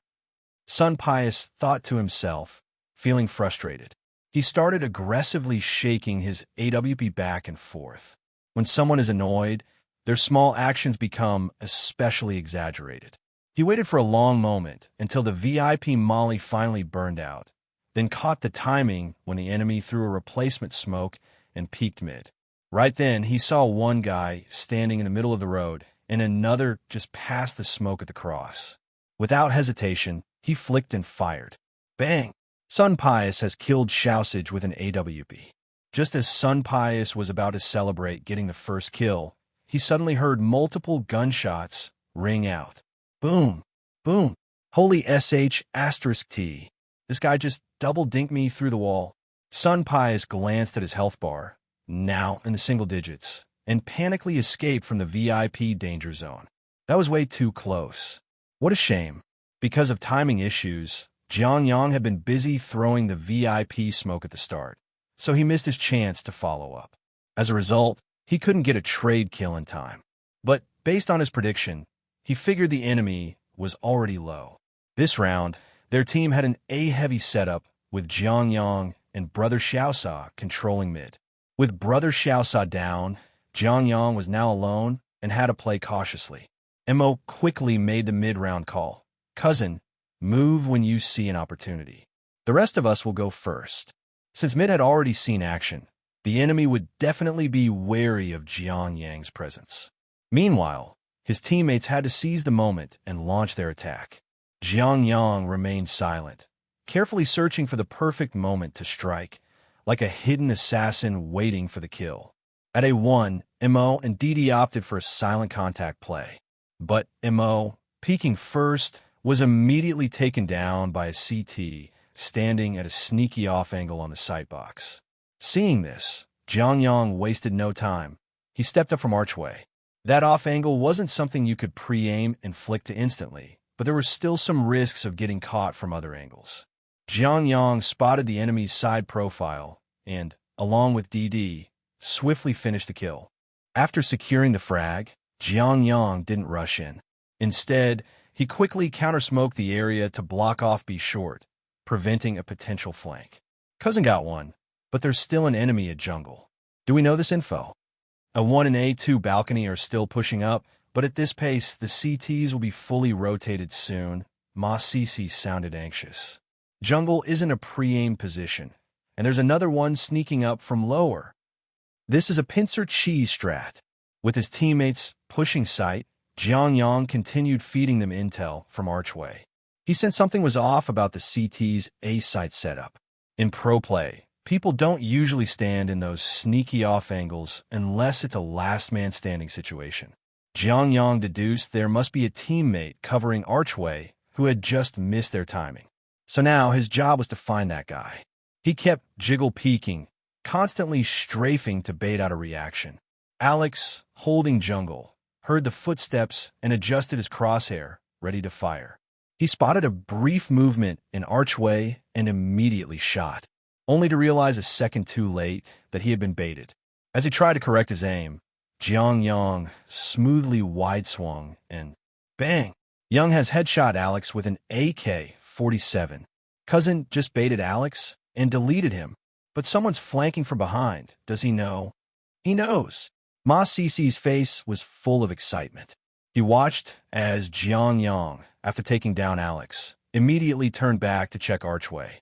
The one VG, who had sneaked up from lower, had no idea he was walking into a trap. Jiang Yang used a one-way smoke and took him down cleanly. Damn! Ma Sisi took a sharp breath. Cousin's smoke plays are next level. With Jiang Yang's clutch performance at archway, they turned the numbers advantage back in their favor. Jiang Yang stayed calm, even taking a quick glance at B short. Not spotting anyone, he made a quick judgment. The last two are probably coming from CT spawn. At this timing, since an enemy had already pushed from lower for intel, there was no reason for another forward push elsewhere. On top of that, the last opponent was an AWP he had already tagged low. Most likely, the AWP and rifle were grouping to push together. With that thought, Jiang Yang peeked archway, aiming directly at CT spawn. A CT peeked him. They exchanged shots, but Jiang Yang's first bullet didn't finish the job, so he backed off. Meanwhile, DD had just planted the bomb at long box. They now had a strong crossfire setup. If the CTs pushed, Jiang Yang was ready to trade. The CTs hesitated, but eventually tried to pressure DD. Before Jiang Yang even needed a fire, DD had already won his duel. DD wins the fight. Only the last AWP remains. Su D tried to reposition from A2 balcony, but Sun Pius shut him down. Sun Pius knows he's low HP and trapped. He can't even save the AWP, so he has to take the fight. DD isn't moving. Jiang Yang is scouting first. The AWP peeks from phone booth, but Jiang Yang doesn't give him a shot. With Jiang Yang securing the final kill, the score became 4-0. Ma Sisi watched the replay and commented, "Man, if Cousin hadn't played archway so well, this round would have gone differently." As smooth as things had been, MR came back with a huge gamble in the next round. Right after, Jiang Yang took his AWP to team mid. Originally, he planned to coordinate with DD using a flashbang to push back into archway. But just as he had this thought, Brother Xiaosa suddenly shouted in voice chat, "Be short incoming. Watch be short." Hearing this, Jiang Yang immediately adjusted his AWP to hold be short. DD makes some noise in mid. DD instantly ran forward, deliberately making footsteps. And just as Jiang Yang expected, an enemy slowly crept out of be short. Bang! Young has killed DAV-1G with an AWP. Just as he thought. Too predictable. Even though MR was considered the dark horse of Spain, their playstyle was still very much ladder tier. Everyone was always looking for unnecessary openings. Jiang Yang thought to himself. With another early round pick secured, the pressure on his team's attack was greatly reduced. After all, this was a free kill without much effort. And Mo, realizing they had taken down a be short player, adjusted the strategy. He instructed Jiang Yang to throw a second VIP smoke to block further enemy recon. Meanwhile, the rest of the team gathered at B2 balcony. As the last one to arrive, Jiang Yang took on the role of utility support, holding back to wait for information. His teammates silently crept up front while he scouted carefully. The moment a red dot appeared on his minimap, he instantly threw 2 flashbangs and quickly regrouped with the main force. MR cleared mid and didn't spot anyone. The moment they heard footsteps, they knew B2 was about to hit. Mopaz is stalling with utility. Brother Xiaosa was the first to drop down to check the site, but he happened to leave his back exposed to an enemy lurking outside and got taken down instantly. The others got stuck behind utility and couldn't trade in time. If Mopaz keeps stalling like this, they're going to run out of smokes. DD swung wide for a trade, but lost the duel. Fortunately, MO managed to secure the kill. MO plants the bomb, and Cousin moves to hold B short with the AWP. But Alex from B2 flanked again, and the moment MO finished planting, he got taken down. Su D managed to kill an enemy sneaking from market, but it's now a 2v2. They know there's one in B2, but they don't know where the other guy is. Jiang Yang aimed towards market, holding an angle with his AWP. His plan was to have Su D cover B short. After all, the B2 player had already gotten a kill and was likely holding his position for now. They just needed to locate the last enemy first. However, Su D and Jiang Yang weren't on the same page. After getting his kill, Su D instinctively repositioned to avoid getting pre-fired. But what he didn't know was that there was a second AWP in market, and in the middle of repositioning, Sun Pius shot him down. Just like that, Jiang Yang was left in a 1v2 clutch. Fortunately, he had already confirmed both enemy positions, meaning the situation was still winnable. Jiang Yang didn't rush to fire. He aimed at B2's window, waiting for an opening. The moment he scoped in, the B2 player would know his location, so he had to rely on a quickscope shot to compensate. However, Alex from B2 played it smart, carefully jiggle peeking as he crossed. Jiang Yang, being too quick on the trigger, ended up missing his shot. This put him in a tough spot right from the start. But after playing so many ranked games with professional players, he was more than familiar with their habits. At this moment, Market's AWP should be making a move. But instead of countering it directly, Jiang Yang pulled back behind cover and fired a random shot at the wall, then immediately re-aimed at B2. Hearing the gunshot, Alex assumed Jiang Yang was aiming at his Market teammate, so he confidently peeked, only to realize Jiang Yang had been holding his angle the entire time. This isn't right. Bang! Young has headshot Alex with an AWP. Viewers in the livestream chat were momentarily confused by Jiang Yang's random shot at the wall. But when they saw him instantly reposition and outplay B2, they erupted in excitement, realizing that first shot was just a bait. Jiang Yang's move was bold, but his tunnel vision on one target caused him to momentarily lose track of the other AWP. Now that B2 was eliminated, his next goal was to let the last enemy make the first move, then react accordingly. Sun Pius, seeing his teammate get taken down, felt a wave of pressure. He was worried Jiang Yang would peek while he repositioned, so he carefully held B short as he crept toward the bomb site. Poor Alex got completely outplayed. Now it's just the battle of the two remaining gods. Who is the real sun god here? Sun Pius fakes a defuse, but Cousin has already sneaked out from B short. They just barely missed each other's timing. Sun Pius decides to smoke off Be Short and stick the defuse. Jiang Yang didn't panic. He calmly adjusted his position, confirmed his angle, and bang! Young has headshot Sun Pius through smoke and a wall with an AWP. Seeing the kill feed, Ma Sisi burst into laughter. Sun Pius stuck the defuse for 10 full seconds, and Cousin still found a shot. If this were ranked, he'd already be getting reported. He always pulls the team back from the brink. Cousin is the real Sun God. He's beaten Sun Pius 3 times in this matchup already. That smoke headshot was insane. This is only natural. Cousin is the Sun God. The brighter the sun, the clearer everything becomes. Cousin in a clutch? Cousin at a disadvantage? Cousin's position is locked? Cousin still wins. On Mirage, you can always trust Cousin's clutch plays. This guy's nerves are insane. He even had the guts to bait a second shot. I would have rushed in already. Steel Helmet's team room. Jiang Yang stared at the kill feed, stunned for a moment. That smoke kill wasn't actually that surprising. He had fired 2 consecutive shots while adjusting his angle.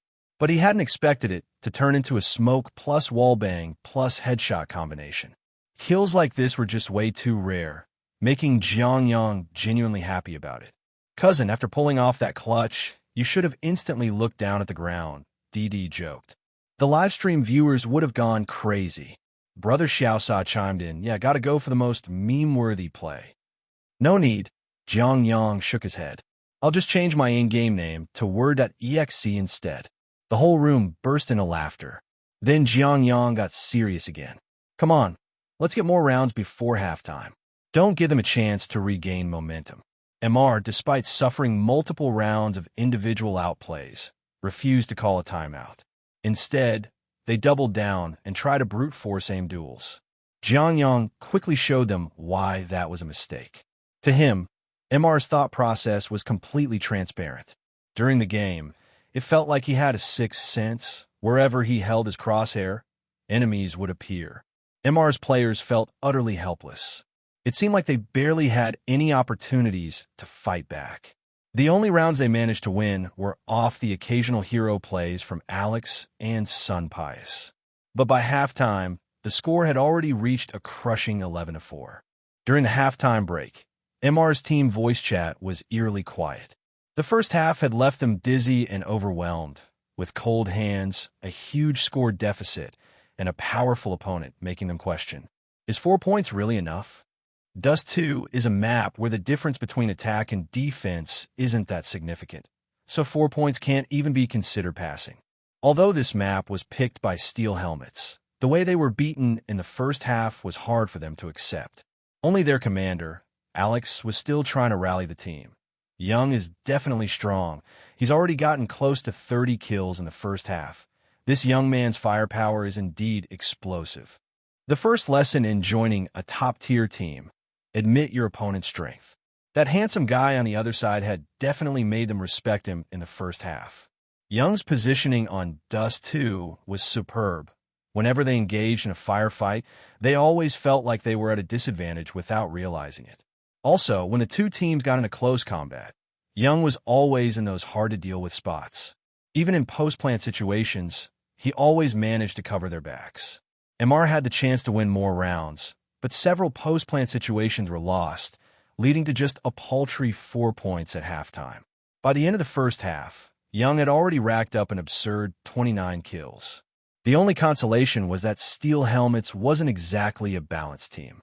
The personal abilities of the members were rather extreme. After the side swap, as long as we do what Little Firefly does, using utility to block Young, not giving him any one-on-one opportunities, we still have a chance to make a comeback. Alex tried to encourage his teammates through voice chat, and it seemed his words motivated them, because during the second half pistol round, David, who had been quiet up until then, made a powerful play. He got a 4-kill in the pistol round, helping the team win this crucial round and giving them a chance to continue. Then, they were reversed. It wasn't a forced buy or Young stepping up to carry.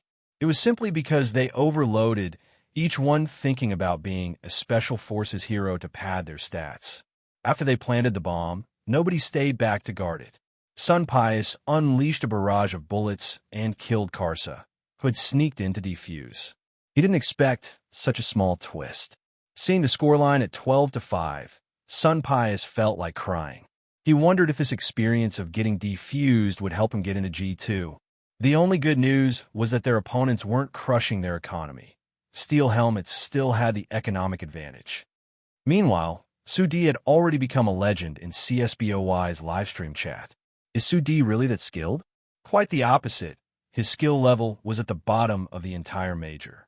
But it was precisely because of his terrible skill that no one had any expectations of him. However, just when everyone thought they were about to lose, the underdog stood up and saved the day. Everyone knew that feeling. So Su D's approval rating jumped from 25.9% to 66.57%. The other members of Steel Helmets stared at him in disbelief. They couldn't believe Su D, the king of durability, had just pulled off a 10-second bomb defuse. Jiang Yang fought the urge to praise Su D because he had a good desk mate, Li Hua, and he knew the best response in these moments was to act as if nothing had happened. However, DD, always the mood setter, couldn't hold back after Su D's clutch. Awesome, Su D. That play was so crucial, man. Yeah, today you're my god. DD and brother Xiaosa echoed each other, making Su D feel a bit embarrassed. Su D's smile was bigger than an AK's recoil. As the main B-side defender, it wasn't easy to have a highlight moment. He was just about to be modest when his smile faded. I bought the wrong gun. Cousin, want to play with the scout? The members of Steel Helmets were stunned. As expected, praise him, and a mistake happens. Jiang Yang chuckled helplessly. Give it to me, we're low on money anyway. But Jiang Yang's position wasn't great. He was a bit far from VIP, unable to quickly search for an opportunity on mid. As the countdown ended, Jiang Yang took the scout and made his way to the A-site long benches. He peeked with the scout, but saw no one at A1. He proceeded to check the arch, and just as a terrorist Molotov flew in, Jiang Yang stood on the fire, trying to catch a timing to fire a shot. But the opponents were cautious and didn't appear in his view. Jiang Yang had to step back from the Molotov. However, a second later, he pre-aimed the lower tunnels. That's how snipers work. You have to boldly look for opportunities early on and fully utilize the weapon's advantage. As Jiang Yang peeked and got intel on the lower tunnels, he saw a terrorist appear. Bang! Jiang Yang fired a shot with the scout, taking him down. Wow, today little cousin is playing aggressively. Even after the Molotov at the arch, he took a shot to weaken the guy in the lower tunnels. This scout isn't bought for nothing. No matter what, you have to deal some damage. After all, Steel Helmet's economy isn't great this round. If he can hit more shots, the pressure on his teammates will be much less. Seconds later, Jiang Yang was at VIP, pre-aiming the headshot angle in the lower tunnels, but MR threw a flashbang to force him out. At the same time, MO made a bold mid-game decision. He instructed DD to push forward to the A2 balcony, successfully gaining information about the area. Once it was confirmed that A2 was clear and no one was making a move at A1, and mid was still being controlled, MO concluded they would be taking B unless MR pulled off a miraculous 5-arch play. So, MO pulled Jiang Yang and Xiaosa over to B. MO made an elite play. A second time, 4B heavy defense. The smoke at B2 is blocking their movements. They can't synchronize. But the terrorist at B small is making a move. What will happen next? Jiang Yang saw the smoke coming from B2 and walked out of the supermarket. There were teammates holding angles at B2, so it was safe for him to focus on B small. Jiang Yang had the right idea, and when he peeked, he immediately saw a terrorist in his scope. He flicked the scout to the upper left. Bang! Young used SSG-08 to headshot DAV-1G. Seeing his teammate die, Sun Pius pulled out his AK and tried to reposition, but just as he crouched, he saw Jiang Yang with the scout walking out, and his head was immediately shot off. Oh, what's going on? Little cousin just took out 2 with the scout. Both terrorists at B small were eliminated in a flash. Alex at B small wanted to play, but he got blinded by MO's flashbang, and Su D made him eat it. Ma Sisi laughed. Well, B-Small collapsed first, and B2 wasn't synchronized. MR's offense was halted before it even started. Someone opened. I won't say who. Little cousin Scout always delivers. These two shots? Is he really not using the big sniper? All headshots. Why does watching little cousin play look so easy? Are the opponents all bots? Jiang Yang got 2 kills, successfully holding B-Small, and even found the bomb's location. The situation became clear. Even DD, at 8-2, started heading toward them, as they had lost control of the bomb site. They just needed to secure it. Xiaosa stayed at the supermarket, preventing any flanking from behind. This allowed Jiang Yang to watch the B2 window without pressure. Emmer didn't want to get caught in game time again. They had lost the previous round, and even if they survived this one, the next would be financially awkward. The terrorist in the archway heard DD's footsteps and tried to catch him off guard. But before he could celebrate, a kill notification popped up. Young used SSG-08 to wallbang Mopaz. The flanking Death ZZ felt completely helpless. With just one enemy left, how could they win this clutch? His mind was filled with frustration, but he instinctively searched for an opportunity. As he entered the supermarket, he saw the scout trained on his position. Bang! Young used SSG-08 to kill Death ZZ. Good news. Young didn't headshot this time. Bad news. He was already low health. The members of MR laughed helplessly. What could they do? They didn't even get a chance to duel. According to Little Firefly's strategy, they just needed to kill his teammates before Young exploded. But today, Young was finding everyone to kill. This elite boss fight couldn't be avoided. MR's economy hit rock bottom, and they had no choice but to go for a Glock buy, trying to deny Steel Helmets more points. The economy round went as expected, and Steel Helmets easily took it. The score reached 14-5. This time, MR had figured it out. They executed a high-risk strategy with a second-time A2 rush. This bold play caught Steel Helmets off guard. DD and Xiaosa, who were blinded by the flashbang, couldn't secure any kills, and the A site was quickly overrun. MO directed the team to stabilize, opting for a weapon save and avoiding trying anything in this 3v5 situation. MR finally started picking up rounds again. This one only reinforced their belief in Steel Helmet's strange rules. Never appear in Young's sight. Kill his teammates before he can get a kill himself. Securing a point gave them some much-needed confidence. Losing a rifle round didn't faze Steel Helmets. After all, such high-risk tactics could easily backfire, but once prepared for, it would be much easier to secure subsequent rounds. However, Jiang Yang had no intention of simply following the enemy's rhythm. During the prep time, he spoke up in voice chat, saying, "I'm going to play more aggressively now." MO responded with a simple MHM, giving Jiang Yang the green light. Jiang Yang nodded, positioning himself in a favorable spot. As the countdown ended, he stepped toward the middle. Without stopping, he dropped down to VIP and continued charging forward. The director quickly realized something was off in mid and switched the camera to Jiang Yang. Holding his sniper rifle, he threw a flashbang in the sky on the right and called for backup in voice chat, telling Xiaosa and DD to keep flashing. Immediately, he scoped in and began pushing the terrorist spawn. Soon, a mysterious object flew into his sight, and Jiang Yang quickly unscoped and turned to avoid the flash. The explosion of the flashbang was almost instant, and then, bang! Sun Pius sniper rifle fired, taking down his teammate. This, in a way, was another form of NTR. But MR wasn't concerned about who was at fault. They were wondering why Jiang Yang had positioned himself in the mid-forward spot. How could he do this? They couldn't fathom why Jiang Yang, holding a sniper rifle, would be so aggressive at this moment.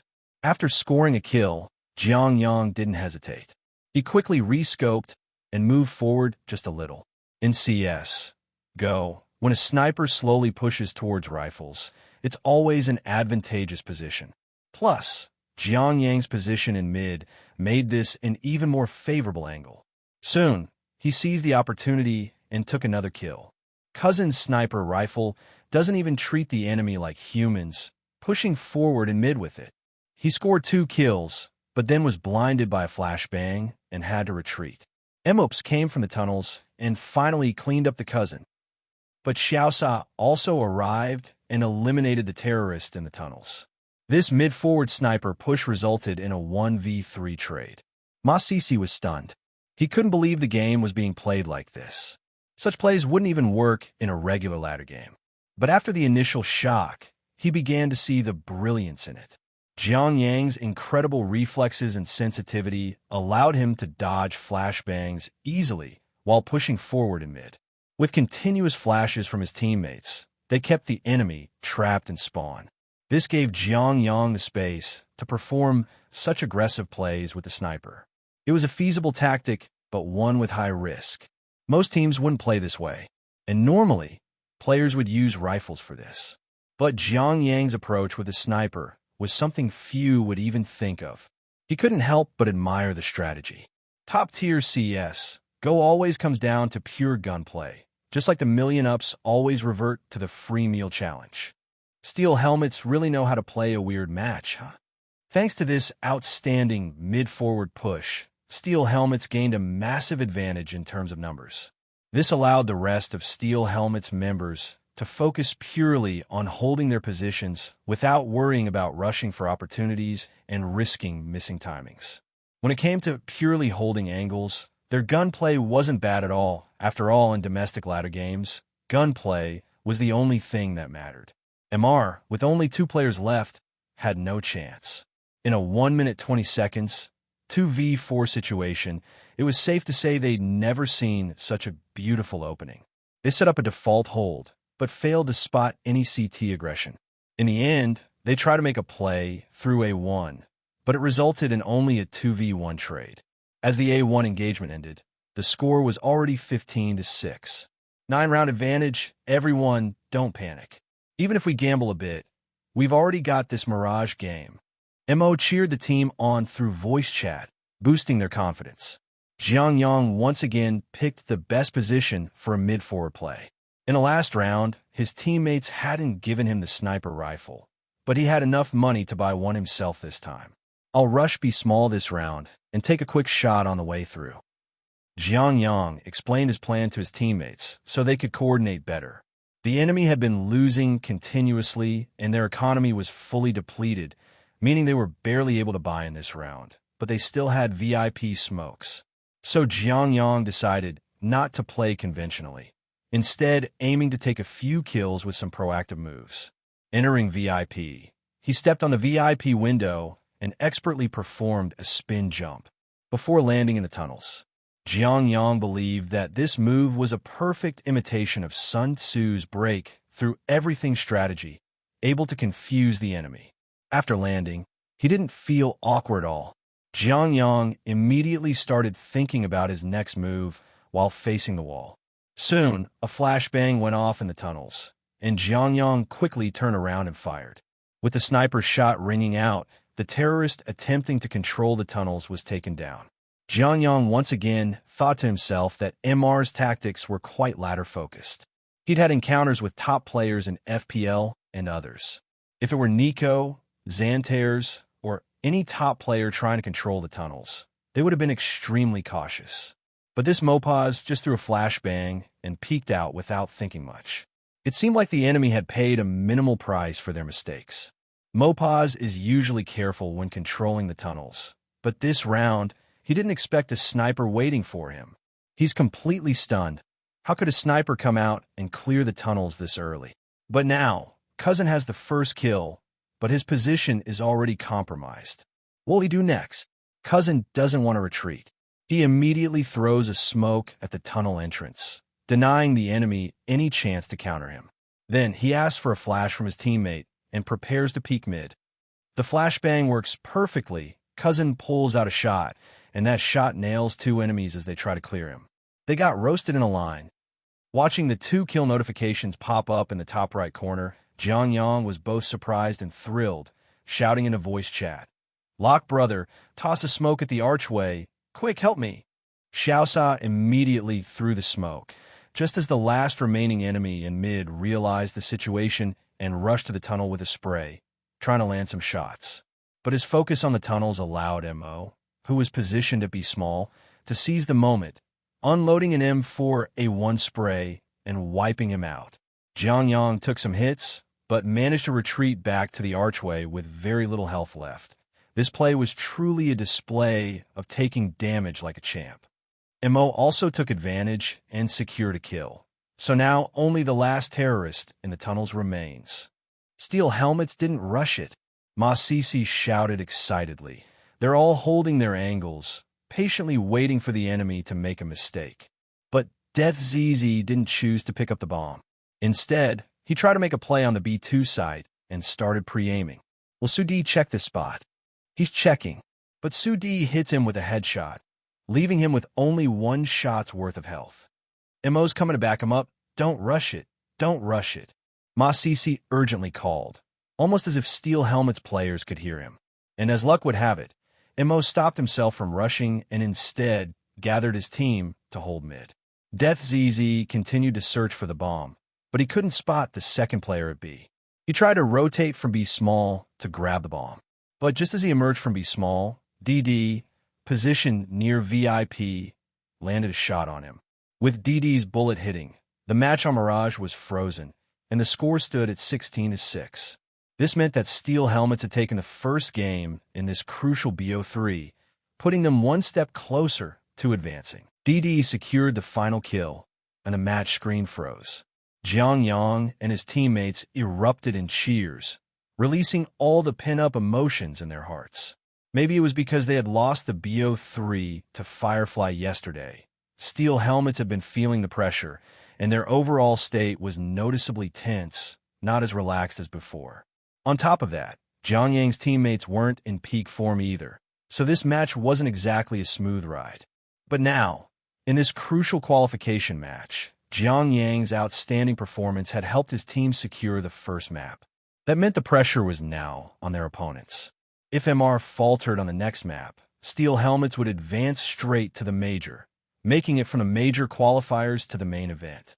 At that point, Steel Helmets would officially rank among the world's top 16 teams, and Jiang Yang would be leading this squad of lovable old veterans to match CNCS's best historical achievement.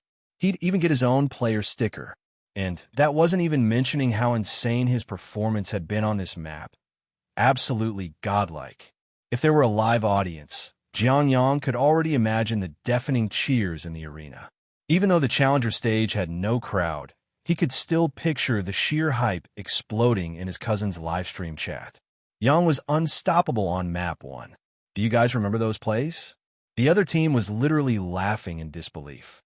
MR's game plan was like an open book to him today. Ma Sisi was showering his cousin with praise. Coming into this Stockholm major, his biggest expectation had been to watch S1 Empel, Nico, and Elige, those veterans still chasing unfinished dreams. But what he hadn't expected was that the biggest surprise would come from his own cousin. Jiang Yang was shining too brightly, suddenly bursting into the spotlight of every CS player's vision. For Ma Sisi, an old dog in the Chinese CS scene, this was happiness beyond words.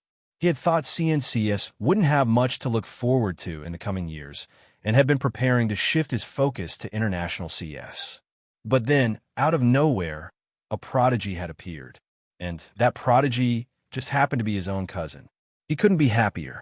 Ma Sisi was beyond thrilled, and the viewers in his live stream were just as emotional.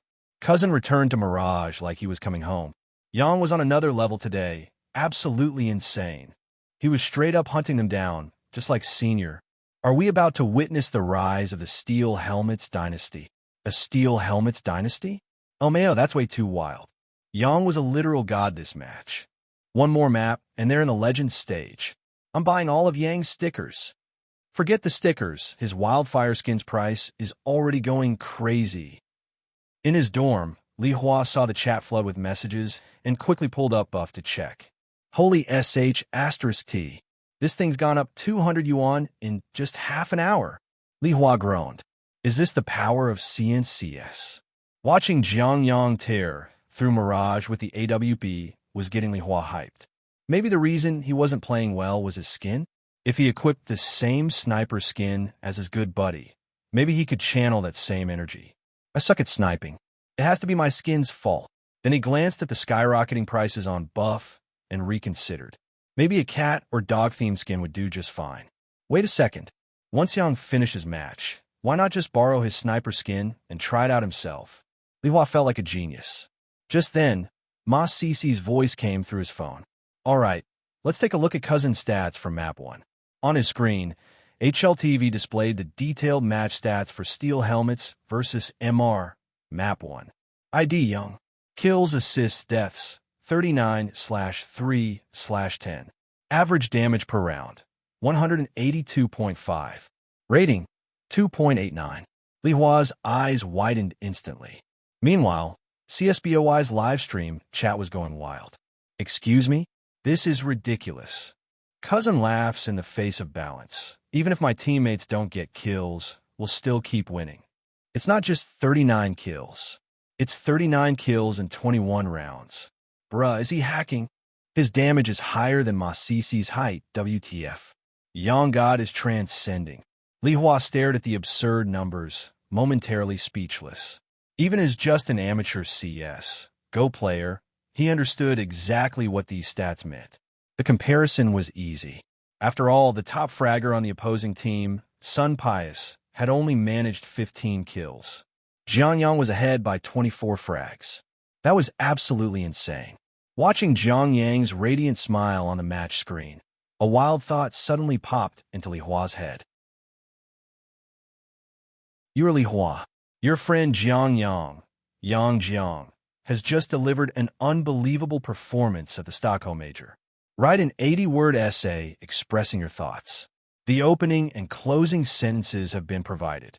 Dear Yang Jiang, bro, what the hell? You're playing against real people, not bots. This is a major, not C+ ranked smuffing. Li Hua could not comprehend his desk mates' sheer CS talent.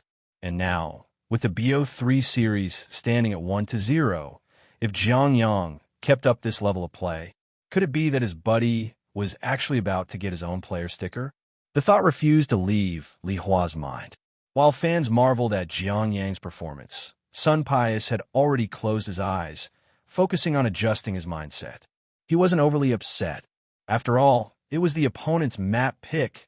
Losing it wasn't out of the ordinary. As a seasoned veteran, he had learned to take wins and losses in stride. The only thing that had truly caught them off guard was Young's insane performance. 39 frags. It felt like they were playing against multiple versions of him. Closing his eyes now, all Sun Pius could see were images of Young popping up in every position, landing insane shots. They had already lost Map 1. The real question was, how are they going to come back in Map 2? Sun Pius focused on centering himself. It was the best he could do. Meanwhile, MR's in-game leader, Alex, reassured the team. Young's explosive performance in Map 1 was definitely not something we expected. But I think you all know, this kind of explosive performance doesn't last forever. Once we break his rhythm, it'll be much easier to handle him.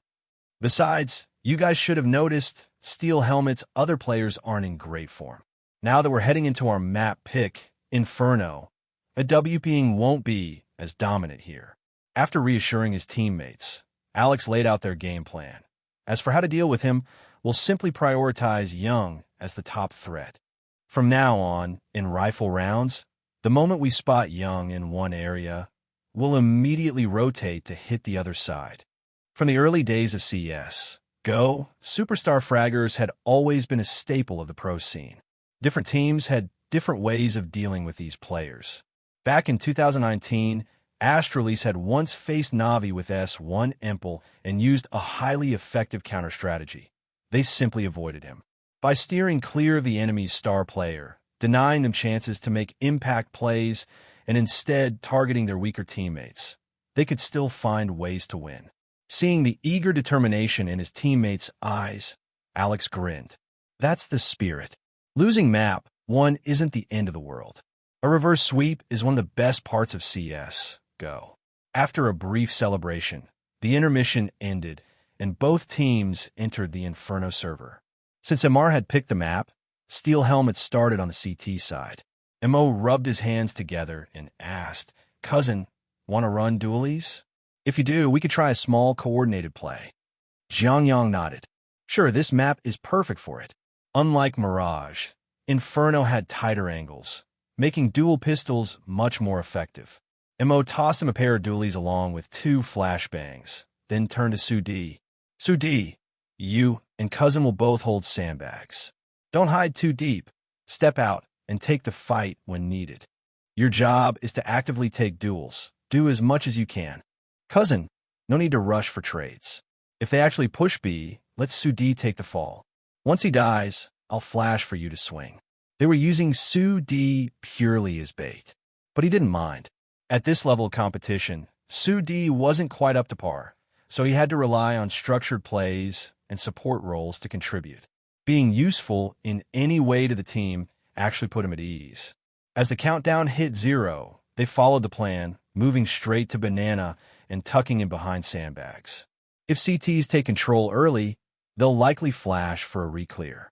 If they see anyone, they'll push aggressively. That's a classic pistol round setup. Mas CC analyzed, but MR isn't rushing. They're waiting to counter that exact play. If the CTs go for a banana retake, Mr. will pop flash them from windows immediately. At the major level, even the tiniest details were a battle of wits.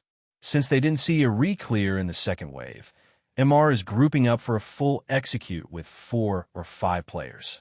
MR's approach was meticulous. They were inching forward but hadn't thrown their utility yet. Instead, they planned to take initial duels first and only use their flashes afterward to blind any close CTs, ensuring they could capitalize on the kills. Sudi soon engaged in a gunfight. The moment shots were fired, the TS dropped their utility, a close-range coffin flash and a Molotov right at B Tunnel's entrance. They were dead set on eliminating close angles first, securing a numbers advantage, and then leveraging that lead in straight-up fights. Sudi only managed to fire 2 shots before he was fully blinded and eliminated instantly. Fortunately, he remembered Mo's advice. Even in death, don't expose cousin's position. So, he died out in the open, leaving Jiang Yang's position completely unknown. Mo immediately responded, "Cousin, flashing, go." As his first flash popped, he threw a second one behind Jiang Yang. Not a perfect flash, but at least it wouldn't blind him. Jiang Yang patiently waited against the wall. The moment Mo called out, he swung wide. But what he saw shocked him. 3 TS were side-peeking his direction, and none of them were. The only silver lining was that since Sudi had died early, they hadn't expected another player behind sandbags. Jiang Yang had no time to think. He immediately unleashed his dualies. Da-da-da-da-da-da. At that moment, he became a gunslinger, unleashing a barrage of bullets straight into the TS. His teammates' positioning had even triggered the isolated target mechanic, giving him an advantage in the duels. Mo's flash was a bit too far forward. Only when the backline TS got blinded. Mas CC started to worry. Just as it seemed like the pistol round was about to collapse, Jiang Yang's bullets started shredding through MR. The enemy team vanished like snowflakes in the sun. But even a tiny timing window was enough for cousin to capitalize. 1 down, 2 down. Is there a third? Jiang Yang played off the sandbags, peeking and repositioning constantly. The last remaining T was stuck behind barrels, giving Jiang Yang all the space he needed to clean up. And dualies had one huge perk Jiang Yang loved, an absurd magazine size. He could keep firing nonstop while using movement to dodge shots. In sun-pious vision, Jiang Yang was constantly weaving and ducking around the sandbags. He tried to land a headshot, but Jiang Yang's movement made it impossible.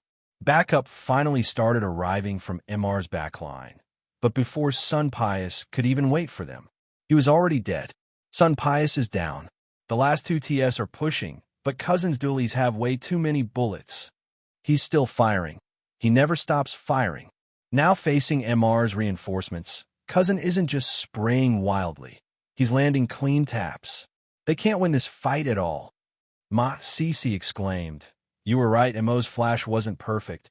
But this is Cousin.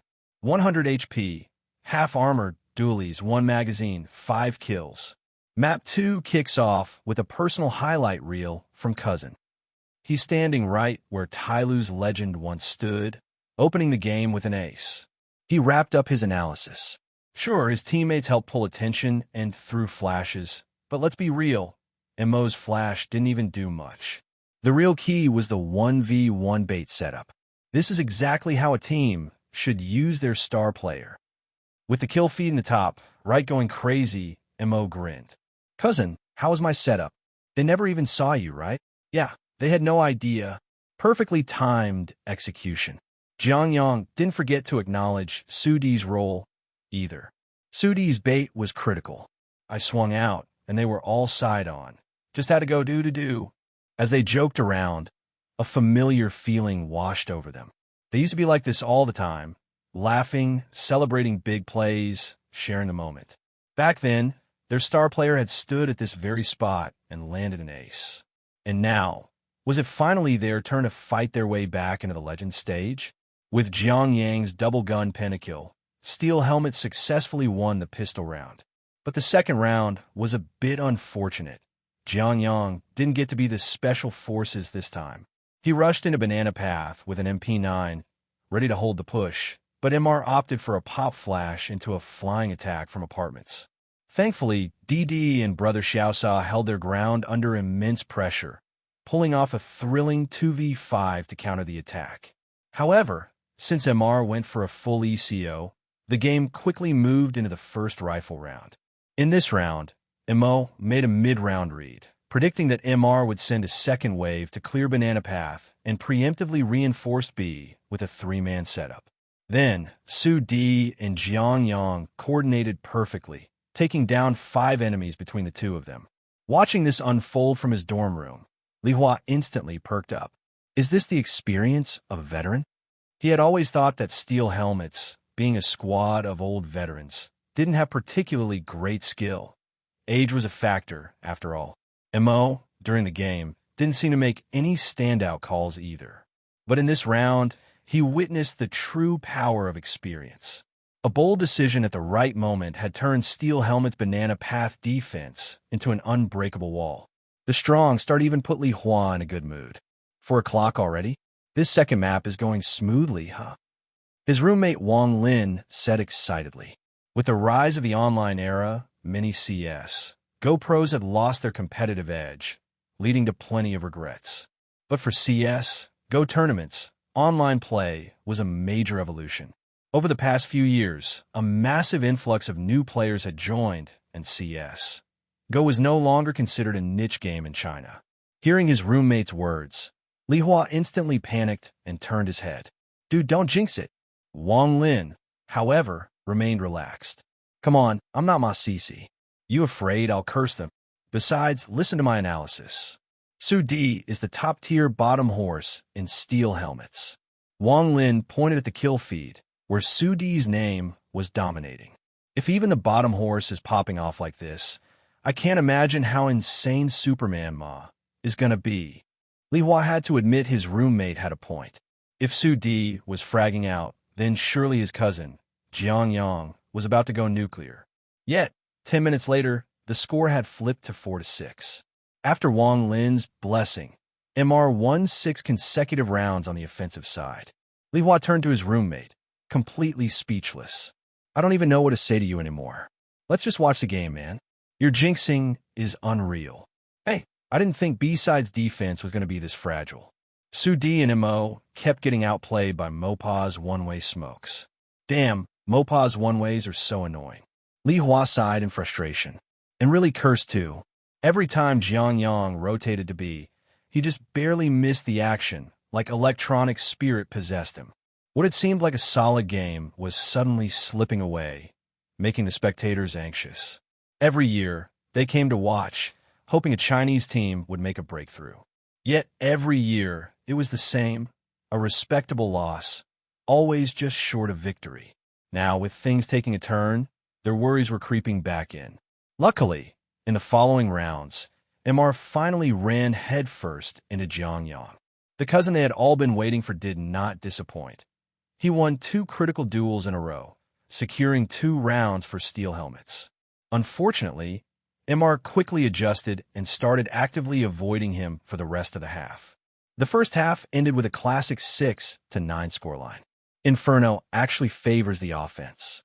Terrorists need at least 8 rounds for a decent half, so Steel Helmets are only slightly behind. They still have a chance. It all depends on this pistol round. If they win it, they can tie the score. Li Hua heard Ma Cici's analysis from his phone. Li Hua nodded. 6 rounds are workable. If they can execute well on T side, they can still turn this around. But their worst fear came true. The second pistol round went down to the wire, but in the end, Alex clutched with just a single point of HP, defusing the bomb at the last second. Losing the pistol round widened the gap further. Even though Steel Helmets managed to grab a few rounds with strong plays from Jiang Yang and DD, the score had already climbed to 11-13. Inferno had reached a critical point.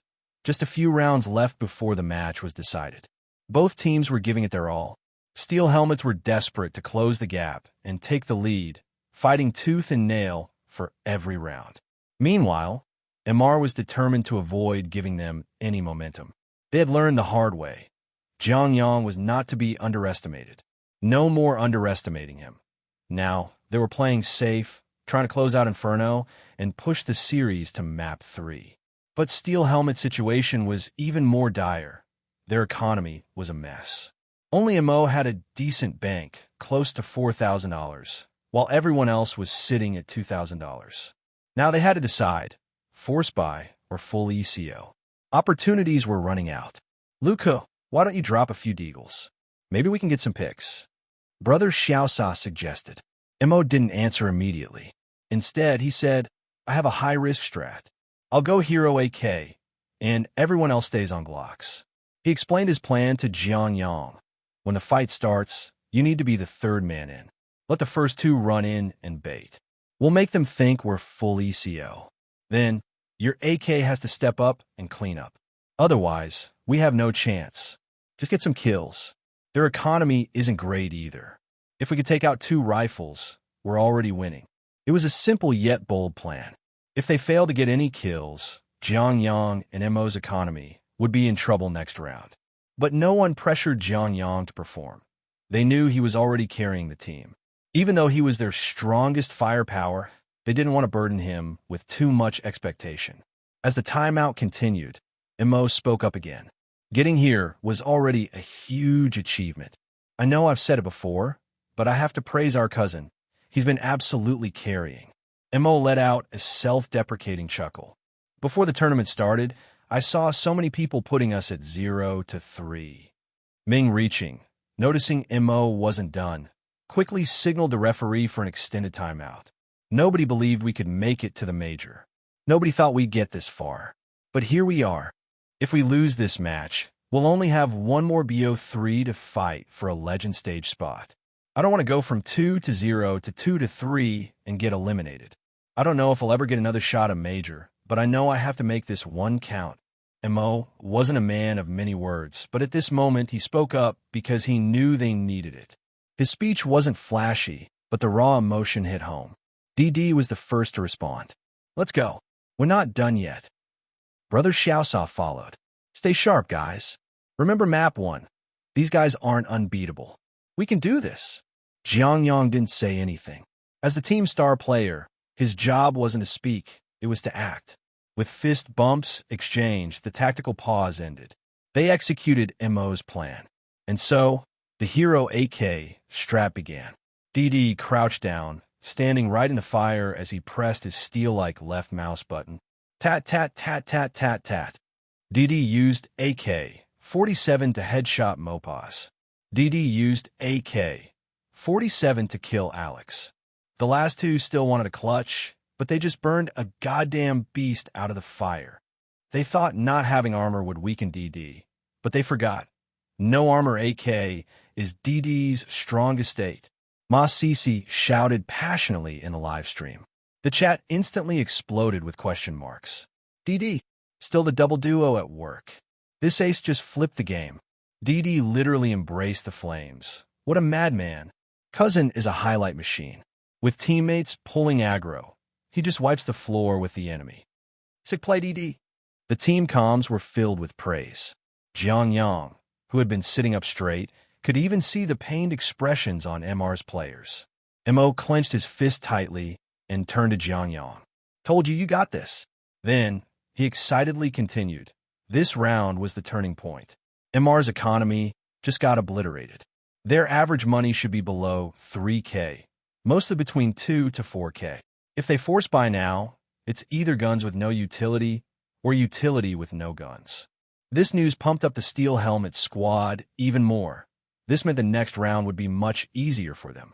They played out the round exactly as MO planned, taking a steady early game map control and executing a full-on A-site execute at the 40-second mark.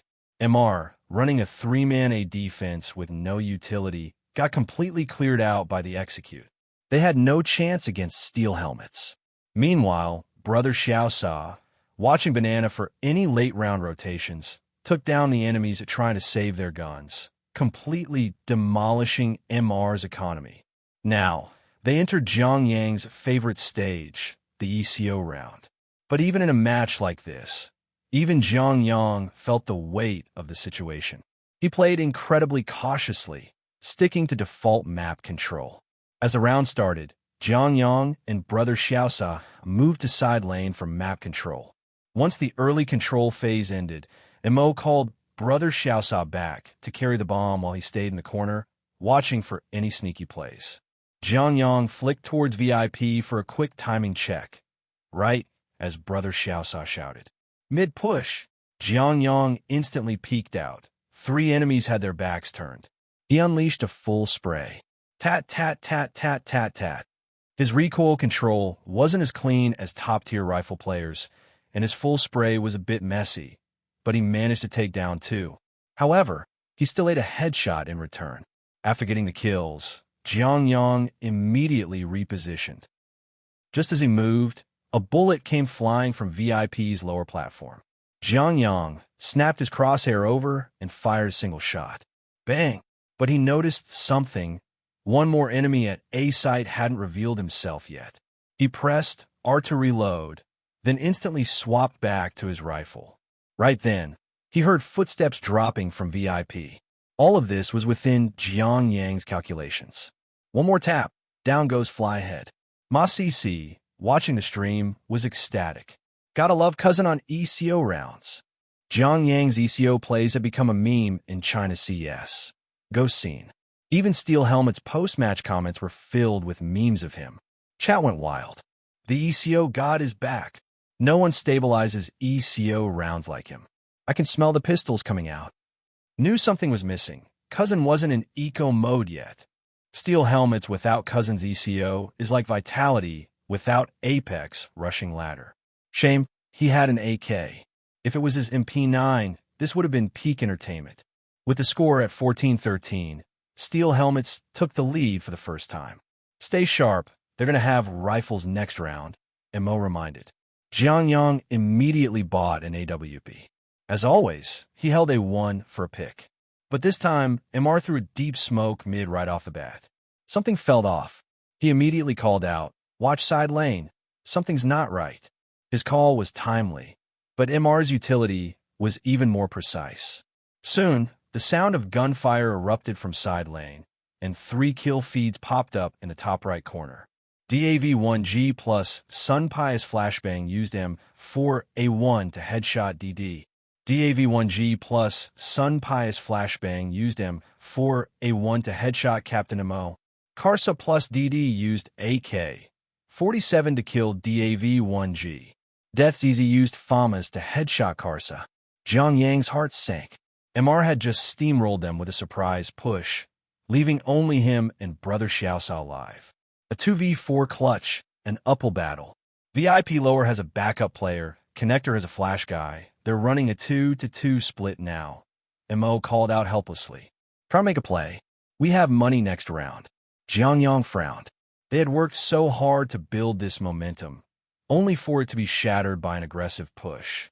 He took a deep breath and signaled Brother Xiaosa to fake an attack on B. Brother Xiaosa played along, moving into B site. Then, unexpectedly, the kill feed lit up. Brother Xiaosa killed Coffin player. I pre-aimed Coffin.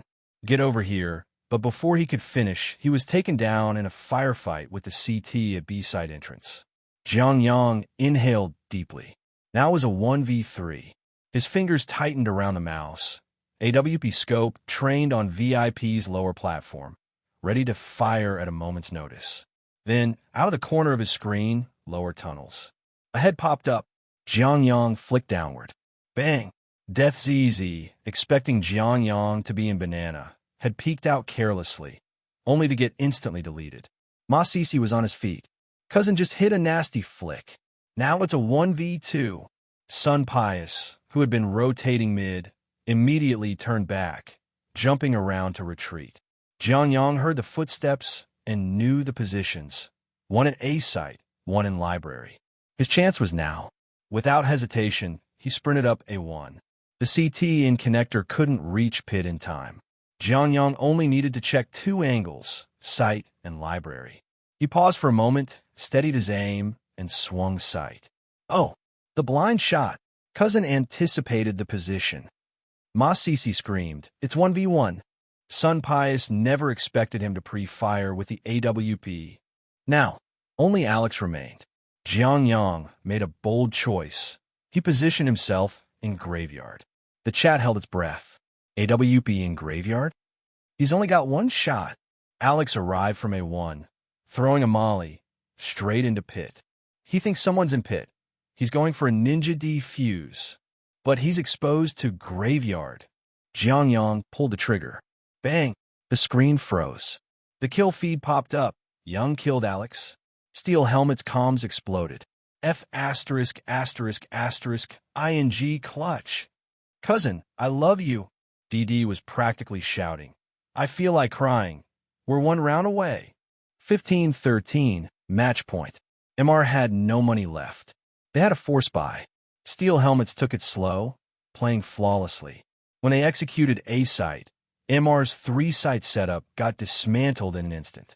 The last kill came from small pit. Game over.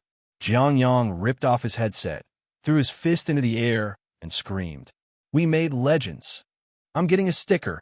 The last two CTs are on the retake. Steel Helmets are delaying with utility, but they know time is running out. They're forcing through the smoke. Cousin takes one down. Just like 3 years ago, DD lands the final shot. 16-13.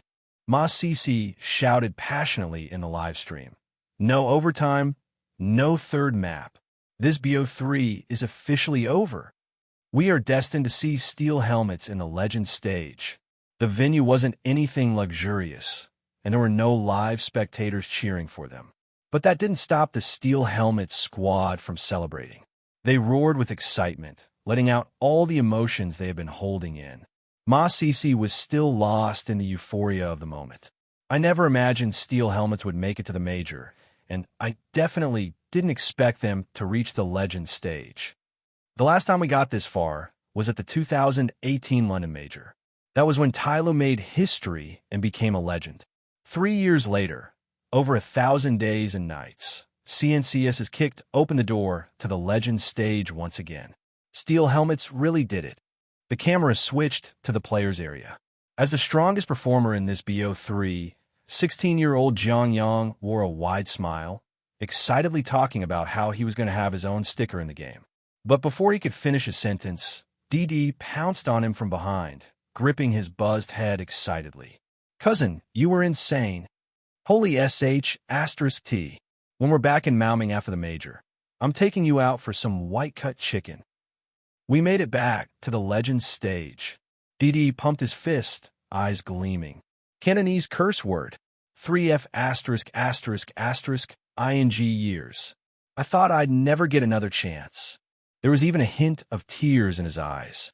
Originally, forming Steel Helmets to play in the major wasn't taken too seriously. After all, they were just a streamer team. Sure, they had always wanted to compete against pro teams, but it was more of a personal challenge than a serious goal. But once they truly stepped into competition, the gap in skill was evident. DD wasn't like his brother QZ. He didn't have that overwhelming natural talent for streaming. So after retiring, he cherished every opportunity to compete against professionals. Countless nights, he would reminisce about the aggressive entry fragger he used to be in 2018. So when he realized that steel helmets actually had a shot at making the major, he threw himself into training with everything he had. He fought for every round, working tirelessly to hold the team together.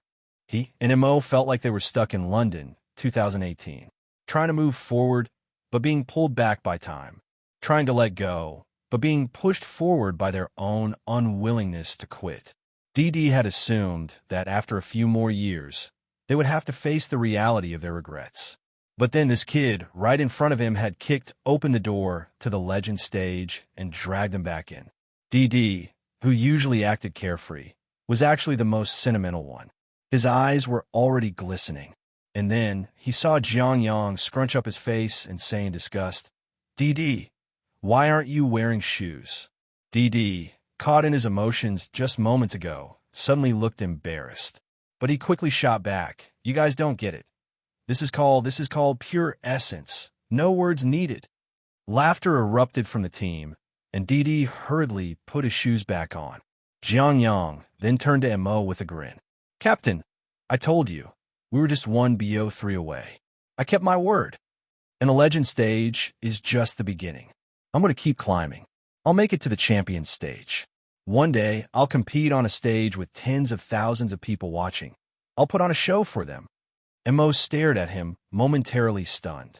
At this moment, Jiang Yang was radiant, full of ambition. Teenagers never know their limits. They always think they're destined for greatness. But it's that arrogance, that unshakable pride, that's their most precious quality. You're definitely going to make it there.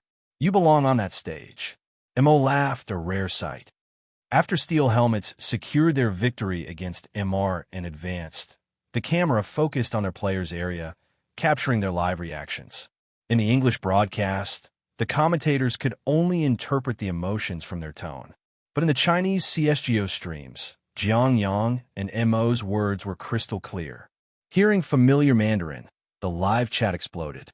Absolute madness. How do you even write out Cousin's uncontainable energy? Spring breeze at his back, LOL. He's only 16. This is the perfect age for arrogance. I'm actually crying. Cousin came out of nowhere like a gift from the gods to CNC Esta. We finally have a top-tier sniper. Tears in my eyes. Ma Sisi waved his hand excitedly. Brothers, let's celebrate. Spam Steel Helmets OP in chat. I'm rolling 20,000 giveaway prizes tonight. After setting that up, he turned his attention back to the stream. The camera had switched to MR's players. Sun Pius had his face buried in his hands, his entire expression one of defeat. In today's match, as MR's star player, he was utterly crushed by the young prodigy on the other side. On Mirage, it wasn't even close. His opponent had over 20 more kills than him. On Inferno, thanks to Alex's strategies, he barely had direct duels with Young. But in those few key rounds where he did face him, he couldn't withstand the pressure. Just earlier, he had been feeling pretty good about his own talent.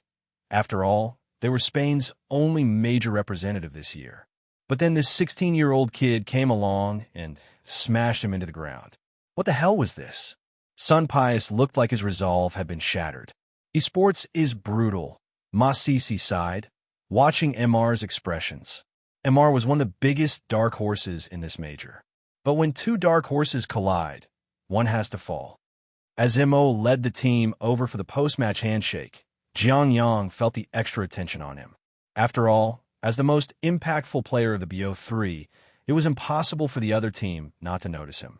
During the handshake, MR's captain Alex gave him a nod. "You're really impressive. Accept my friend request later. Let's play some FPL together when you have time." Jiang Yang wasn't expecting that. He chuckled and nodded. MR's emotions towards Steel Helmets were complicated. On one hand, they were their opponents, the ones who had just crushed their dreams and taken a legend spot. On the other hand, their journeys were similar. Both were small teams fighting for recognition. So after the match, there was a sense of mutual respect. Only Sun Pius was still sitting there in silence, struggling to recover. Jiang Yang exchanged a few words with the Mr. players before excitedly heading back to his team's side. "That was an insane game," Ma Sisi praised. then immediately pulled up HLTV to check the stats. There's no debate about who the MVP of this match is. But DD was also crucial. So many key rounds were won with him and Cousin working together. ID Young. Kills, assists, deaths. August 28th, 73. Average damage, 155.3. Rating, 2.31. The moment Ma Sisi saw the stats, he couldn't hold back a grin. Averaging 2.31 rating, he's still smuffing. 2 maps worth of kills in just one. How is he getting stronger the higher he climbs? Like Wan Jiqi said, Cousin is undergoing super evolution. Ma Sisi took a deep breath. There's no doubt, he's the best player in the challenger stage of this major. Ma Sisi was still in awe as he refreshed the HLTV page, eager to check Jiang Yang's impact rating, a measure of his influence on the game. Aside from deaths per round, Cousin's stats blow past the averages in every single category. His impact rating is a staggering 1.98. This is insane. He's basically playing as 2 players. He's averaging 1.4 kills per round. That's even crazier than the so-called consistent 1 kill per round standard. Ma Sisi took another deep breath. No doubt about it, he's the best player in the challenger stage of this major, and his stats might leave everyone else in the dust. This is what true dominance looks like, brothers. Just as he was hyping things up, the broadcast cut to a new scene. CSBOY's other members had entered the frame. Jiang Yang and Mo were being pulled in for an interview, while Jazzy had stepped in to help translate. James Banks, dressed in a sharp suit, approached them with a bright smile. Congratulations on your victory. Young, how are you feeling right now? Jiang Yang responded in Mandarin. I'm really happy. Since we made it to the legend stage, I'll be getting my Ming reaching quickly translated for Banks. Jiang Yang's English was actually decent. He often used interviews as an opportunity to practice. He could understand most things, but was still a bit hesitant when speaking. Since he knew plenty of Chinese fans were watching, he figured he might as well respond in Mandarin. Banks smiled. You've been one of the most outstanding players in this major. Do you realize just how much impact you have in the server? Jiang Yang, in classic humble bragging fashion, replied, I don't know. I just shoot whoever appears in my crosshair. That's all. Just shoot. LMAO. Bro is casually dropping wisdom. Put your crosshair on the enemy's head, click left mouse button. Congrats, you're now on A team. Steel helmets, golden rule. Don't appear in Cousin's crosshair. I'm dying here, lol. Hearing the translation, Banks burst into laughter. He was really starting to like this kid. This kind of bold, arrogant attitude reminded him of his good friend S1 Impel. In today's match, you had some unbelievable AWP plays. When you're in those clutch situations, what goes through your mind? Are you purely relying on instinct, or is there a thought process behind it? Jiang Yang suppressed a grin and replied, I just click my mouse, and they fall over. Mo, standing next to him, couldn't help but chuckle. This kid was really laying it on thick. All right, let's be more specific, Banks pressed on. On Inferno, you pulled off a 1v3 clutch. What was your thought process there? Jiang Yang pondered for a moment. Actually, it wasn't a 1v3, it was a 2v4. Brother Xiaosa helped a lot. He aggressively pushed B, making the enemy think we were both there. That gave me an opening, and I took my chance to create space. As for the final kills on Sun Pius and Alex, it was mostly careful clearing and a little positioning mind game. Jiang Yang made it sound so simple, but those who watched the match knew how much pressure he was under in that moment. One wrong move, and they would have gone to map 3 instead of celebrating a win. Throughout the challenger stage, you've been putting on monstrous performances.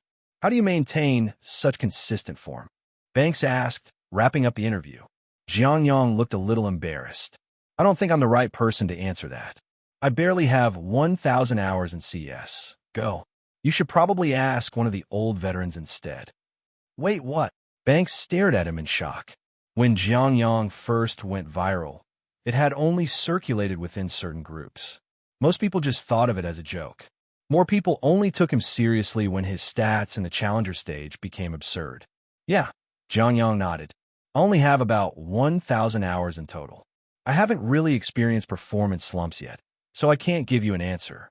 You should probably ask someone like Nico or Dupree instead. Hold on. You made it to the Legend stage with under 1,000 hours of playtime? Banks' entire worldview was collapsing at this moment. He had expected a young prodigy, sure, but he had assumed that Jiang Yang was at least a grinder, someone with thousands upon thousands of hours logged in CS. Go. Yet here was this kid, destroying seasoned pros and dropping historic ratings, all with less playtime than the average Facete level 10 player. His jaw dropped even further when Jiang Yang casually confirmed it with a nod. In that instant, the English livestream chat exploded. WTF, WTF, WTF, WTF, WTF, WTF, WTF. Inside the VG club, Jiang Yang had just finished watching the match between Steel Helmets and MR with 259. They actually made it through. Even after the post-match interview, Ziyech still found it hard to believe. He knew Jiang Yang was insanely talented, but carrying a team to the Legend stage with a 1v4 performance? That was beyond his comprehension. It was already incredibly difficult for 5 proper professional players to make it into a major. This makes no sense. Ziyech was still struggling to understand. 259 pointed at Jiang Yang, who was being interviewed on the stream, and said calmly, because that guy is good enough to carry. After getting to know Jiang Yang, he realized that many of his previous understandings of CS, GO, had been shattered. As expected, the future of CS, GO, would always be led by prodigies. Before this match, he couldn't have imagined such an aggressive sniper playstyle in a tournament setting. If someone had covered the team logos and player IDs, showing him only the gameplay, he would have thought it was a ranked match. But this was a major-level match, and not only did Jiang Yang play in it, but he also led the Steel Helmets, a team of veterans, to qualify for the major. 259 had no choice but to slowly accept this unconventional way of thinking. But how does he always manage to put up such ridiculous stats? Ziyech stared at the screen, half amused and half frustrated. Watching from his POV, it just looks like he's playing against a bunch of noobs. This makes no sense at all. It's because Steel Helmets give him a lot of opportunities to fire. Sometimes it's forced, but as a sniper with a high fire rate, he naturally gets way more kill opportunities. So his kill count is always inflated. It's actually pretty normal. Ziyech looked at 259. Then let me ask you, if you put me in Steel Helmets, could I put up those kinds of stats? Haha, no. Ziyech's expression darkened. Then what the hell are you even talking about? Anime-style expletive. 259 chuckled at Ziyech's reaction, clearly amused.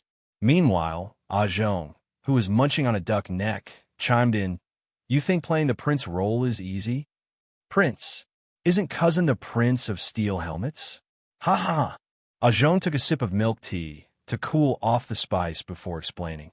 If he didn't have real skill, he'd just be inheriting Ma Cece's legacy as Asia's #1 exit fragger.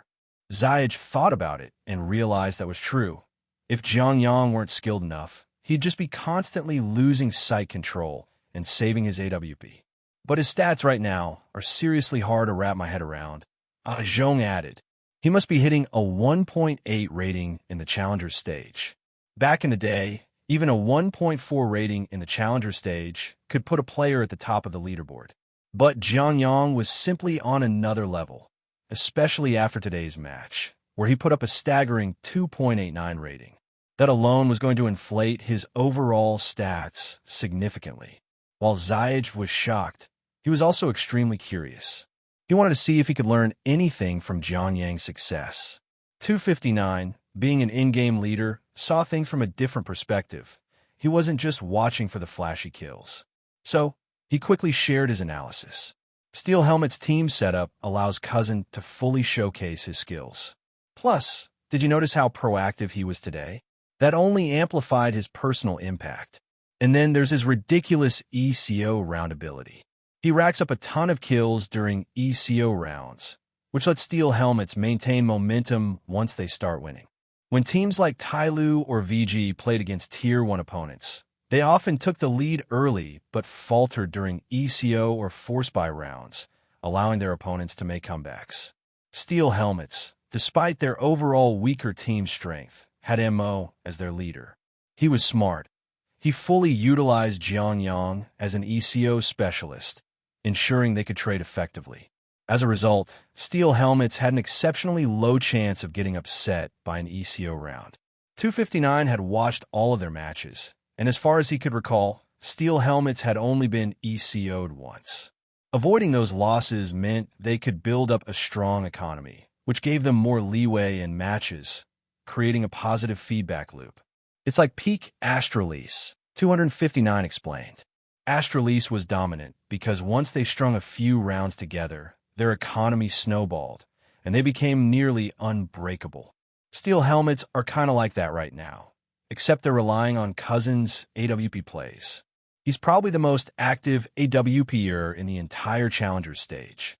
That's also why, in really close matches, his performance tends to dip a bit. Zhong took another sip of milk tea and added, and their bracket was pretty lucky too. The first round against X Team was a lucky draw. X Team wasn't in form, and Cousin popped off. The second round, Moose let Mirage through. The third round, they ran into a fully powered Firefly and lost. The final round, they faced a Spanish team and managed to qualify. They got a fortunate bracket, no doubt, Zhong continued. But luck is only part of the equation. Cousin is genuinely insane. His improvement during the major has been way too fast. Before the major, everyone knew Jiang Yang's pistol rounds were his weak point. But once the major started, he just kept getting better and better. Now that they're heading into the Legend stage, his stats are probably going to drop, 259 predicted, but he should still be among the top players. Zayaj listened intently to 259's breakdown, until 259 suddenly groaned in frustration. Damn it, if only I had been a little more aggressive back then. Maybe right now his prefix would be VG instead of Steel Helmets. Zhong burst out laughing. See? That's what you get for playing hard to get. Being Tsundra is outdated. There's still a chance, right? No way he stays in Steel Helmets after the major. 259 shook his head knowingly.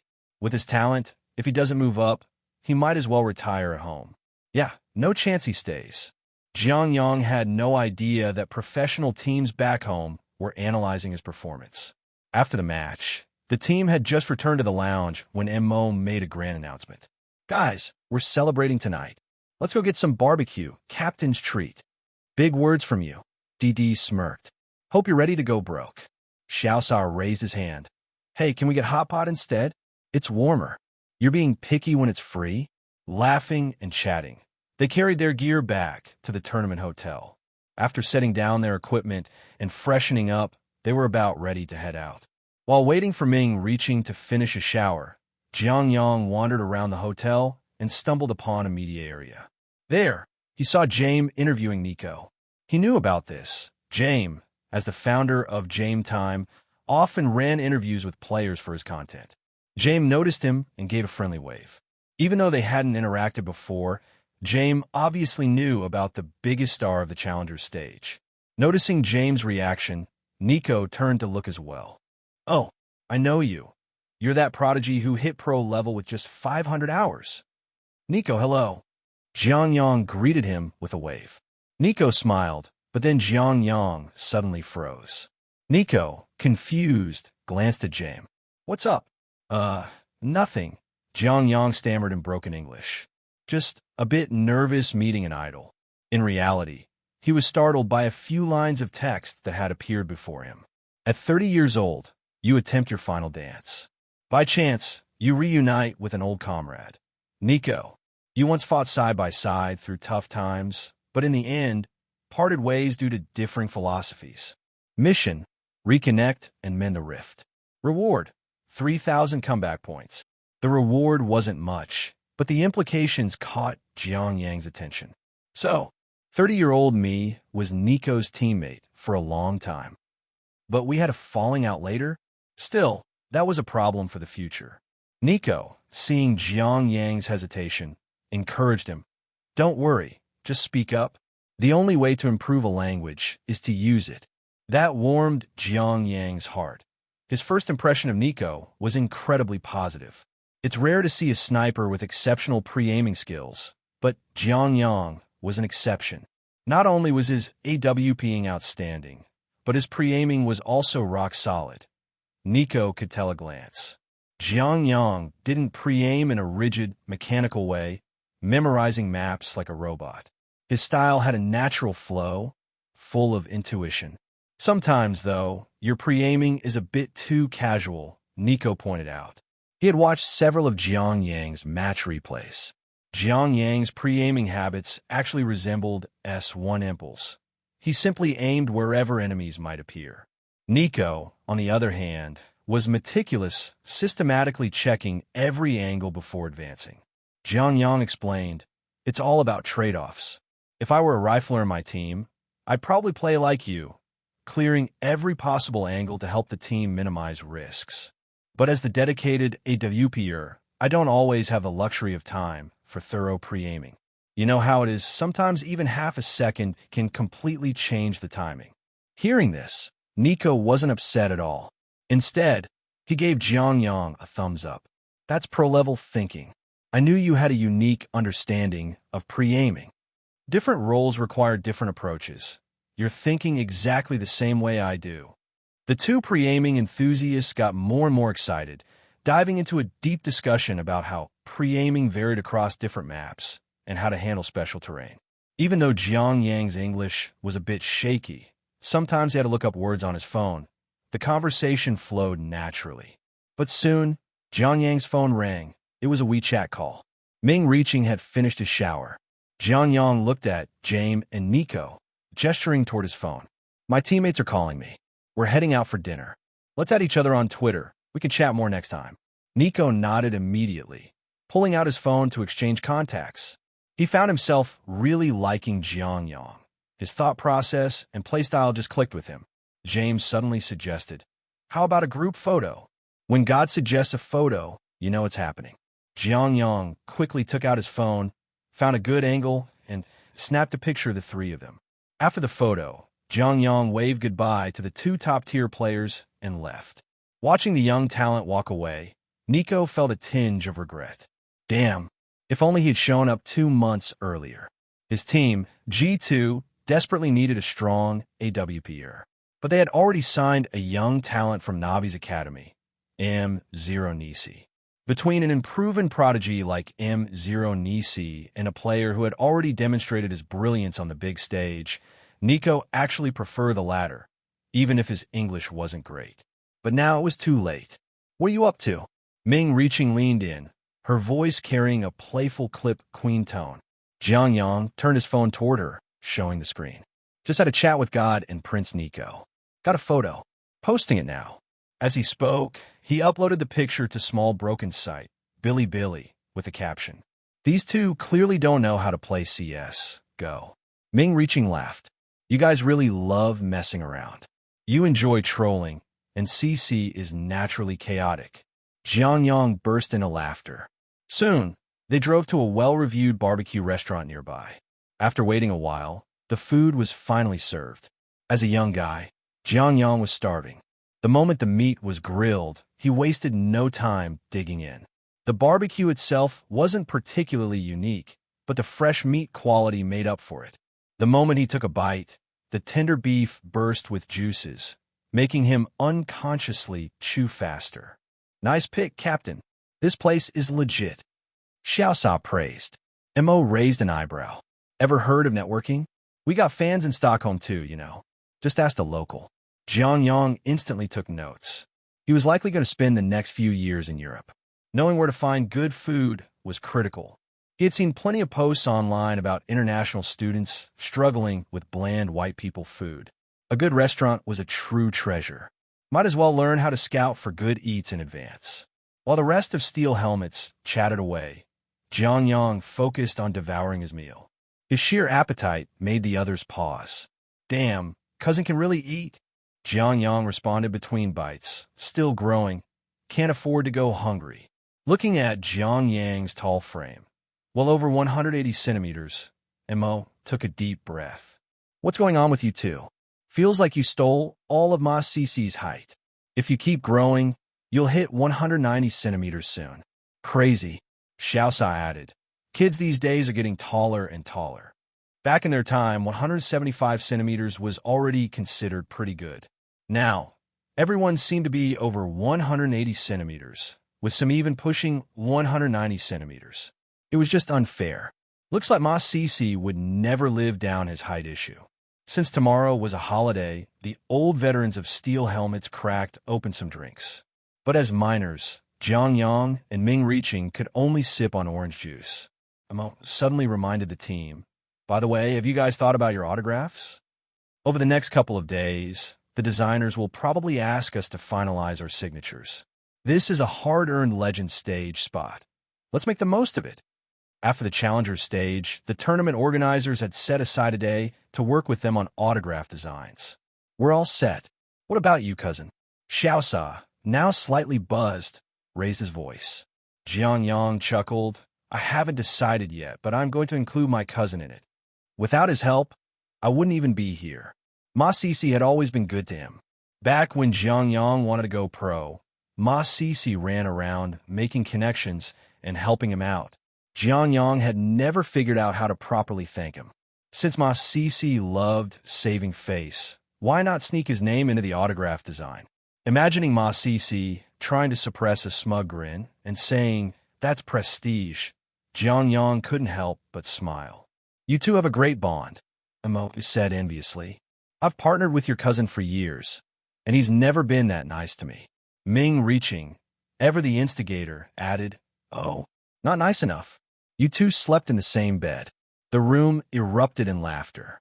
Something's off about this partnership. Mo is the real love of Ma Sisi's life.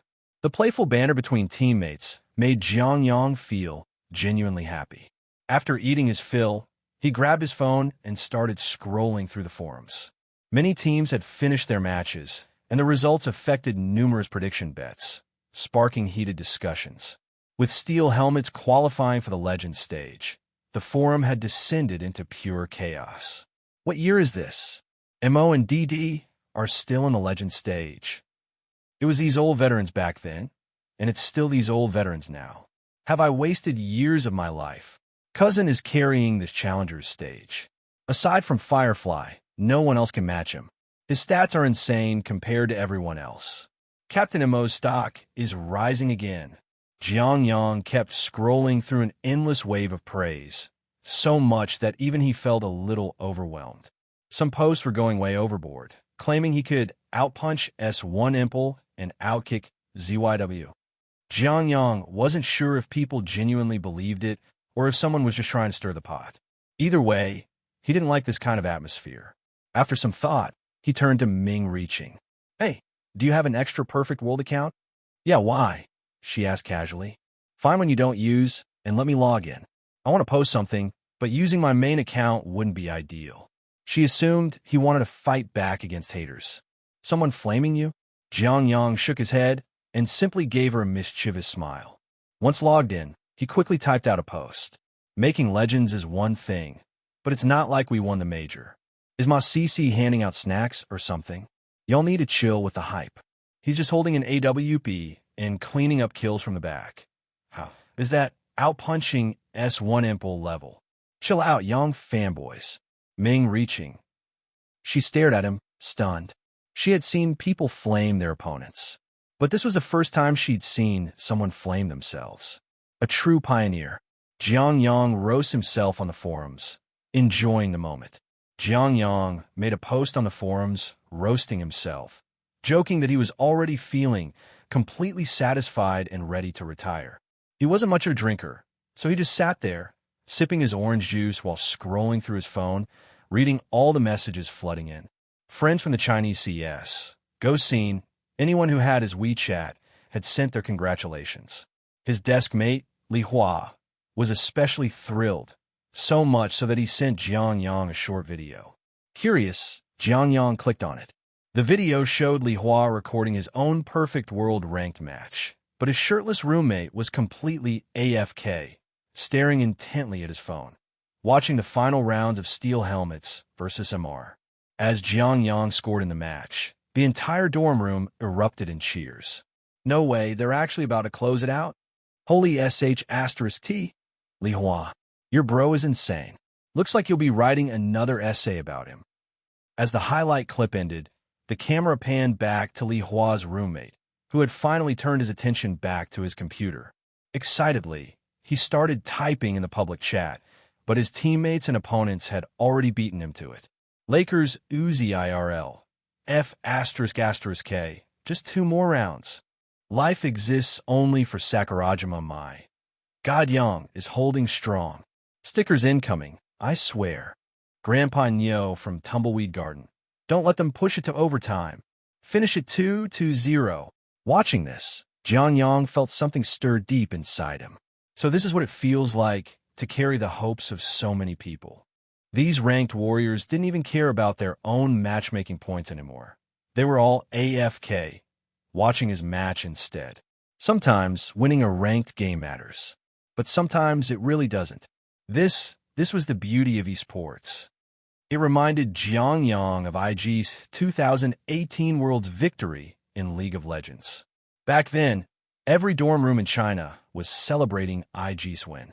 Sure, CS. Go didn't have the same mainstream popularity as LOL. There weren't nationwide shouts echoing from every male dormitory. But the passion from its fans? The way players poured their hearts into their game? That was the same. Just seeing people willing to pause their own ranked matches to watch Steel Helmets play, that was already an incredible honor. And this was just a small glimpse into the state of CNCS right now. Jiang Yang finally realized something. He had become a beacon of hope for CNCS. But he wasn't ready to carry that responsibility just yet. First, he had to study in Europe. He hadn't even figured out his own future yet. Li Hua. Bro, you're built different. Li Hua. Xiaoyang, you're insane. You just solo carried a 1v4 into the legend stage. When you get back, KFC is on me. Li Hua. Dude, you're actually a F asterisk asterisk ING life winner. You're good-looking, cracked at games, and you even got a picture with my idol Nico. Bro, you should be illegal. Asterisk. Jiang Yang chuckled and casually replied, quit whining. In a few days, I'll ask Nico to sign a mousepad for you. Want one? Now that he was a pro player, it was only right for him to help his friend score some perks. As soon as Li Hua saw the message, he shot up from his bed and instantly called Jiang Yang on WeChat. The moment Jiang Yang picked up, Li Hua shouted, Father, is this for real? Guaranteed, my son. Jiang Yang laughed. But then he quickly added, just don't go selling it online, or I'll personally smack you upside the head. Relax, father. You know my family owns a gold mine. I don't need the money. Li Hua scoffed. Right then, Li Hua's dorm mates noticed he was video calling Jiang Yang. One by one, they crowded around the screen, all greeting him excitedly. God Yang, how do I get better at CS? Go. After some small talk, one of them, Wang Lin, asked, God Yang, how do I improve in CS? Go. I've been stuck at rank C plus 4 ages. Every CS, Go player, after getting through the casual phase, eventually wants to rank up. With CS, Geo's deliberate practice culture, most players at least try to improve. Jiang Yang thought for a moment before answering seriously. Train your aim every day. Run through maps. Learn your utility lineups. If you want to climb, all you need to do is be better than the average player at your rank. And if necessary, Jiang Yang paused. You could also try abstinence. Helps with reflexes. Wang Lin's eyes widened. No way. I've been abstinent for ages, and I don't feel any different. Jiang Yang smirked. You sure about that? Sounds like every day is just your first day all over again. The entire dorm burst into laughter. The next day, Stockholm vibes. The next morning, Jiang Yang slept in like a king. At one point, he half woke up, groggy, thinking he still had a match to play. It wasn't until he checked his WeChat messages that he remembered they had already secured the legend stage. After getting up at noon, he grabbed a quick bite at a restaurant near the hotel. Steel Helmets had earned a short break, and the team had planned to explore Stockholm together.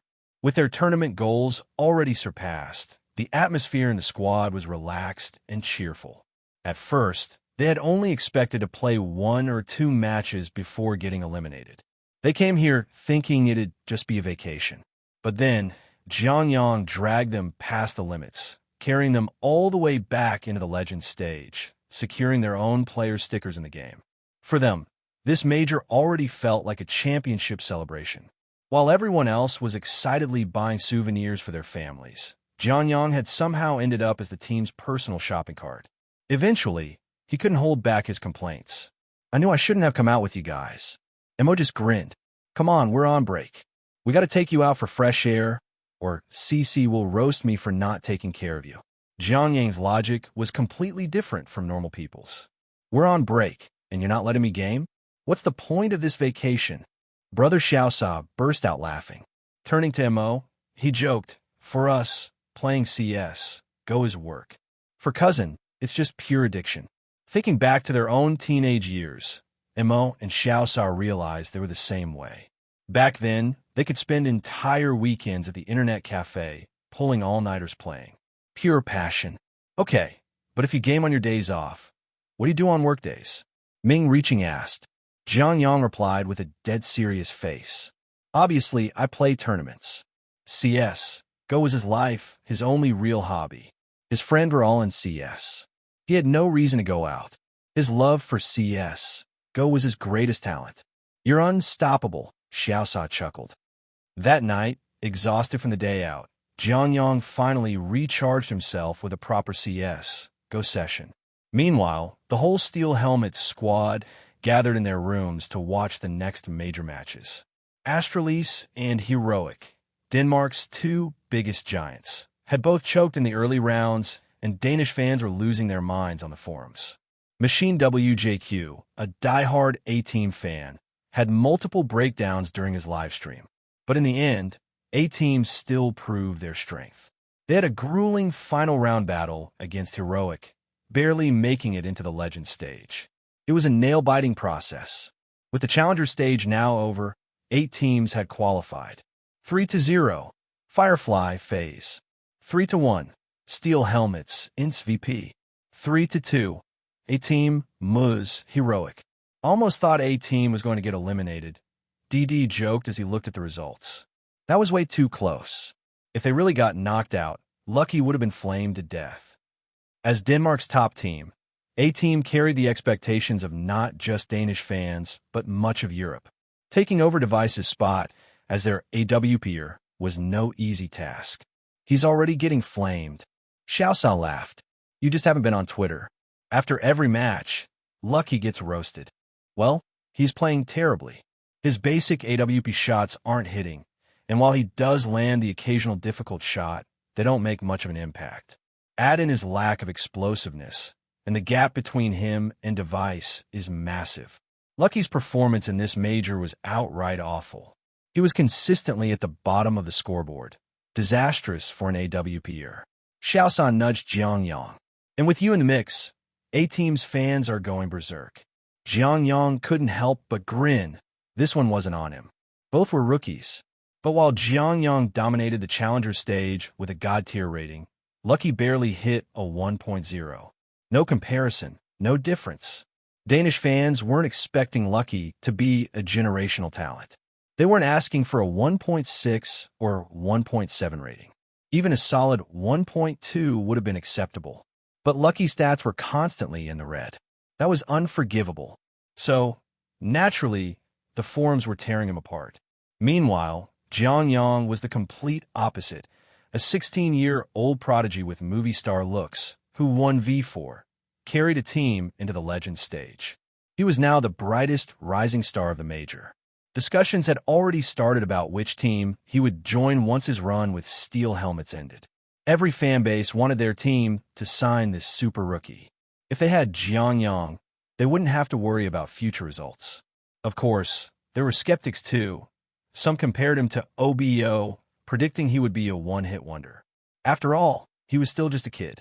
Expectations shouldn't be too high. "Who do you guys think will win the major?" Ming reaching casually brought up the topic.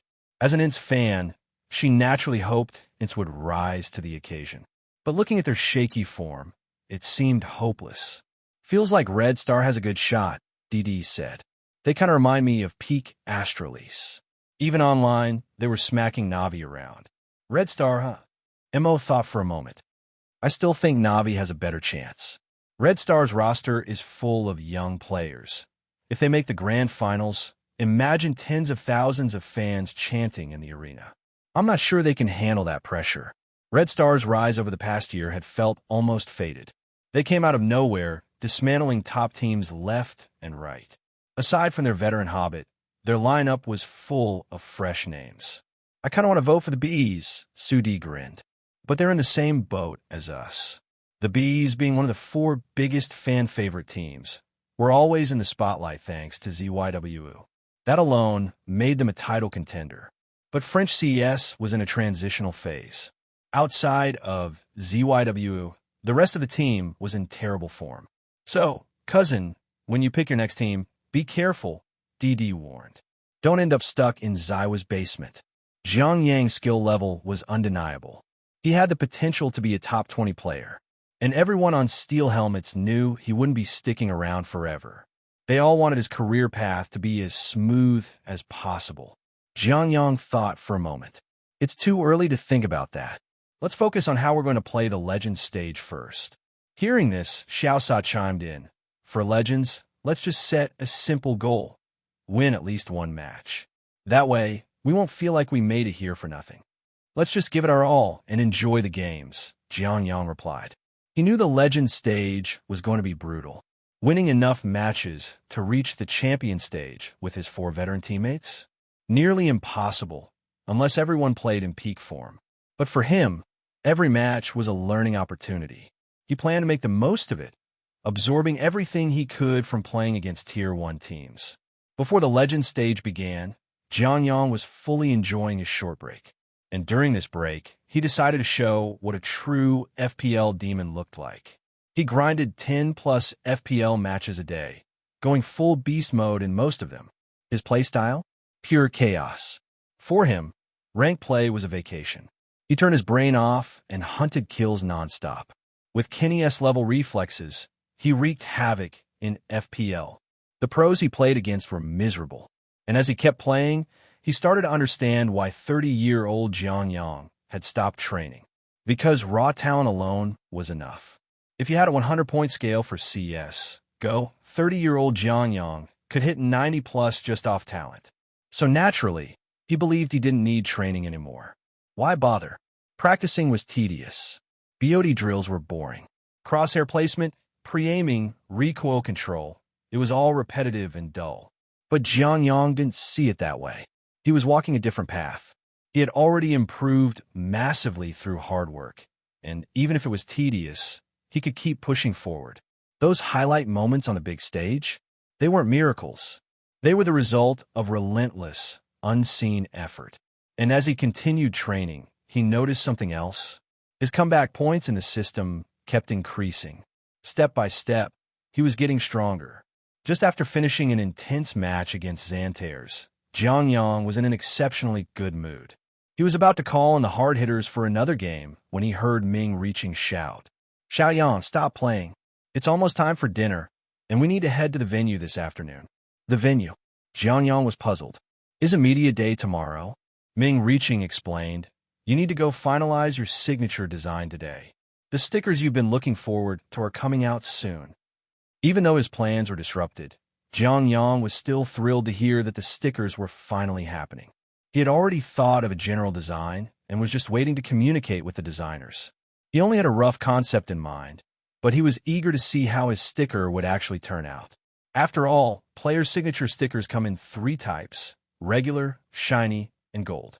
While they could decide the overall design, the final material effect was out of their hands. The good thing was that this time they were the clients. Valve's designers had to adjust according to their requirements. All right, I'll take a quick nap.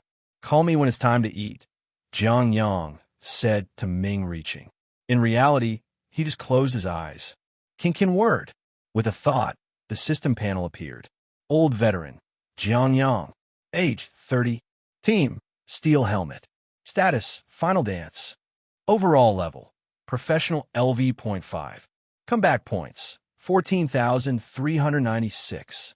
Signature skills, ECO Clutch Advanced. The true essence of pre-aiming Advanced, Machine WJQ's formulaic commentary, beginner. Sir Soen's scout techniques, intermediate. Twist's burst fire technique, beginner. Snacks's pistol mastery, beginner.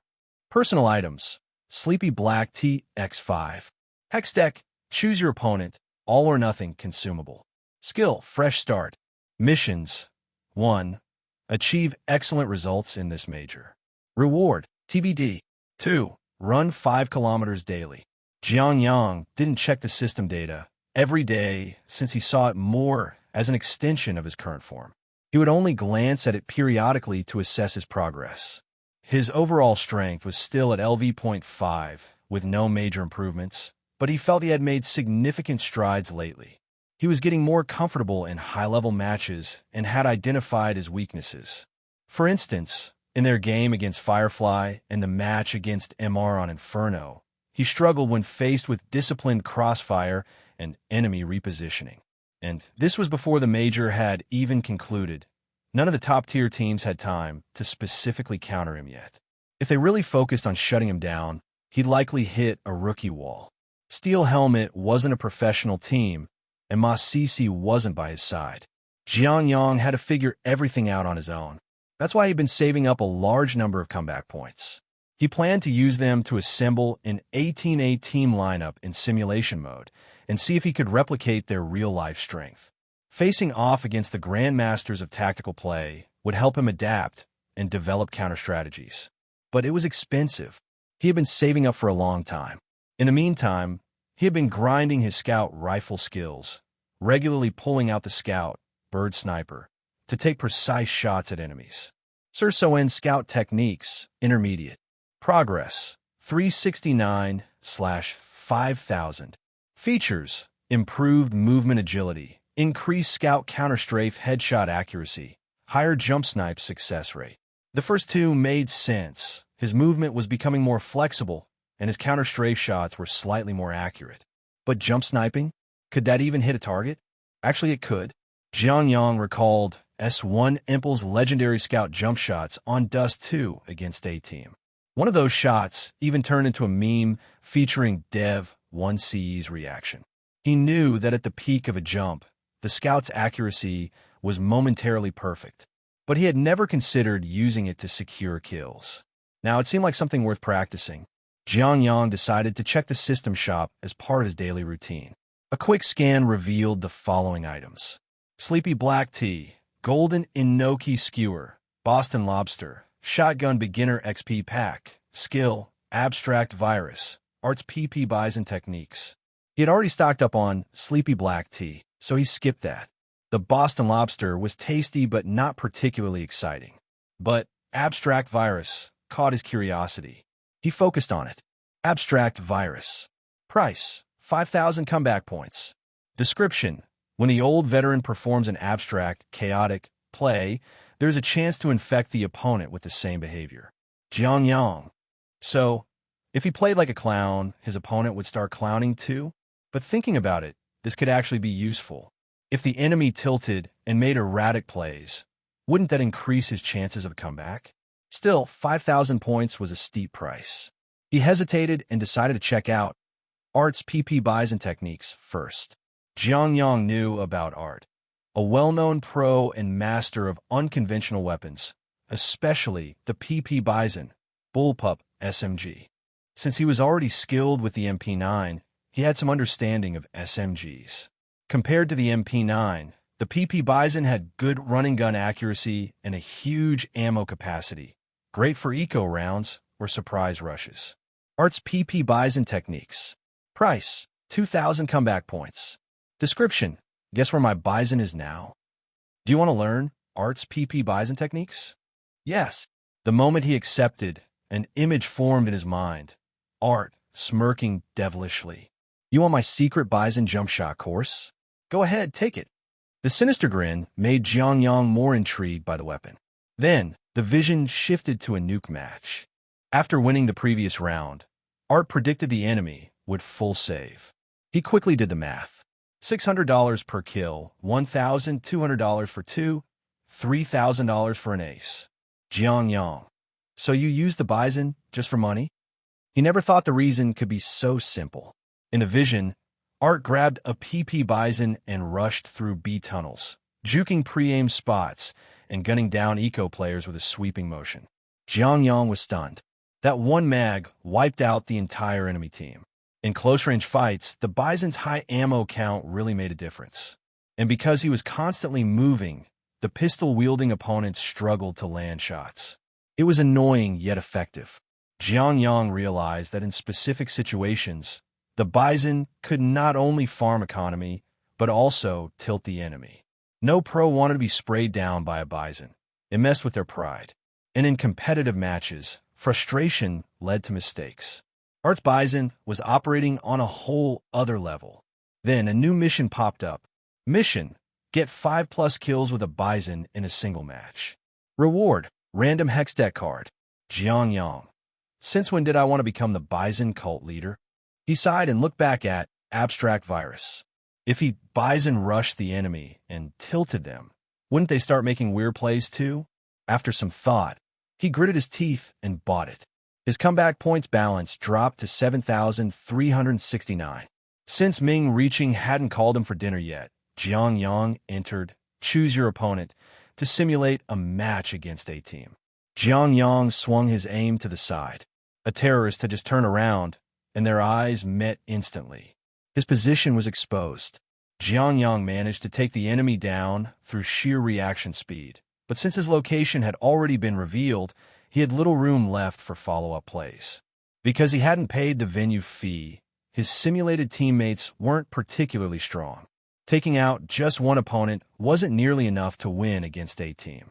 What really caught Jiang Yang off guard was their search pattern and discipline. Even though they had already cleared sandbags, they kept checking it. That was the hallmark of a top-tier tactical team. From the God's eye view in the replay, Jiang Yang could see how A-Team executed their push. Their positioning and clearing were incredibly fluid. As they moved, they always had someone watching the flank, ensuring that no bad timing moments occurred. Compared to them, Steel Helmet felt like a random stack from ranked games. Jiang Yang continued the match. Unsurprisingly, the score reached the rifle round, where he finally had access to a trusty AWP. As soon as the countdown ended, Jiang Yang rushed to Banana Path, hoping to capitalize on positioning advantage for a quick shot. However, when he peeked, there wasn't a single A-Team player in sight. Worse, he ended up stepping on fire, losing a chunk of health. Trying to recover, he aimed his AWP at coffins, planning to tax the enemy with a toll shot. But just as he was setting up, a flashbang forced him back. Jiang Yang had no choice but to retreat another gun position, moving to CT base. He could feel A-Team's invisible pressure. Step by step, his AWP had been pushed further back, and he hadn't even forced A-Team to waste much utility. Focusing his sights down mid, he waited for a target to swing. But before he could even see anyone, boom, boom, 2 grenades exploded, launching him into the air. Holy sh**t. They really play like this. It suddenly hit him. A-Team was famous for these weird grenade combos.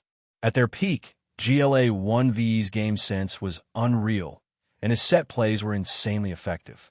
Jiang Yang moved on to the next round, this time defending A site. From mid, he traded utility with A-Team a few times. They were slowly squeezing his space, making him feel like an A site hit was imminent. But A-Team suddenly exploded on a B site instead. Jiang Yang was frustrated. Their fake execute looked so convincing, like they were about to pressure the connector and hit A. Yet, in complete silence, they rushed B with a full execute. Jiang Yang sighed. This was a real skill. Some teams fake hits poorly, making the defenders rotate too early. But A-Team, they sold it perfectly. The next round, same position, same setup, but this time, A-Team used smoke and flashes to directly hunt him down. Jiang Yang was speechless. Lately, he had been mocking Lucky for not being good enough. But now he realized, peak A-Team was just too dominant. People expected the new guy to help A-Team at least maintain their level. Instead, they got someone who dragged them down even further. Who could tolerate that? Jiang Yang continued the simulation match, but by the end, he only managed to win 2 rounds. Apart from GLA 1VE 2018 version, the other players weren't at their peak, which gave Jiang Yang some openings. Even so, winning clutches against A-Team structure was almost impossible. A-Team was too damn systematic, but that system was precisely what they considered perfect CS. And beating perfection was never easy. Jiang Yang was mentally drained. But he understood, if he wanted to perform well against tactical teams, there was no shortcut. The only way to get better was by playing against them over and over again. Just like Navi, who got crushed by Gambit for a whole year before finally learning how to fight back in the second half of the season. If he faced these teams enough, he'd eventually figure out their patterns and find ways to counter them. After lunch at the venue, Steel Helmet's entire team arrived at the arena.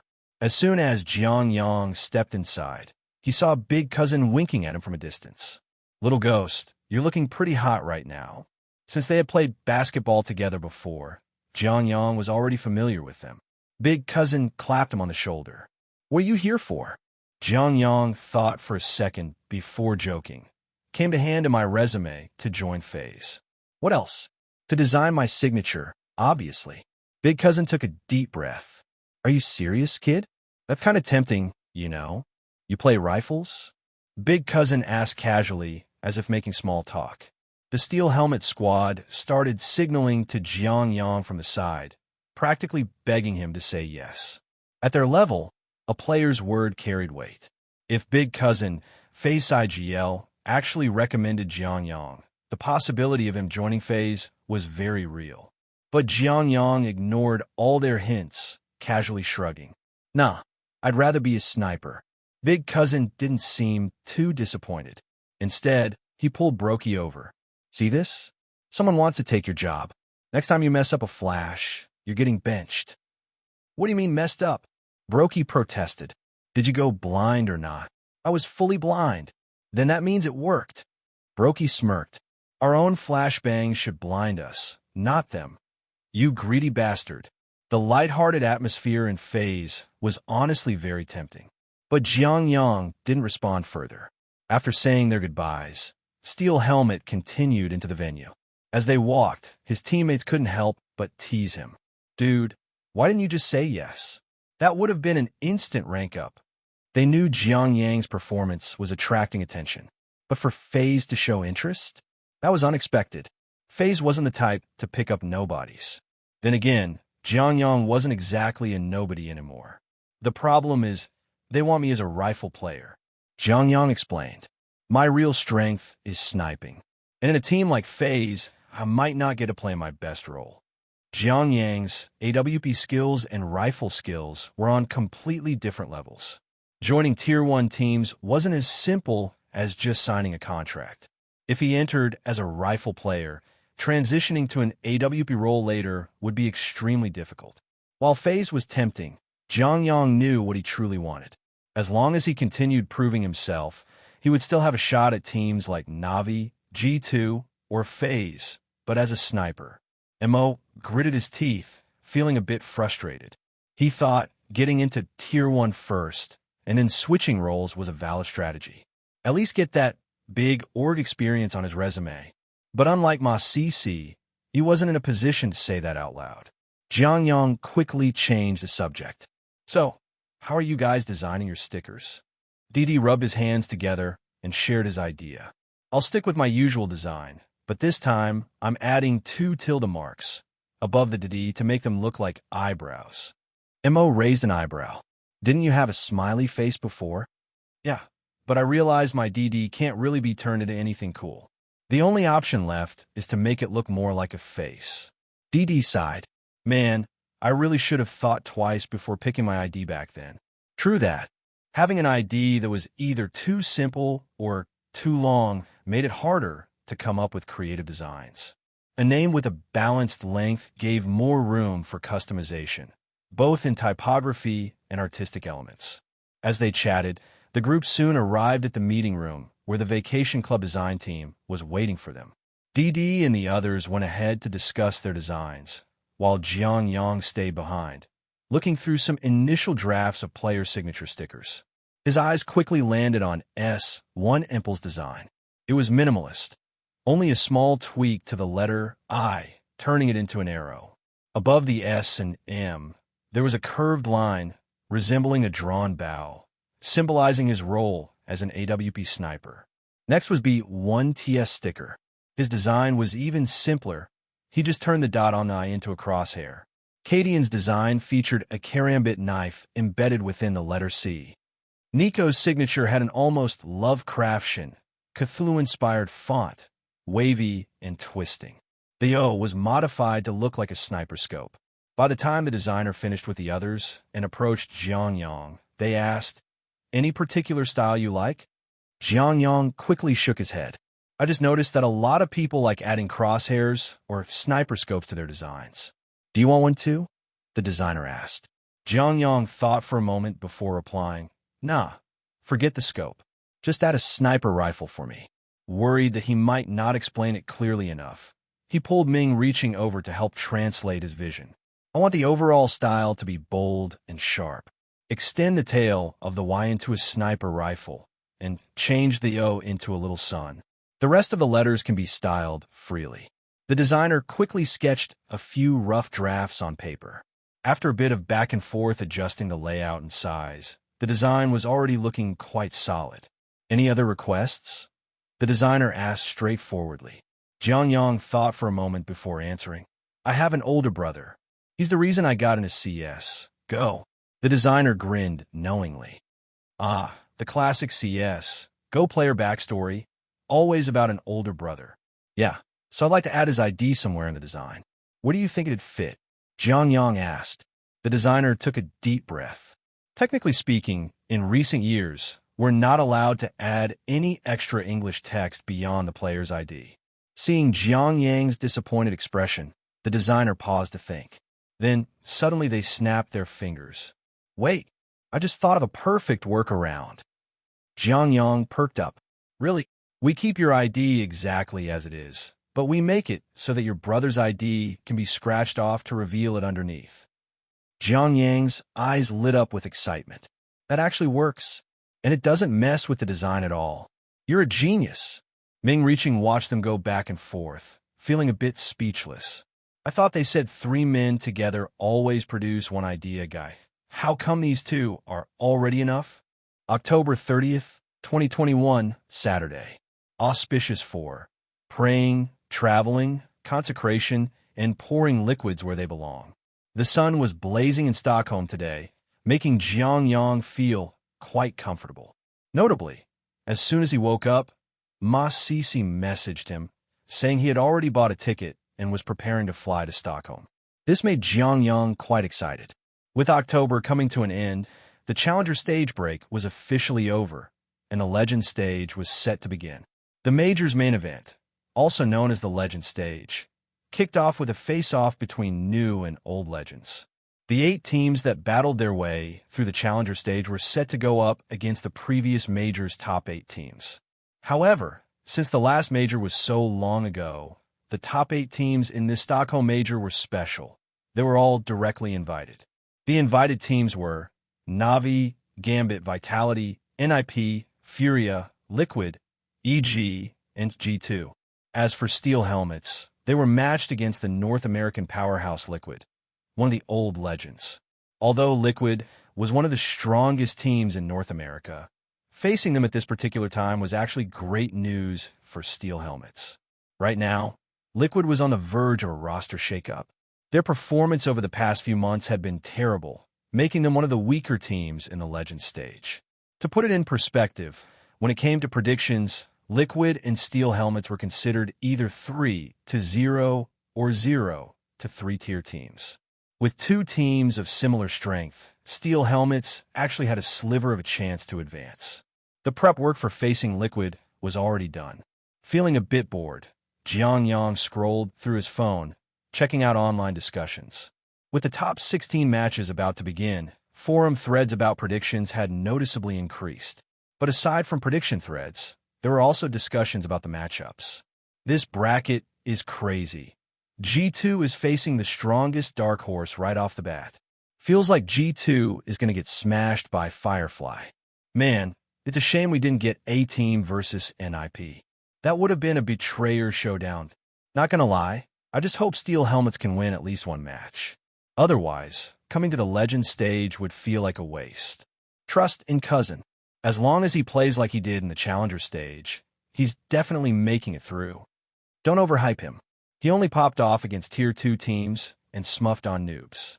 This major is stacked with young talent. Navi has B1T, Steel Helmets have Cousin, Denmark has Lucky. All the rookies are popping off, except Lucky, who's just getting farmed, lol. Let's see if Cousin can destroy Liquid today. I went all in on Steel Helmets making it through. Chinese fans had high expectations for Jiang Yang. As for those who believed he'd crumble against an elite Tier 1 team, Jiang Yang didn't really care. He didn't feel much pressure either. After all, he had already faced a Tier 1 team once. His very first Challenger stage match was against Heroic. That match had shown him that if his aim was on point, even Tier 1 teams were beatable. So instead of feeling nervous, he was looking forward to it, because this was the moment he'd finally face the legendary pros he had watched for years. Liquid's current lineup: Brazilian Godfather Fallen, CS, Geo's one and only Chicken Man Ellich, North America's last clutch master, Sloth and AF, North America's Sun, Yalong Grims, Nico's 3-box brother Stewie 2K. Yeah, a beautiful day starts with seeing Jiao. But Jiang Yang knew what the viewers were really hoping for.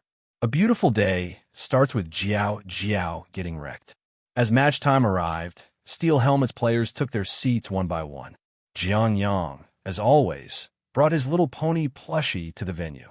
It had basically become his lucky charm at this point. But it was kind of big, so he was considering getting a palm-sized version to carry around. Man, those two black brothers went off just now.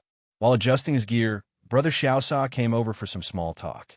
I really thought Firefly was going to take down G2, but then those two brothers dropped 50 kills combined and just obliterated them. And that Aminet guy was something else. His AWP was throwing so hard. I feel like G2 is the most unpredictable team ever. Jiang Yang hopped into an aim training map for a quick warm-up and joked. That's just how G2 is. The moment you believe in them, they'll hit you with the biggest throw. The moment you doubt them, they'll suddenly clutch up. That's why G2 fans can never trust G2 to win. DD chuckled. G2 is the team that never feels out of place in any prediction bracket. Truly a team that lives for chaos. Meanwhile, on the secondary stage, FaZe easily took down EG, which was totally expected. After all, the team had already heard before the match that EG's white fatball had been struggling with depression and was in terrible form. It wouldn't be surprising if EG went 0-3 and got eliminated. Jiang Yang quickly went through his warm-up routine, stopping as soon as he felt even the slightest hand fatigue. Then, he sat up straight and glanced across at the Liquid players, right at Ellich. And that's when he noticed Ellich was sitting more than a meter away from his screen. Can he even see anything from there? In fact, it looked like Ellich wanted to sit even farther back, but the desk was physically preventing him from moving his monitor any further. What the hell? As Jiang Yang was mumbling to himself, the map veto process finally began. Seeing Ming reaching return with a confident strut, Jiang Yang teased. So, you gonna blame your left hand again? Ming reaching responded. Of course. My left hand is always the problem. But this time, my win has nothing to do with my hands. I played rock, they played scissors. So this time, scissors is just weak. Jiang Yang laughed. What a load of nonsense. Take this, clip Queen's sword. Then he got punched twice. Mo turned to Jiang Yang. Stick of the plan? Take the gamble. Jiang Yang took a deep breath. Let's try it. Mo nodded and immediately banned Vertigo and Inferno. 66-57 live stream room. Wan Jiqi perked up when he saw the veto. Wait, they left Overpass open. Steel Helmets hadn't played Overpass once since entering the major. Leaving it open was a bold move. But Wan Jiqi, being well-versed in match analysis, broke it down. These two teams have overlapping map pools, so Steel Helmets probably assumed Liquid doesn't like Overpass either and wanted them to ban it instead. But Liquid left Overpass open too. They banned Mirage, Ancient, and Dust 2 instead. He took a sharp breath. Well, this just got tricky. The final map selection came down to Nuke and Overpass. When facing a true Tier 1 team, vetoing was always difficult. After careful calculations, they realized that if they went for a standard veto, they'd likely end up playing Inferno or Nuke, Liquid's strongest maps. So instead, they took a gamble and chose Overpass, a map Liquid wasn't good at, but one where Jiang Yang could shine. Looking across at Liquid's players, Jiang Yang caught them glancing over in surprise. They seemed a bit worried, thinking that Steel Helmets was holding back a big play. However, the map had already been locked in. There was no way to rewind and redo the BP. Both teams' players could only load into the selected battlefield of Overpass. Steel Helmets versus Team Liquid. Map, Overpass. T-side, Captain Mo, DD, Shausage, Young Karsa. CT side, Fallen Elage Grim, and AF Stewie 2K. The match officially began. Even though they had rushed through 2 days of practice, Steel Helmet's strat book for this map wasn't deep. The good news? Their opponents probably weren't much better off either. So MO opted for a simple approach. No fuss, straight up B-side execute, letting their aim do the talking. This round, Liquid has set up a heavy defense in the sewers, trying to counter a map control push from the other side, one G-Chi analyzed. They expect Steel Helmets to start with a mid-heavy approach, scouting for info before committing. But Steel Helmets isn't nearly as complicated as they think. They're just rushing B straight away. One G-Chi burst into laughter. And it just so happens that Liquid has completely abandoned B site. Steel Helmets takes the site effortlessly, and Liquid is forced into a retake with only their utility. Stewie 2K, holding solo on the first level of B, tries to collect a toll for entry, but Brother Xiaosa has already pushed up close. Instant headshot kill in the duel. With B site secured and the first frag in the bag, Jiang Yang felt the pressure ease up. After a quick consideration, he spoke with MO. Captain, I'll go cut off rotations at construction. Don't peek for trades. Wait until I've dealt with the first wave. Then you can flank them from behind. His plan was to take down 1 or 2 players at construction. That would force Liquid into a panic, and MO could then clean up from behind. Overpass had a lot of small, structured areas, making it ideal for these localized tactical plays. Jiang Yang crept into a corner at construction, crouched, and held his crosshair on the sewer exit. Soon, the door creaked open, and Jiang Yang heightened his focus. A flurry of footsteps echoed near his crosshair. The moment a CT jumped into view, Jiang Yang opened fire, tapping away. His opponent was caught mid-air, exposing their side. Jiang Yang seized the opportunity and sprayed his Glock wildly. Just as they landed and tried to turn, he secured the kill. Immediately, another CT-wielding dualies turned toward him. With the Glock's rapid fire rate, Jiang Yang landed a clean headshot before the enemy could even land. Though surprised that the first headshot didn't finish the job at this range, he quickly adjusted his aim downward and shot straight into their chest. Young headshot killed Grim with Glock. Young headshot killed NAF with Glock. Elage, seeing 2 teammates drop in quick succession, immediately swung out to trade. But at this close range, it was awkward. He had trouble landing a clean shot. So, Elage tried to jump onto the railing and spray down from above. He leapt up like a war god, and immediately fell like a log. Young headshot killed Elage with Glock.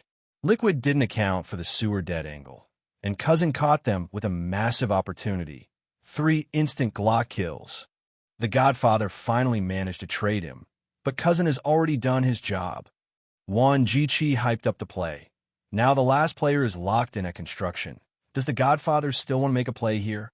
Even though he knows this is a lost round, the Godfather still wants to fight. He forces a kill, but Mo has already crept up from short, taking him out with a single shot. 1 o'clock, Steel Helmets secures the pistol round. What a comfortable start. But Juan Jichi couldn't help but critique. Stewie 2K really played that terribly. Holding solo B, he just needed to stay alive at B1. He failed to defend himself, got killed, and lost sight control. That's just throwing, man. After winning the pistol round, Steel Helmets took a moment to adjust. Jiang Yang now had himself a full-armor AK-47. Knowing that Liquid would force buy this round, they played cautiously at the start. Jiang Yang held at mid-doors, waiting. Snipers were common on this map, and he had watched the Godfather's replays before the match. He knew the Godfather liked to perch on balloons to snipe, so he deliberately waited at the start. Once he confirmed no utility had been thrown, he faced the wall and made a fine adjustment. For players like him and Nico, who specialized in pre-aiming, as long as they memorized the map and built a mental model, pre-aiming was simple. With his crosshairs set, Jiang Yang flicked left in a wide swing. The moment he spotted a target, he counter-strafed and micro-adjusted. Bang! Stewie 2K, holding an AWP at balloons, never even got the chance to pull the trigger. The only sound was an AK's headshot ding as he got blown away. Jiang Yang clenched his fist. This peek had been a little nerve-wracking. Elledge, acting as his bodyguard at mid-doors, saw this and immediately swung out, trying to catch Jiang Yang as he repositioned. Soon enough, he spotted Jiang Yang walking out. He snapped his Desert Eagle toward him and fired a shot. But it was as if he had triggered some kind of instant counterattack mechanism. The moment Elledge fired, Jiang Yang stopped, adjusted, and one-tapped him in return. Elledge fell, clutching his face with a wry smile. This kid's reflexes are insane. Cousin just double-tapped two players with an AK at mid. The ECO round god really is something else. Strictly speaking, this was a force-buy round, but hey, if there's a pistol, it's an ECO round. Juan Jichi joked, referencing a popular forum meme. Meanwhile, at construction, DD caught Grim trying to push forward. Suddenly, it was a 5v2 situation. MO had the team regroup outside B and overwhelmed the site with sheer numbers. They secured the force-buy round. In the following eco round, Liquid managed to save an AK, but that was about it. Steel Helmets won the first 3 rounds in a row, and the match was now heading into the first full-buy round. The intense shouts and rapid keystrokes echoed throughout the arena's battle zone. Fortunately, Steel Helmets had a solid start, keeping their morale relatively relaxed. As the match entered the 4th round, both teams arrived at their first rifle round. As the team strategist, MO laid out the general plan for this round. For this round, let's stick to default map control. Sudi, you solo outside B. The rest follow Cousin and slowly push A. I'll time I move from lower tunnels to support with a counter clear. Don't overcommit, just push them back. Once we've applied pressure, we'll rotate back to hit B. With the plan set, everyone stepped out, heading to their designated areas to control the map. Overpass wasn't an easy map to play, mainly because it relied heavily on a default playstyle, demanding a lot from players' individual habits. Teams in Asia, well, those who know. That's why this map was rarely in their preferred pool. At the start, Jiang Yang rushed mid-doors with his AK, but the opponent's Molotov forced out his smoke grenade. He then ate a nade from mid, though luckily it didn't deal too much damage, still within acceptable limits. Steel Helmets are still patiently advancing their default control, not rushing anything. Machine watched the mini-map, noting how Liquid's formation was shifting. Then his tone suddenly became urgent. But Liquid has set up an Estrella-style defense. The Astralese setup, referred to a classic positioning Astralese favored on this map. One player held mid from the bathrooms, while another watched short A from an off angle, forming a nasty crossfire. Similar to this, though Fallen was holding with a rifle in that instance. Fortunately, Steel Helmets aren't planning to clear short A, so they just narrowly missed running into this setup. If you like standing there, then stay there. Just hold it forever. Machine didn't even bother hiding his neutral commentary, but he had a sharp understanding of the game and quickly picked up on an issue. But with this setup, if short, it doesn't feel any pressure for too long, they might push forward for info. Cousin is watching lower tunnels, but soon he'll have to rotate and help smoke off heaven. Oh no, Chicken Bro's timing is perfect. Damn, Cousin got caught from behind. Instantly taken out. Meanwhile, the push from long in sight went well, with the old captain securing a kill. But Chicken Bro is still coming, spraying down 2 players in one go. Combined with the defense of B1, Steel helmets are dropping like flies. They're pushing straight through. Steel helmets don't even get a chance to plant. Seeing Liquid take the first rifle round, Machine's expression turned into a pained grimace. But he also knew this wasn't a major misplay from Steel helmets, just unlucky timing. This is just a matter of tactical choices. If they had cleared short, Liquid wouldn't have had such an easy time. Machine took a deep breath. But on the flip side, if they did clear short A, they wouldn't have had enough utility for a B-side execute. Just gotta say, Elledge played that perfectly. Still, Machine felt it was a shame. If not for Chicken Bro's flank, the sight hit would have gone through cleanly, and they'd probably have won the round. Now, he could only look forward to the next. Steel helmets still had enough economy for another buy. However, in the following round, after defaulting early, Steel helmets opted for a fast A push. But that previous triple kill had given Elledge, the recoil control drill sergeant, his rhythm. Holding from an off angle, he locked down another triple kill. With Fallen stepping up as well, Steel helmets got wiped out completely. Another lost round. And now, their economy was in shambles. Sensing the urgency, Steel helmets quickly called a timeout to regroup and discuss their next moves. Coming out of the pause, MO called for a fast B push. They managed to trade 2-4-2 entering the site, which seemed like a decent advantage. But the ones lost were Jiang Yang and DD, meaning their firepower in the post-plant wasn't strong enough. In the end, they still lost the round. Liquid, riding the momentum, kept stacking rounds, pushing the score to 3-7. Steel helmets had no choice but to call a second timeout. Damn, 7 rounds in a row, my blood pressure's rising. Machine side. These rounds, you can tell the Steel helmets guys have lost their flow. Their default setups are getting completely read by Liquid. If this keeps up, the pressure is going to be insane. There were rounds they could have won, just barely missed them. So close. This is CNCS for you, Dot. I still don't get why they picked this cursed overpass. Cousin is like he's vanished into thin air these past rounds. That's overpass for you. Big name players die to random AoE all the time. They're replaying too much like a ranked game. It's all being read. WJQ, can you be a little more neutral? Seeing that last chat message, Machine burst into laughter. I'm a neutral caster.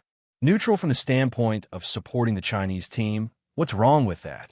He didn't bother explaining further. Even though he didn't have any deep ties with Steel helmets or CSBOY, when a Chinese team was competing, of course, he had to support them. The tactical timeout ended quickly. Round 11 was about to start. Based on their discussion, MO opted for an old-school A-long rush. For players grouped up, using a deathball strategy with traded kills as their main play. At the start, Jiang Yang and his teammates used utility to push back any T-side peaks from mid. Then, a flashbang sent DD and Brother Xiaosa charging down long A. But almost immediately, they heard the sound of an AWP firing. Fallen killed DD with an AWP. They had run straight into a sniper holding long. This strategy was now dead on arrival. MO frowned. Losing a player and having their plan exposed, he had no choice but to call for a rotation. Jiang Yang followed the team, silently making their way toward construction. Now, down in numbers again, the pressure was mounting on Jiang Yang. As soon as MO gave the call, Jiang Yang threw smoke on a B2 balcony, then followed up with 2 flashbangs to support the entry. Steel helmets have run out of ideas. They're getting completely shut down by Liquid's double AWP setup. They've been forced into a B pivot, but Liquid has 3 players here. Can they find an opening? They execute on a B. Brother Xiaosa leads the charge and immediately takes down Grim. Stewie 2 KS AWP picks off the captain at long, but he's trapped in place after that kill. Just as Machine got excited, an AF from B1 sprayed through the site, instantly deleting Brother Xiaosa and Su D. Why are they standing so close together? And the F with the smoke spam. These deaths are so ridiculous. Only Cousin is left now. Suddenly, Jiang Yang was in a 1v3 situation. He pursed his lips. He knew an AF was on B1, and the last 2 were likely near A. Not much time left. He quickly planted the bomb first. Just as he considered his next move, A Molotov from B1 landed, blocking his path. Jiang Yang's heart sank. That move practically locked him in place.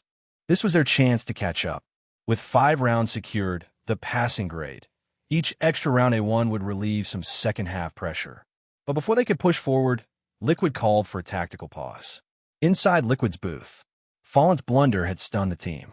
Stewie 2K was the first to lash out. Fallen, what the hell were you doing? We were all yelling at you to defuse. What were you aiming at? That round was ours. This is unbelievable. Frustrated, Stewie 2K slammed the table. Fallen looked pained. He had simply been too focused. He thought he had only gotten 1 kill. He never realized he had wall-banged the other. His reasoning was that if he hadn't killed the second player, he would have been exposed if he tapped the bomb too early. But ironically, this stroke of luck had cost him a 1 round. He wanted to explain, but no words came. It felt like an invisible hand was choking him. The air turned cold. CS, go, really was a frustrating game. Finally, it was NAF, ever the mediator, who broke the tension. Still, the entire Liquid squad could feel the atmosphere turning heavy. Their gameplay became increasingly messy in the next few rounds. And Jiang Yang? He was now fully unleashed. His AWP dominated the kill feed, suffocating Liquid. Fallen, shaken, lost his rhythm. At one point, he even whiffed 5 shots in a row, turning himself into a meme. By the end of the half, Liquid had failed to win a single additional round. The score locked in at 8-7. For such a CT-sided map, securing 8 rounds was a massive lead for Steel Helmets. Across Chinese live streams, viewers were ecstatic. Hello, everyone. As we wrap up this video, I want to share a quick note. I have a Patreon account. If you'd like to support me and enjoy on-demand audiobooks, you can become a Patreon member. Alternatively, you can check out my Google Drive link, which has 500+ novel audiobooks available through my Ko-fi or Patreon shop. I appreciate your support.